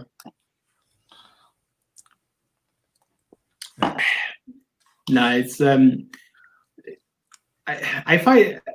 really like Coldfish and Guilty of Romance as much as each other, but I think there's something about Coldfish that kind of like edges it for me. Yeah. I got home really strong. That Hate trilogy just is so good. Mm. It's just there's a weak one in the bunch. Kuckerberg says, I want the early Sono before Suicide set. It's expensive as hell and it's not English friendly. Beautiful set though. I'd pay 100 even with no subs, to be honest. What's the name of the set? It's called the Before Suicide. Is it called Before Suicide? Yeah, it's like a digipack. It's like black. Yeah. Oh, it's on Amazon. Oh. Yeah, see DIon blows budget in one podcast. Wow. That is fancy. Very fancy.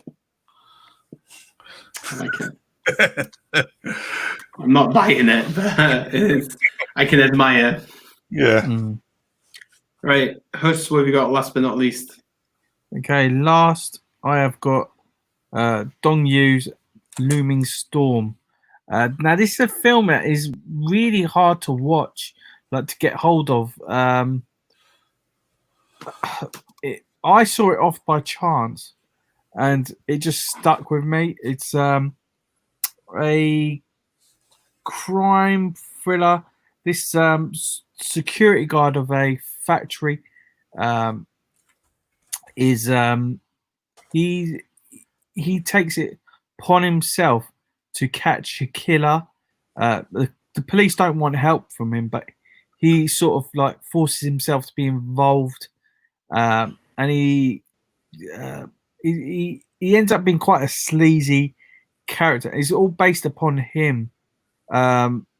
It's well, I think it's set during the it's a Mandarin film, but it's set during the handover of Hong Kong, which I think it sort of plays a part of it during the whole, because of it's quite an industrial film, but yeah, an absolute brilliant film. I mean, I saw it off by chance. I just saw Eric commenting on it. I don't know if there's any other way of seeing it. I know it's on Netflix, maybe in the US. So VPN. if you got VPN it, yeah. I mean, I've always been trying to get a Blu-ray of it. I know it's on DVD in China. There's a Chinese DVD of it, but it's an absolutely phenomenal film. Really nice cinematography. It's got this very industrial, gloomy, desaturated look to it. It's called Looming Storm. It's just constantly raining in this film, and it just gives such a nice visual style. Yeah, let's see if I can find a trailer. It is available. The only Blu-ray in existence of it is in France. And there's no English subs. €14. I would get it. I think I could get away with it. Yeah. Fucking hell, Hus. Yeah, I know. It looks really fucking good. Like from the stills and the images I just seen. Yeah, he builds a relationship with this hairdresser, just so a way of him trying to catch this killer. It's you really see this dark side to this character. He's quite a selfish guy, but yeah, he's sort of like a mall cop in a way. Yeah. He's not a real police officer. He just seems to think of it in his head. Yeah. No, I dig that one. That one caught me by surprise because I've never heard of it. But yeah, I'll definitely check it out. I've been praying for a Blu-ray release of this because it is a really good movie. Damn. Yeah, one thing I kind of wish that would exist on smart TVs, and I know this is just like a thing for like cinephiles, really, but imagine if there was like an app that you could add on to like your screen where you can get like an APK of the subs of a foreign language film. So like you play the film, and then just underneath the bar, you can just get the subs. Do you know what I mean? You can do it online with some films. But what if your laptop can play Blu-rays and you can play the Blu-ray through like a VLC and then just download the SRT file? Yeah, you could do it like that. Yeah. I know it's a bit weird, isn't it? But yeah, it's the French. The €14 is for the French edition. Yeah. So it's not bad, and you get a sassy slipcase with it. Yeah, it's a phenomenal film. Yeah. Like, it's one of those that, there's a few of us that review Asian films on YouTube, and everyone that I know that have reviewed it have just all said it's phenomenal, and everyone's like, yeah, but it will never get a Blu-ray release. The fact that it got released because China with their censorship, a lot of films don't get released outside, or they don't get released even in China on Blu-ray. So this film is just, how it went under the radar is beyond me, because it is so good. Yeah, it's okay, you've sold me on that. That's a good way to end it with your 10, I would say. Damn. All right, Peter, what have we got? All right, my last one's Duel. Very simple film, but very effective. Spielberg's debut, and still one of his best films, really. Basically, simple setup. It was a TV movie to start with, based on Richard Matheson's short story. A guy's driving along. He seems to have a truck on it, and the truck just seems to chase him through California.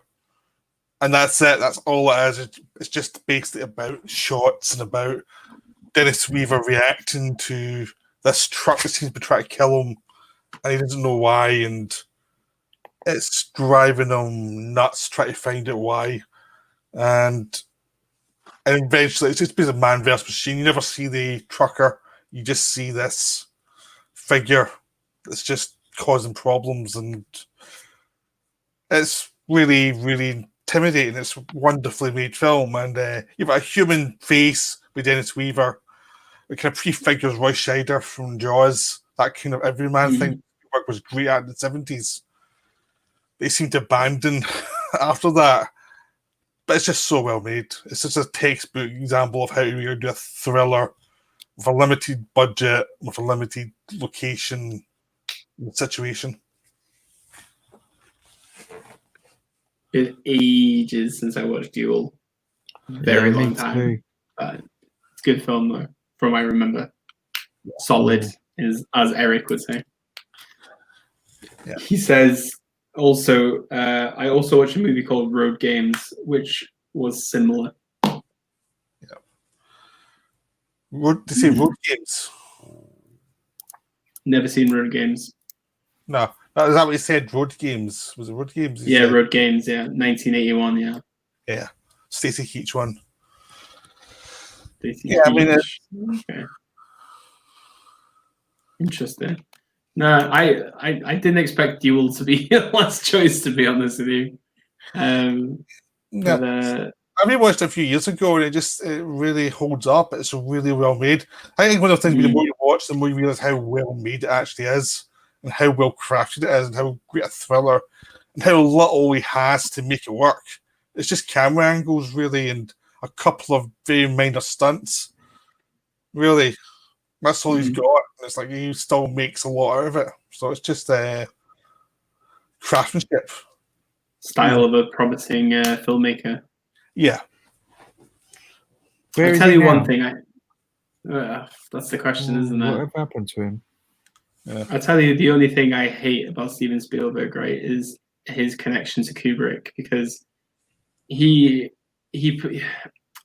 portrays like him and Kubrick were like the best of friends.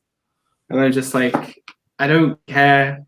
Stop trying to like make something bigger than what it was. But that's the only thing about Spielberg that annoys me, to be honest. Yeah. Like, yeah. he ruined AI. Well, he didn't ruin it. I think AI is a bit trippy, but it's not it's not the Kubrick AI I wanted to see. Yeah, no, I mean, I don't think you can really make a Kubrick film without Kubrick. It's all going to be flawed. Exactly. Yeah. Yeah. I think for me with Kubrick, it's like what I never understood was so when Spielberg was making Schindler's List, he was meant to make Aryan Papers, so we're gonna have 2 Holocaust films out at the same time.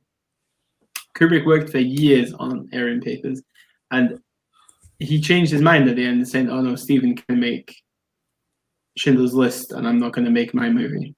And never understood that. Absolutely bizarre, because he went from finishing Full Metal, and then he was going straight into Aryan Papers. And like I said, he worked on it for years, and then just went. He cast the whole thing. They were filming in Romania. Everything was ready to go, and he just said, "No, I'm not making it anymore," because Steven's making Schindler's List.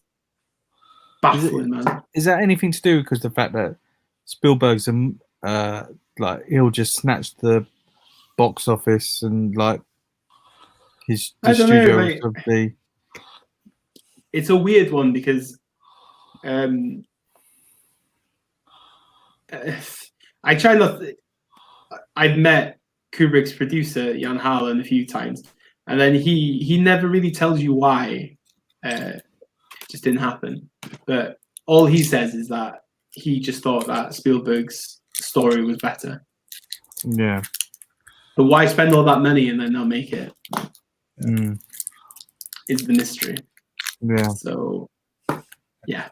I read somewhere that it was just that all the research got to him eventually. At a certain point, doing a Holocaust movie, I think he may have knew too much. Ultimately. Yeah, that's the problem with, like, obviously he was Jewish, so I think maybe it was the reality of it that kind of hit him in the end. But it's the same with Napoleon. Napoleon was meant to be his like magnum opus, really, because that's the one he researched the most, but he never made it. Yeah. So it's absolutely weird. Sorry? Is that because of Waterloo bombed or something? Well, the studio backed out because of Waterloo bombed, but he still wanted to make it. Yeah. And now Baz Luhrmann is in the process of making the Kubrick Napoleon into a miniseries. Using the screenplay. So. Oh God. Right.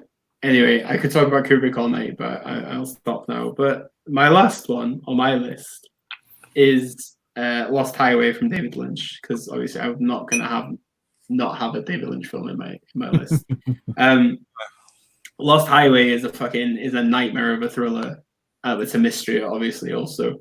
But what I just enjoy about it is just like you just don't necessarily know what reality is anymore throughout it. I think it's a really haunting film, just the way that the whole concept of the doppelganger. Like I say, it's just a question of reality. I love it. It's one of my favorite Lynch films. Patricia Arquette, Bill Paxman. It is brilliant. If you've not seen Lost Highway is not a horror movie. If you go on Letterboxd, it says it's a drama mystery thriller, Dimitri. Okay? Letterboxd is official. You are not official. Shish. Just slap him. Next time I see him, no, I wouldn't do that to him. He's a good egg. Yeah, so I like it a lot. I don't really know what else to say because I've spoken about Lost Highway before. Anybody else want to add? Yeah, I really like Lost Highway. It's very that scene when he's watching the videotape right at the beginning. It's just quite disturbing. And that mystery man. Mystery man, exactly. Yeah. It's really disturbing. It's one of my favorite Lynch films, actually. It's really, especially the first 40 minutes and the final bit. The bit in the middle, I'm less on now the Baltargetti bit, because I'm not sure if he's the best actor for that. But the rest is just so good. And just the atmosphere is just creepy as hell. You don't know why. but something's up with that. That's just the thing is, it covers so many genres. It can be a genre and cover so many, and any genre and be an example of that, which is really hard to do. Yeah. It's just it is, yeah, it's my favorite. But as Cookbook says, love anything Lynch. Exactly. Yeah. Love anything Lynch. What's wrong If with we're that? talking about drama, exactly. What is wrong with that? Exactly. Well, so that's the list then. Honorable mentions, gents. Chaser, Na Hong Jin. I put Misery because I just, Ooh, yeah. you know, I had some more, but you know, some of my titles got picked out. That's fine. Yeah, it's all right. Yeah. Oh. It's good. We all like the same sort of movies. That's why we all get along. Yeah.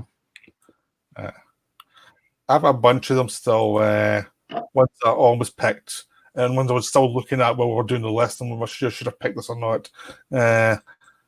Prevenge. Haven't seen Prevenge?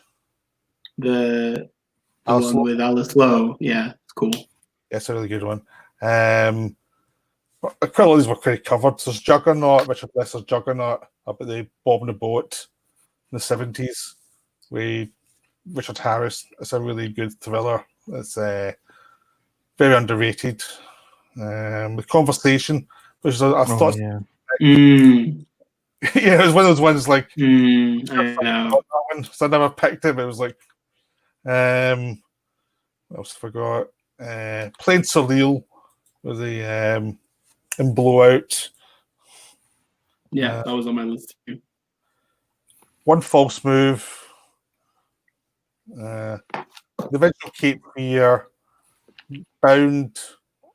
And The Most Dangerous Game. Tina Pearl in 1, 2, 3. Wages of Fear and Sorcerer. Tinker Tailor Soldier Spy. Milano Calabro 9 and Last Seduction. That's the runners-up ones that are. Yeah. With Tinker Tailor Soldier Spy, it was on my reserve list. I do love it. A great thriller, like spy drama. It's fantastic.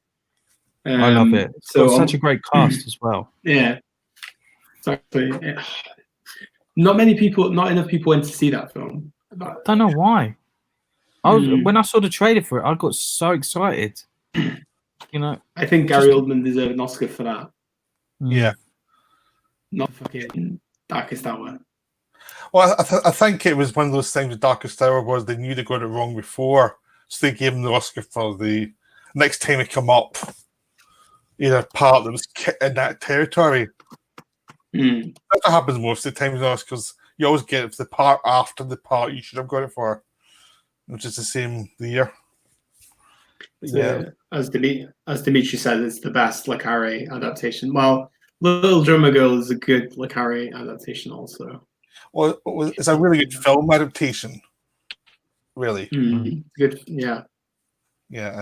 I do like Little Drummer Girl. I'm thinking about rewatching it because it's been a while. It's on my prime list thing to watch. I've got it. I really want to watch it, but I haven't got to it yet. Plain Archive are going to release it. Exactly. Whenever. Yeah. They say it feels that one it feels like a winter thing. You watch in winter when it's really dark. In the summer, I don't think it's so that's why I was probably well before I get to it. Right. Shall I go through my list? Yeah. Get it out of the way. So I got Rope, Dogville, Gone Girl. That's my normie choice. I love Gone Girl, though. Great thriller. Swimming Pool, Cache, Funny Games, Rafifi, 39 Steps, Basic Instinct, Personal Shopper, Uncut Gems, and Good Time. Amazing. Done. I love Good Time. Good Time was on my list for a while, but I changed my mind in the end. Yeah. But I thought Good Time, someone would take Good Time actually as well. So I thought it would be like. I think it's my favorite. It's my favorite Robert Pattinson film. Yeah. After Twilight, obviously. Of course.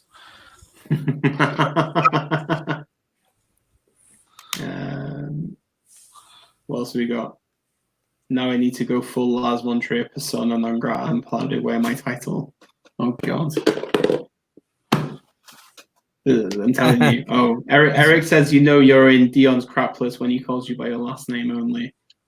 Yeah, but it's because I know Dimitri's last name.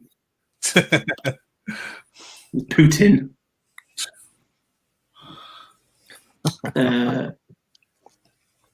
Cookberg, y'all out that Dark Days Max Singer documentary. It's riveting viewing for a documentary. It's from 2000. Not seen it. I saw a terrible documentary the other day about, it was like made in 2006, right? And it was about women that go to Turkey to copulate with men. But these particular women went on holiday with their children.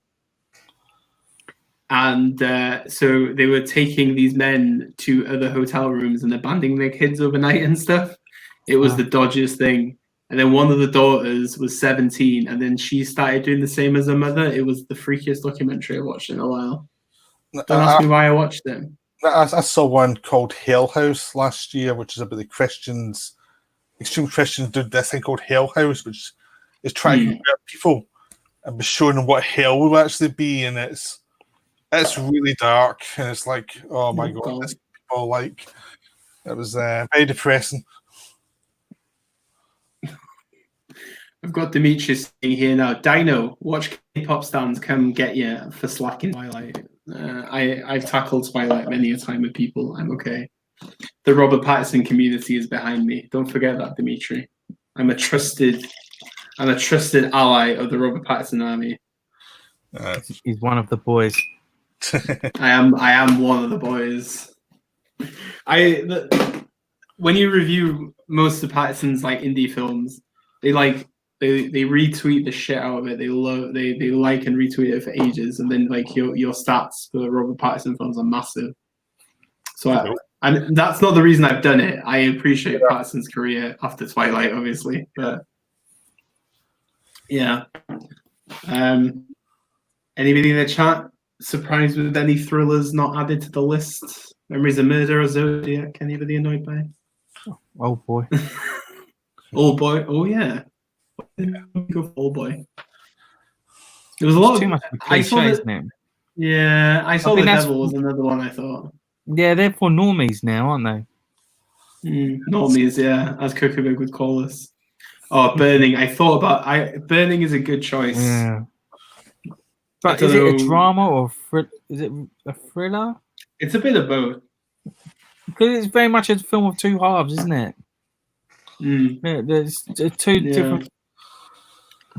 It's definitely a drama in the first half, isn't it? Then it moved into thriller territory.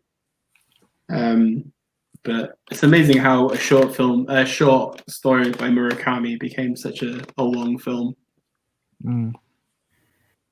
But no, I still laugh when I saw it, and Stephen Yeun and Lee Chang-dong were doing a Q&A after it, and then the first question I was asked after the Q&A was, "Oh, Stephen Yeun, how's life after Walking Dead?"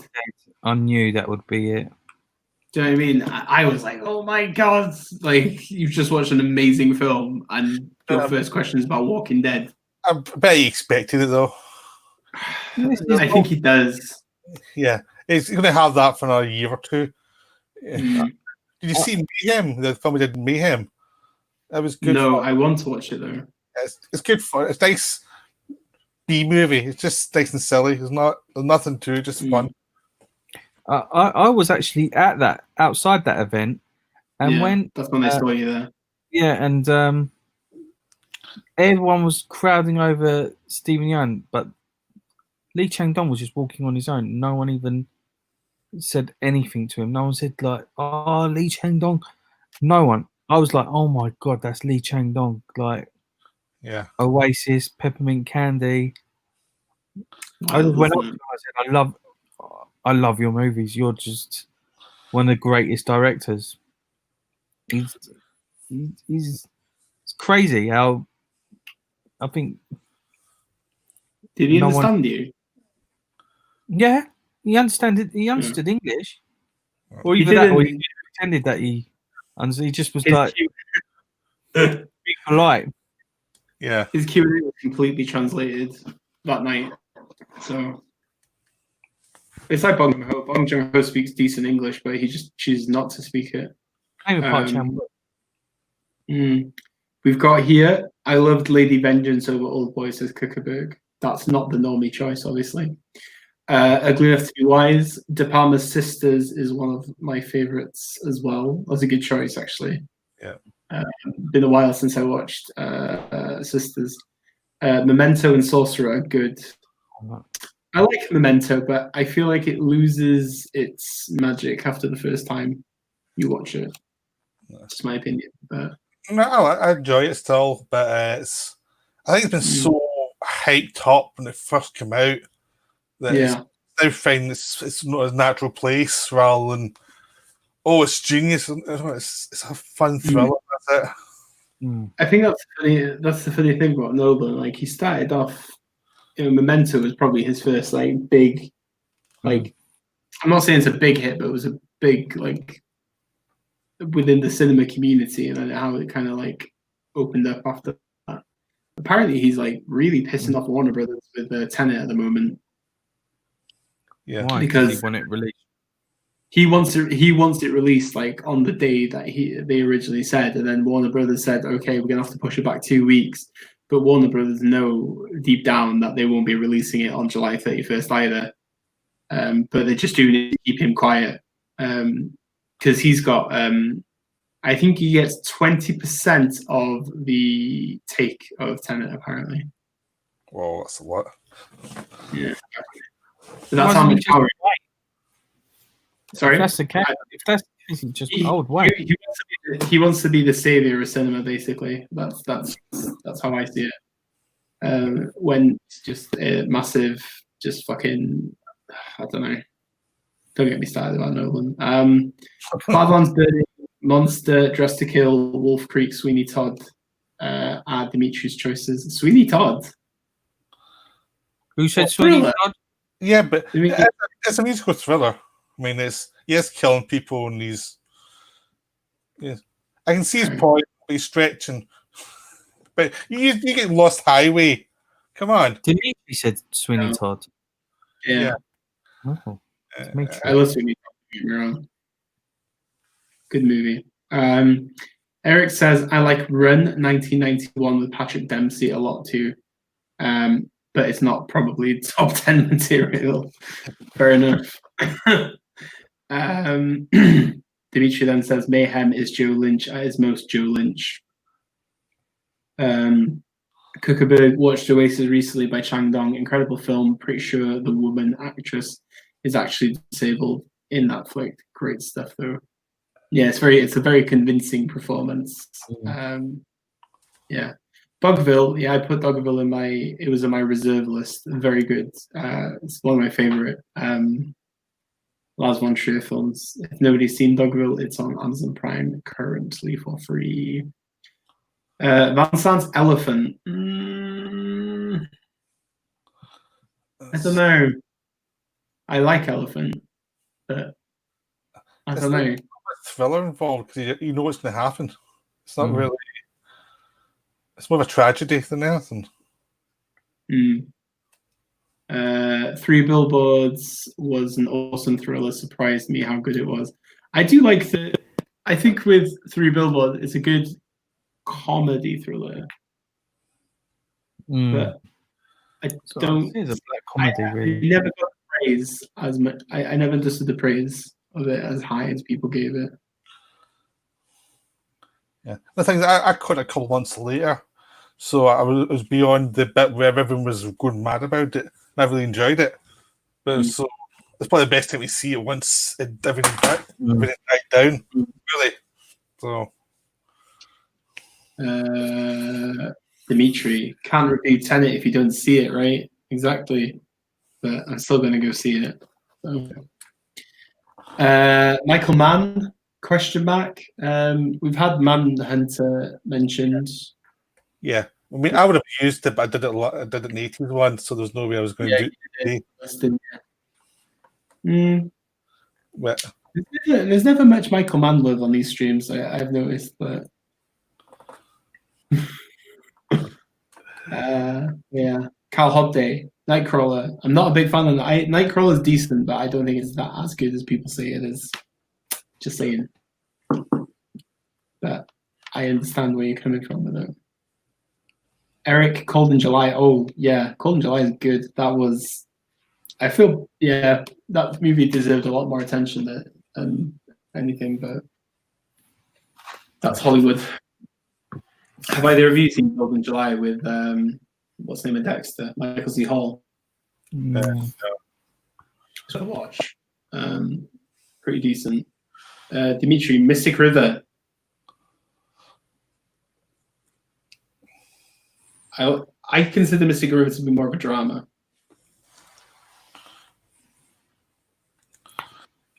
I think you and Dimitri are going to fall out by the end of this stream. Do you know what he pokes the bear every day with me? You know, he tries to react. He tries to get reactions out of me most days. Me and Dimitri would talk. I think we talk every day. I think we've spoken every day for I don't know for how long. He's like a bad rash I can't get rid of. He's a good kid. He's not a bad rash. He's a good rash. Ugly Enough to Be Wise. Oh no, sorry. Kuckerberg. Shot Caller was a great slept-on thriller. Technically a prison-type movie. Shot Caller. That's the one with that guy from Game of Thrones in it, isn't it? Yeah. Yeah, I've seen it. Yeah. Oh. Okay. Interesting. Oh, but it's got John Berthnell in it. Oh, God. There's a lot of good Wind River's good. It's a nice thriller. Sorry? Wind River. Wind River. Yeah. Yeah. What else we got? Ugly Enough to Be Wise. So I'm actually from Croatia, and one of our classic films is a thriller called H8. I'm not sure if there's any way for you to see it, at least legally, but give it a watch. Okay. I'm always keen to watch something new. H8. Let's have a look.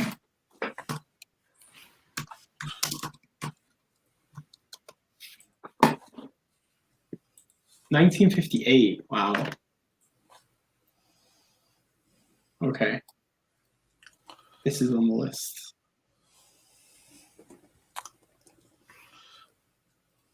Wait a minute. Sorry. While we're looking. Oh yeah.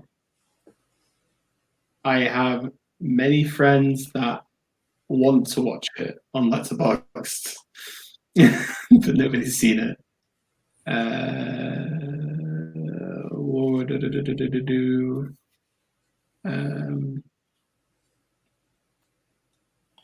Dimitri says, although if we're talking about 2000s, I'm a massive fan of Hard Candy. Hard Candy is a good thriller, but I don't know if it's if it's like a top list thriller.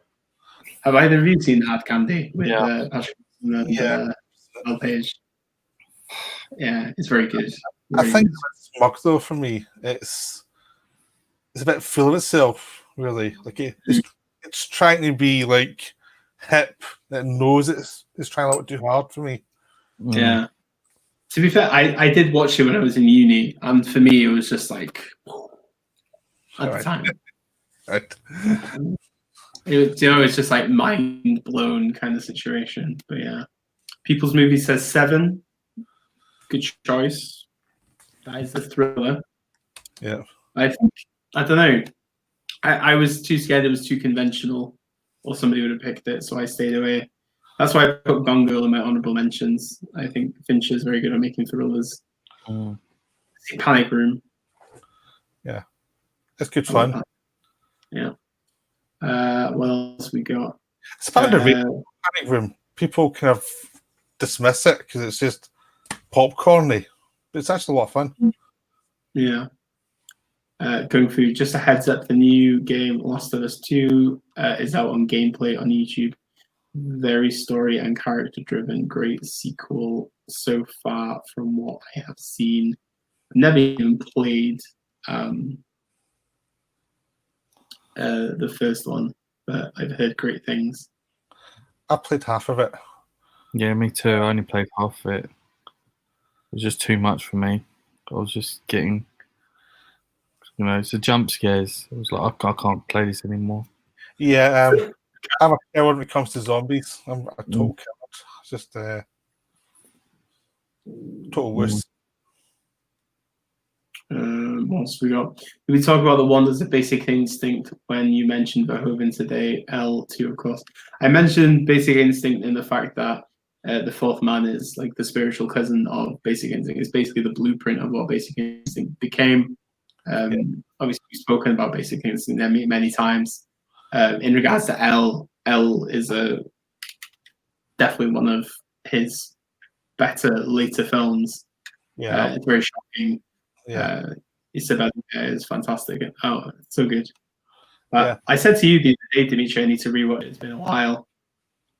I adore L. L's just so good. It's so funny as well. And no one take it. It's humorous. It's going to be interesting to see Benedetta whenever it comes out. It's meant to be out this year, but because of the festival's being cancelled. But it's going to be a 3-hour lesbian nun movie from Paul Verhoeven. So, but what's the downside? Who knows? Paul Verhoeven. Apparently, he's been trying to make this for a while. Yeah.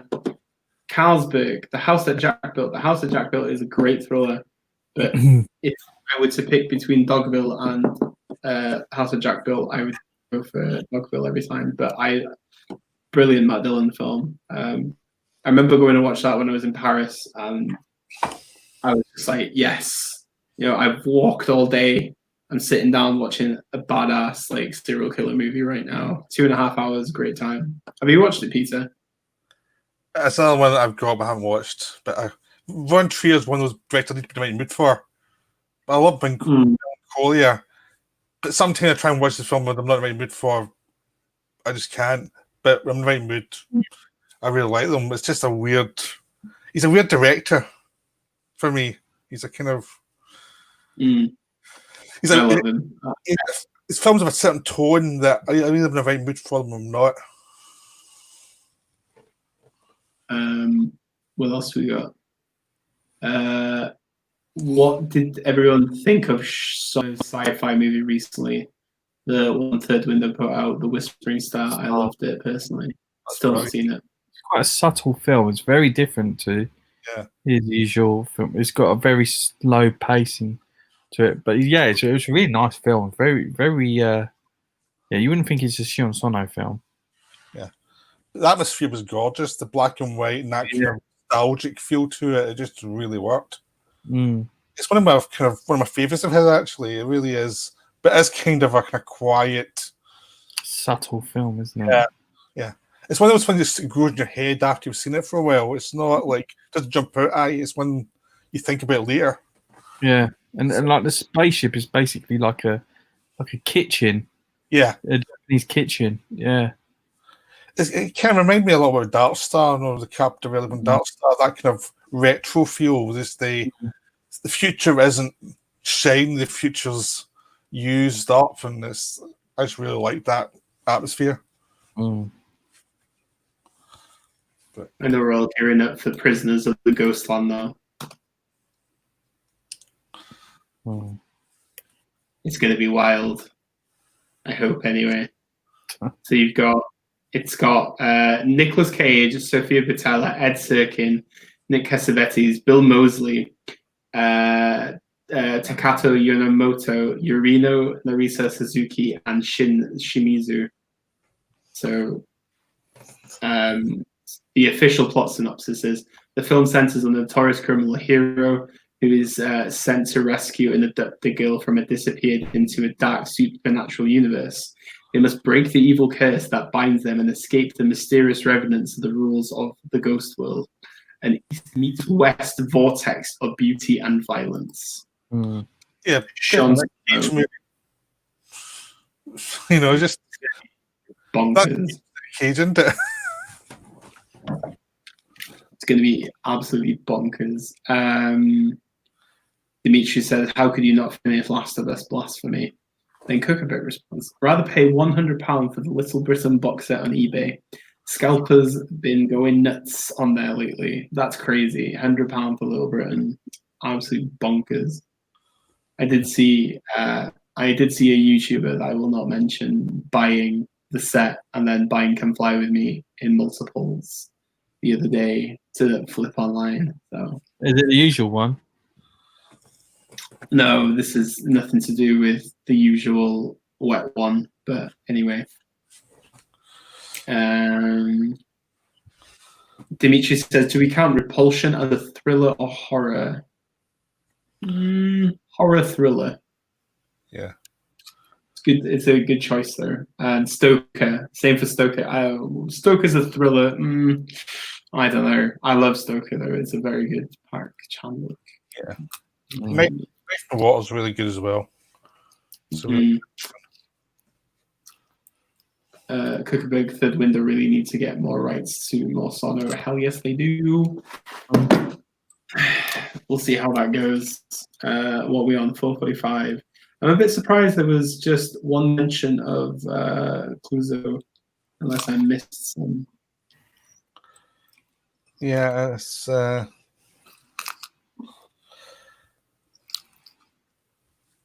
Honestly, I'm not Diabolique at all. I think Diabolique's okay. yeah, I'm probably Sophia. It's a much better film. Night Cluzo's almost too obvious to say in the thriller thing. Really, Yeah. everyone mentioned them. Yeah, that's the thing. It's like these lists are more personal choices, really, aren't they? They're not like the best of the best. Do you know what I mean? They're the thrillers that we like. So, yeah. Quite a few of them I'd probably change if we did it in 6 months, because it's like someone like Jewel is like, I'm into Jewel at the moment. Probably could have just watched Jaws, but if I watched it, if it was a couple of months later, it might be something different. Or the same with something else, just like whatever thrillers you're into at the moment. Yeah. Oh God. Host's best mates. Yeah, well, we're gonna have him on the stream next week. Are we? No fucking way. Banter. Dimitri Kraus played See Last of Us. Are you just playing? Going through, Dimitri is a gamer. He loves these games big time. So yeah, he is. But yeah. Anything else that we want to add to anything, lads? Or are we getting to the end of this now? Well, I sunk a lot of time into Assassin's Creed this week, the Odyssey one. Complete waste of time, but it was a heat wave and I had nothing else to do, and I was really it seemed the least effort you'd make. It wasn't even a very good game. But it was like it took the least amount of effort. Fair enough. Oh God, I haven't played a video game in ages. Pi Aronofsky is slept on quite a lot.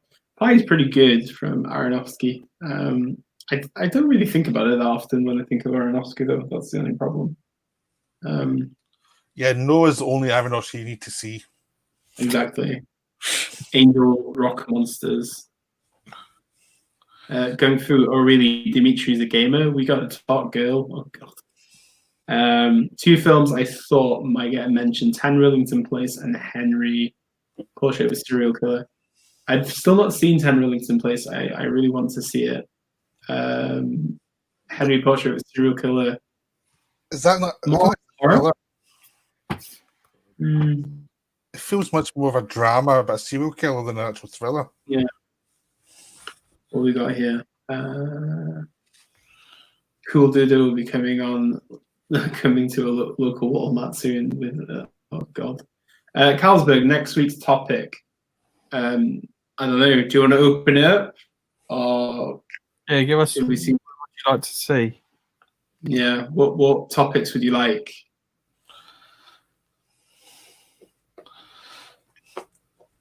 Video game adaptations top 10, lol. Hell no. Detective Pikachu 1 to 10.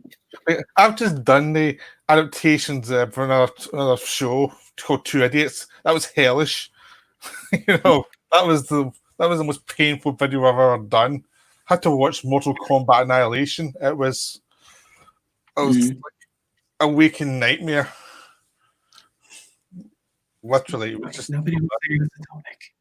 I'm trying to think that I can't think of any video game adaptations that are any that good. Detective Pikachu, I just said. I'm trying to think anything Sonic the else. Hedgehog. that'll break your brain. Try to figure that out because no one's found that answer out.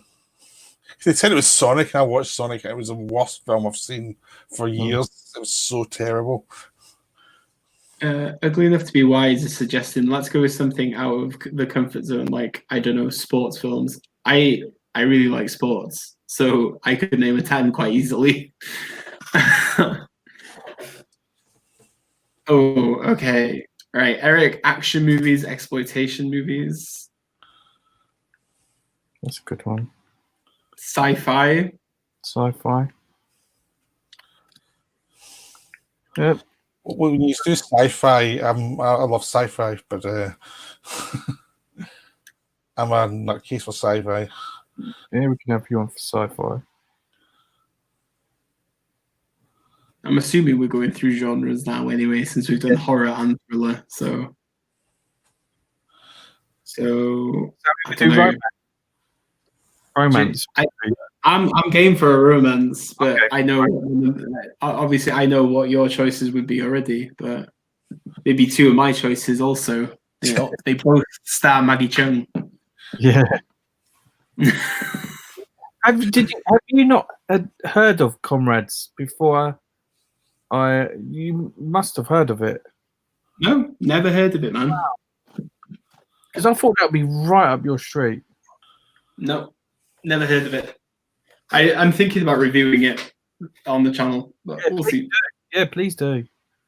Love to I might do it when I've got no new releases on that week, because I did Joan of Arc today. But yeah, I've got to put a review up. A film from Nippon Connection. I saw Forgiven Children, Japanese movie. I like Justin Mod review. Dion, I really want to see that now. Justin Mod. Justin Mod. Oh, you watched the review? Oh, great. Yeah, I don't know when it's coming out in the UK now. It's coming out in America in July. Yeah. So I don't think it's going to be far. It's going to be on VOD from what I gather. Yeah, but it was. It got me very interested to see. I love those kind of films about religious mania and stuff like that. It's right up my alley. They are good. Dimitri saying exploitation. We've had Jackie Chan, good and bad. We've had sci-fi again. Kuckerberg says top serial killer flicks. I don't know. There's not that many really great ones. You probably mentioned them all by getting to 5 each. Yeah. Okay. Right. I think exploitation is kind of a good idea, but I kind of like that idea. But we shall see. I don't know. What do you think, boss? No, let's discuss it. There's going down a cool route now of genres. Okay. Yeah. Right, we'll have a ponder then. But I'm tempted by exploitation. No one mentioned musicals, really. I haven't seen enough musicals, really. Hey, I was joking. I would do musicals. If you ever take a holiday, Hus will do musicals. Yeah, you guys could do the musicals while I'm not around. It's just I've not seen enough. I think I've seen in my whole life maybe 4 or 5.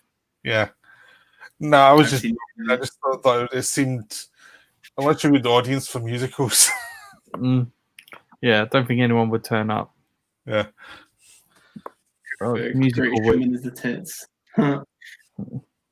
Kuckerberg says exploitation also. Okay. Okay, Exploitation's massive. that's fine with me. So many genres because you've got kung fu movies, you've got God, Spaghetti Western. spaghetti Western. Loads. Anything sleazy, probably. Yeah. Okay. Yeah. That's cool. Yeah, exactly. They could be very sleazy. Yeah. So yeah. All right then. Should we call it a night then? Yep, let's call it a night. Thank you very much, guys, for tuning in. Thank you so much to Pete. If you've not subscribed to his channel, please see the link below. Yes. Easily one of my favorite channels. Amazing how you've not had a YouTube channel for that long. Was it 2 years? A year?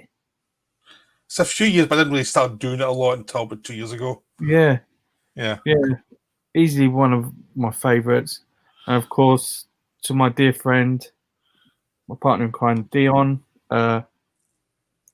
You've obviously all subscribed to his channel. But yeah, guys, thank you so much. And we will see you next week on Talking Movies. Take it easy, guys. Have a good weekend. Bye. Ciao, ciao. Oh, Hus is gone. Bye, Hus. Brilliant. Well, thanks for having me. No problem, man. Yeah, it's good. It was a good chat. Definitely a good one.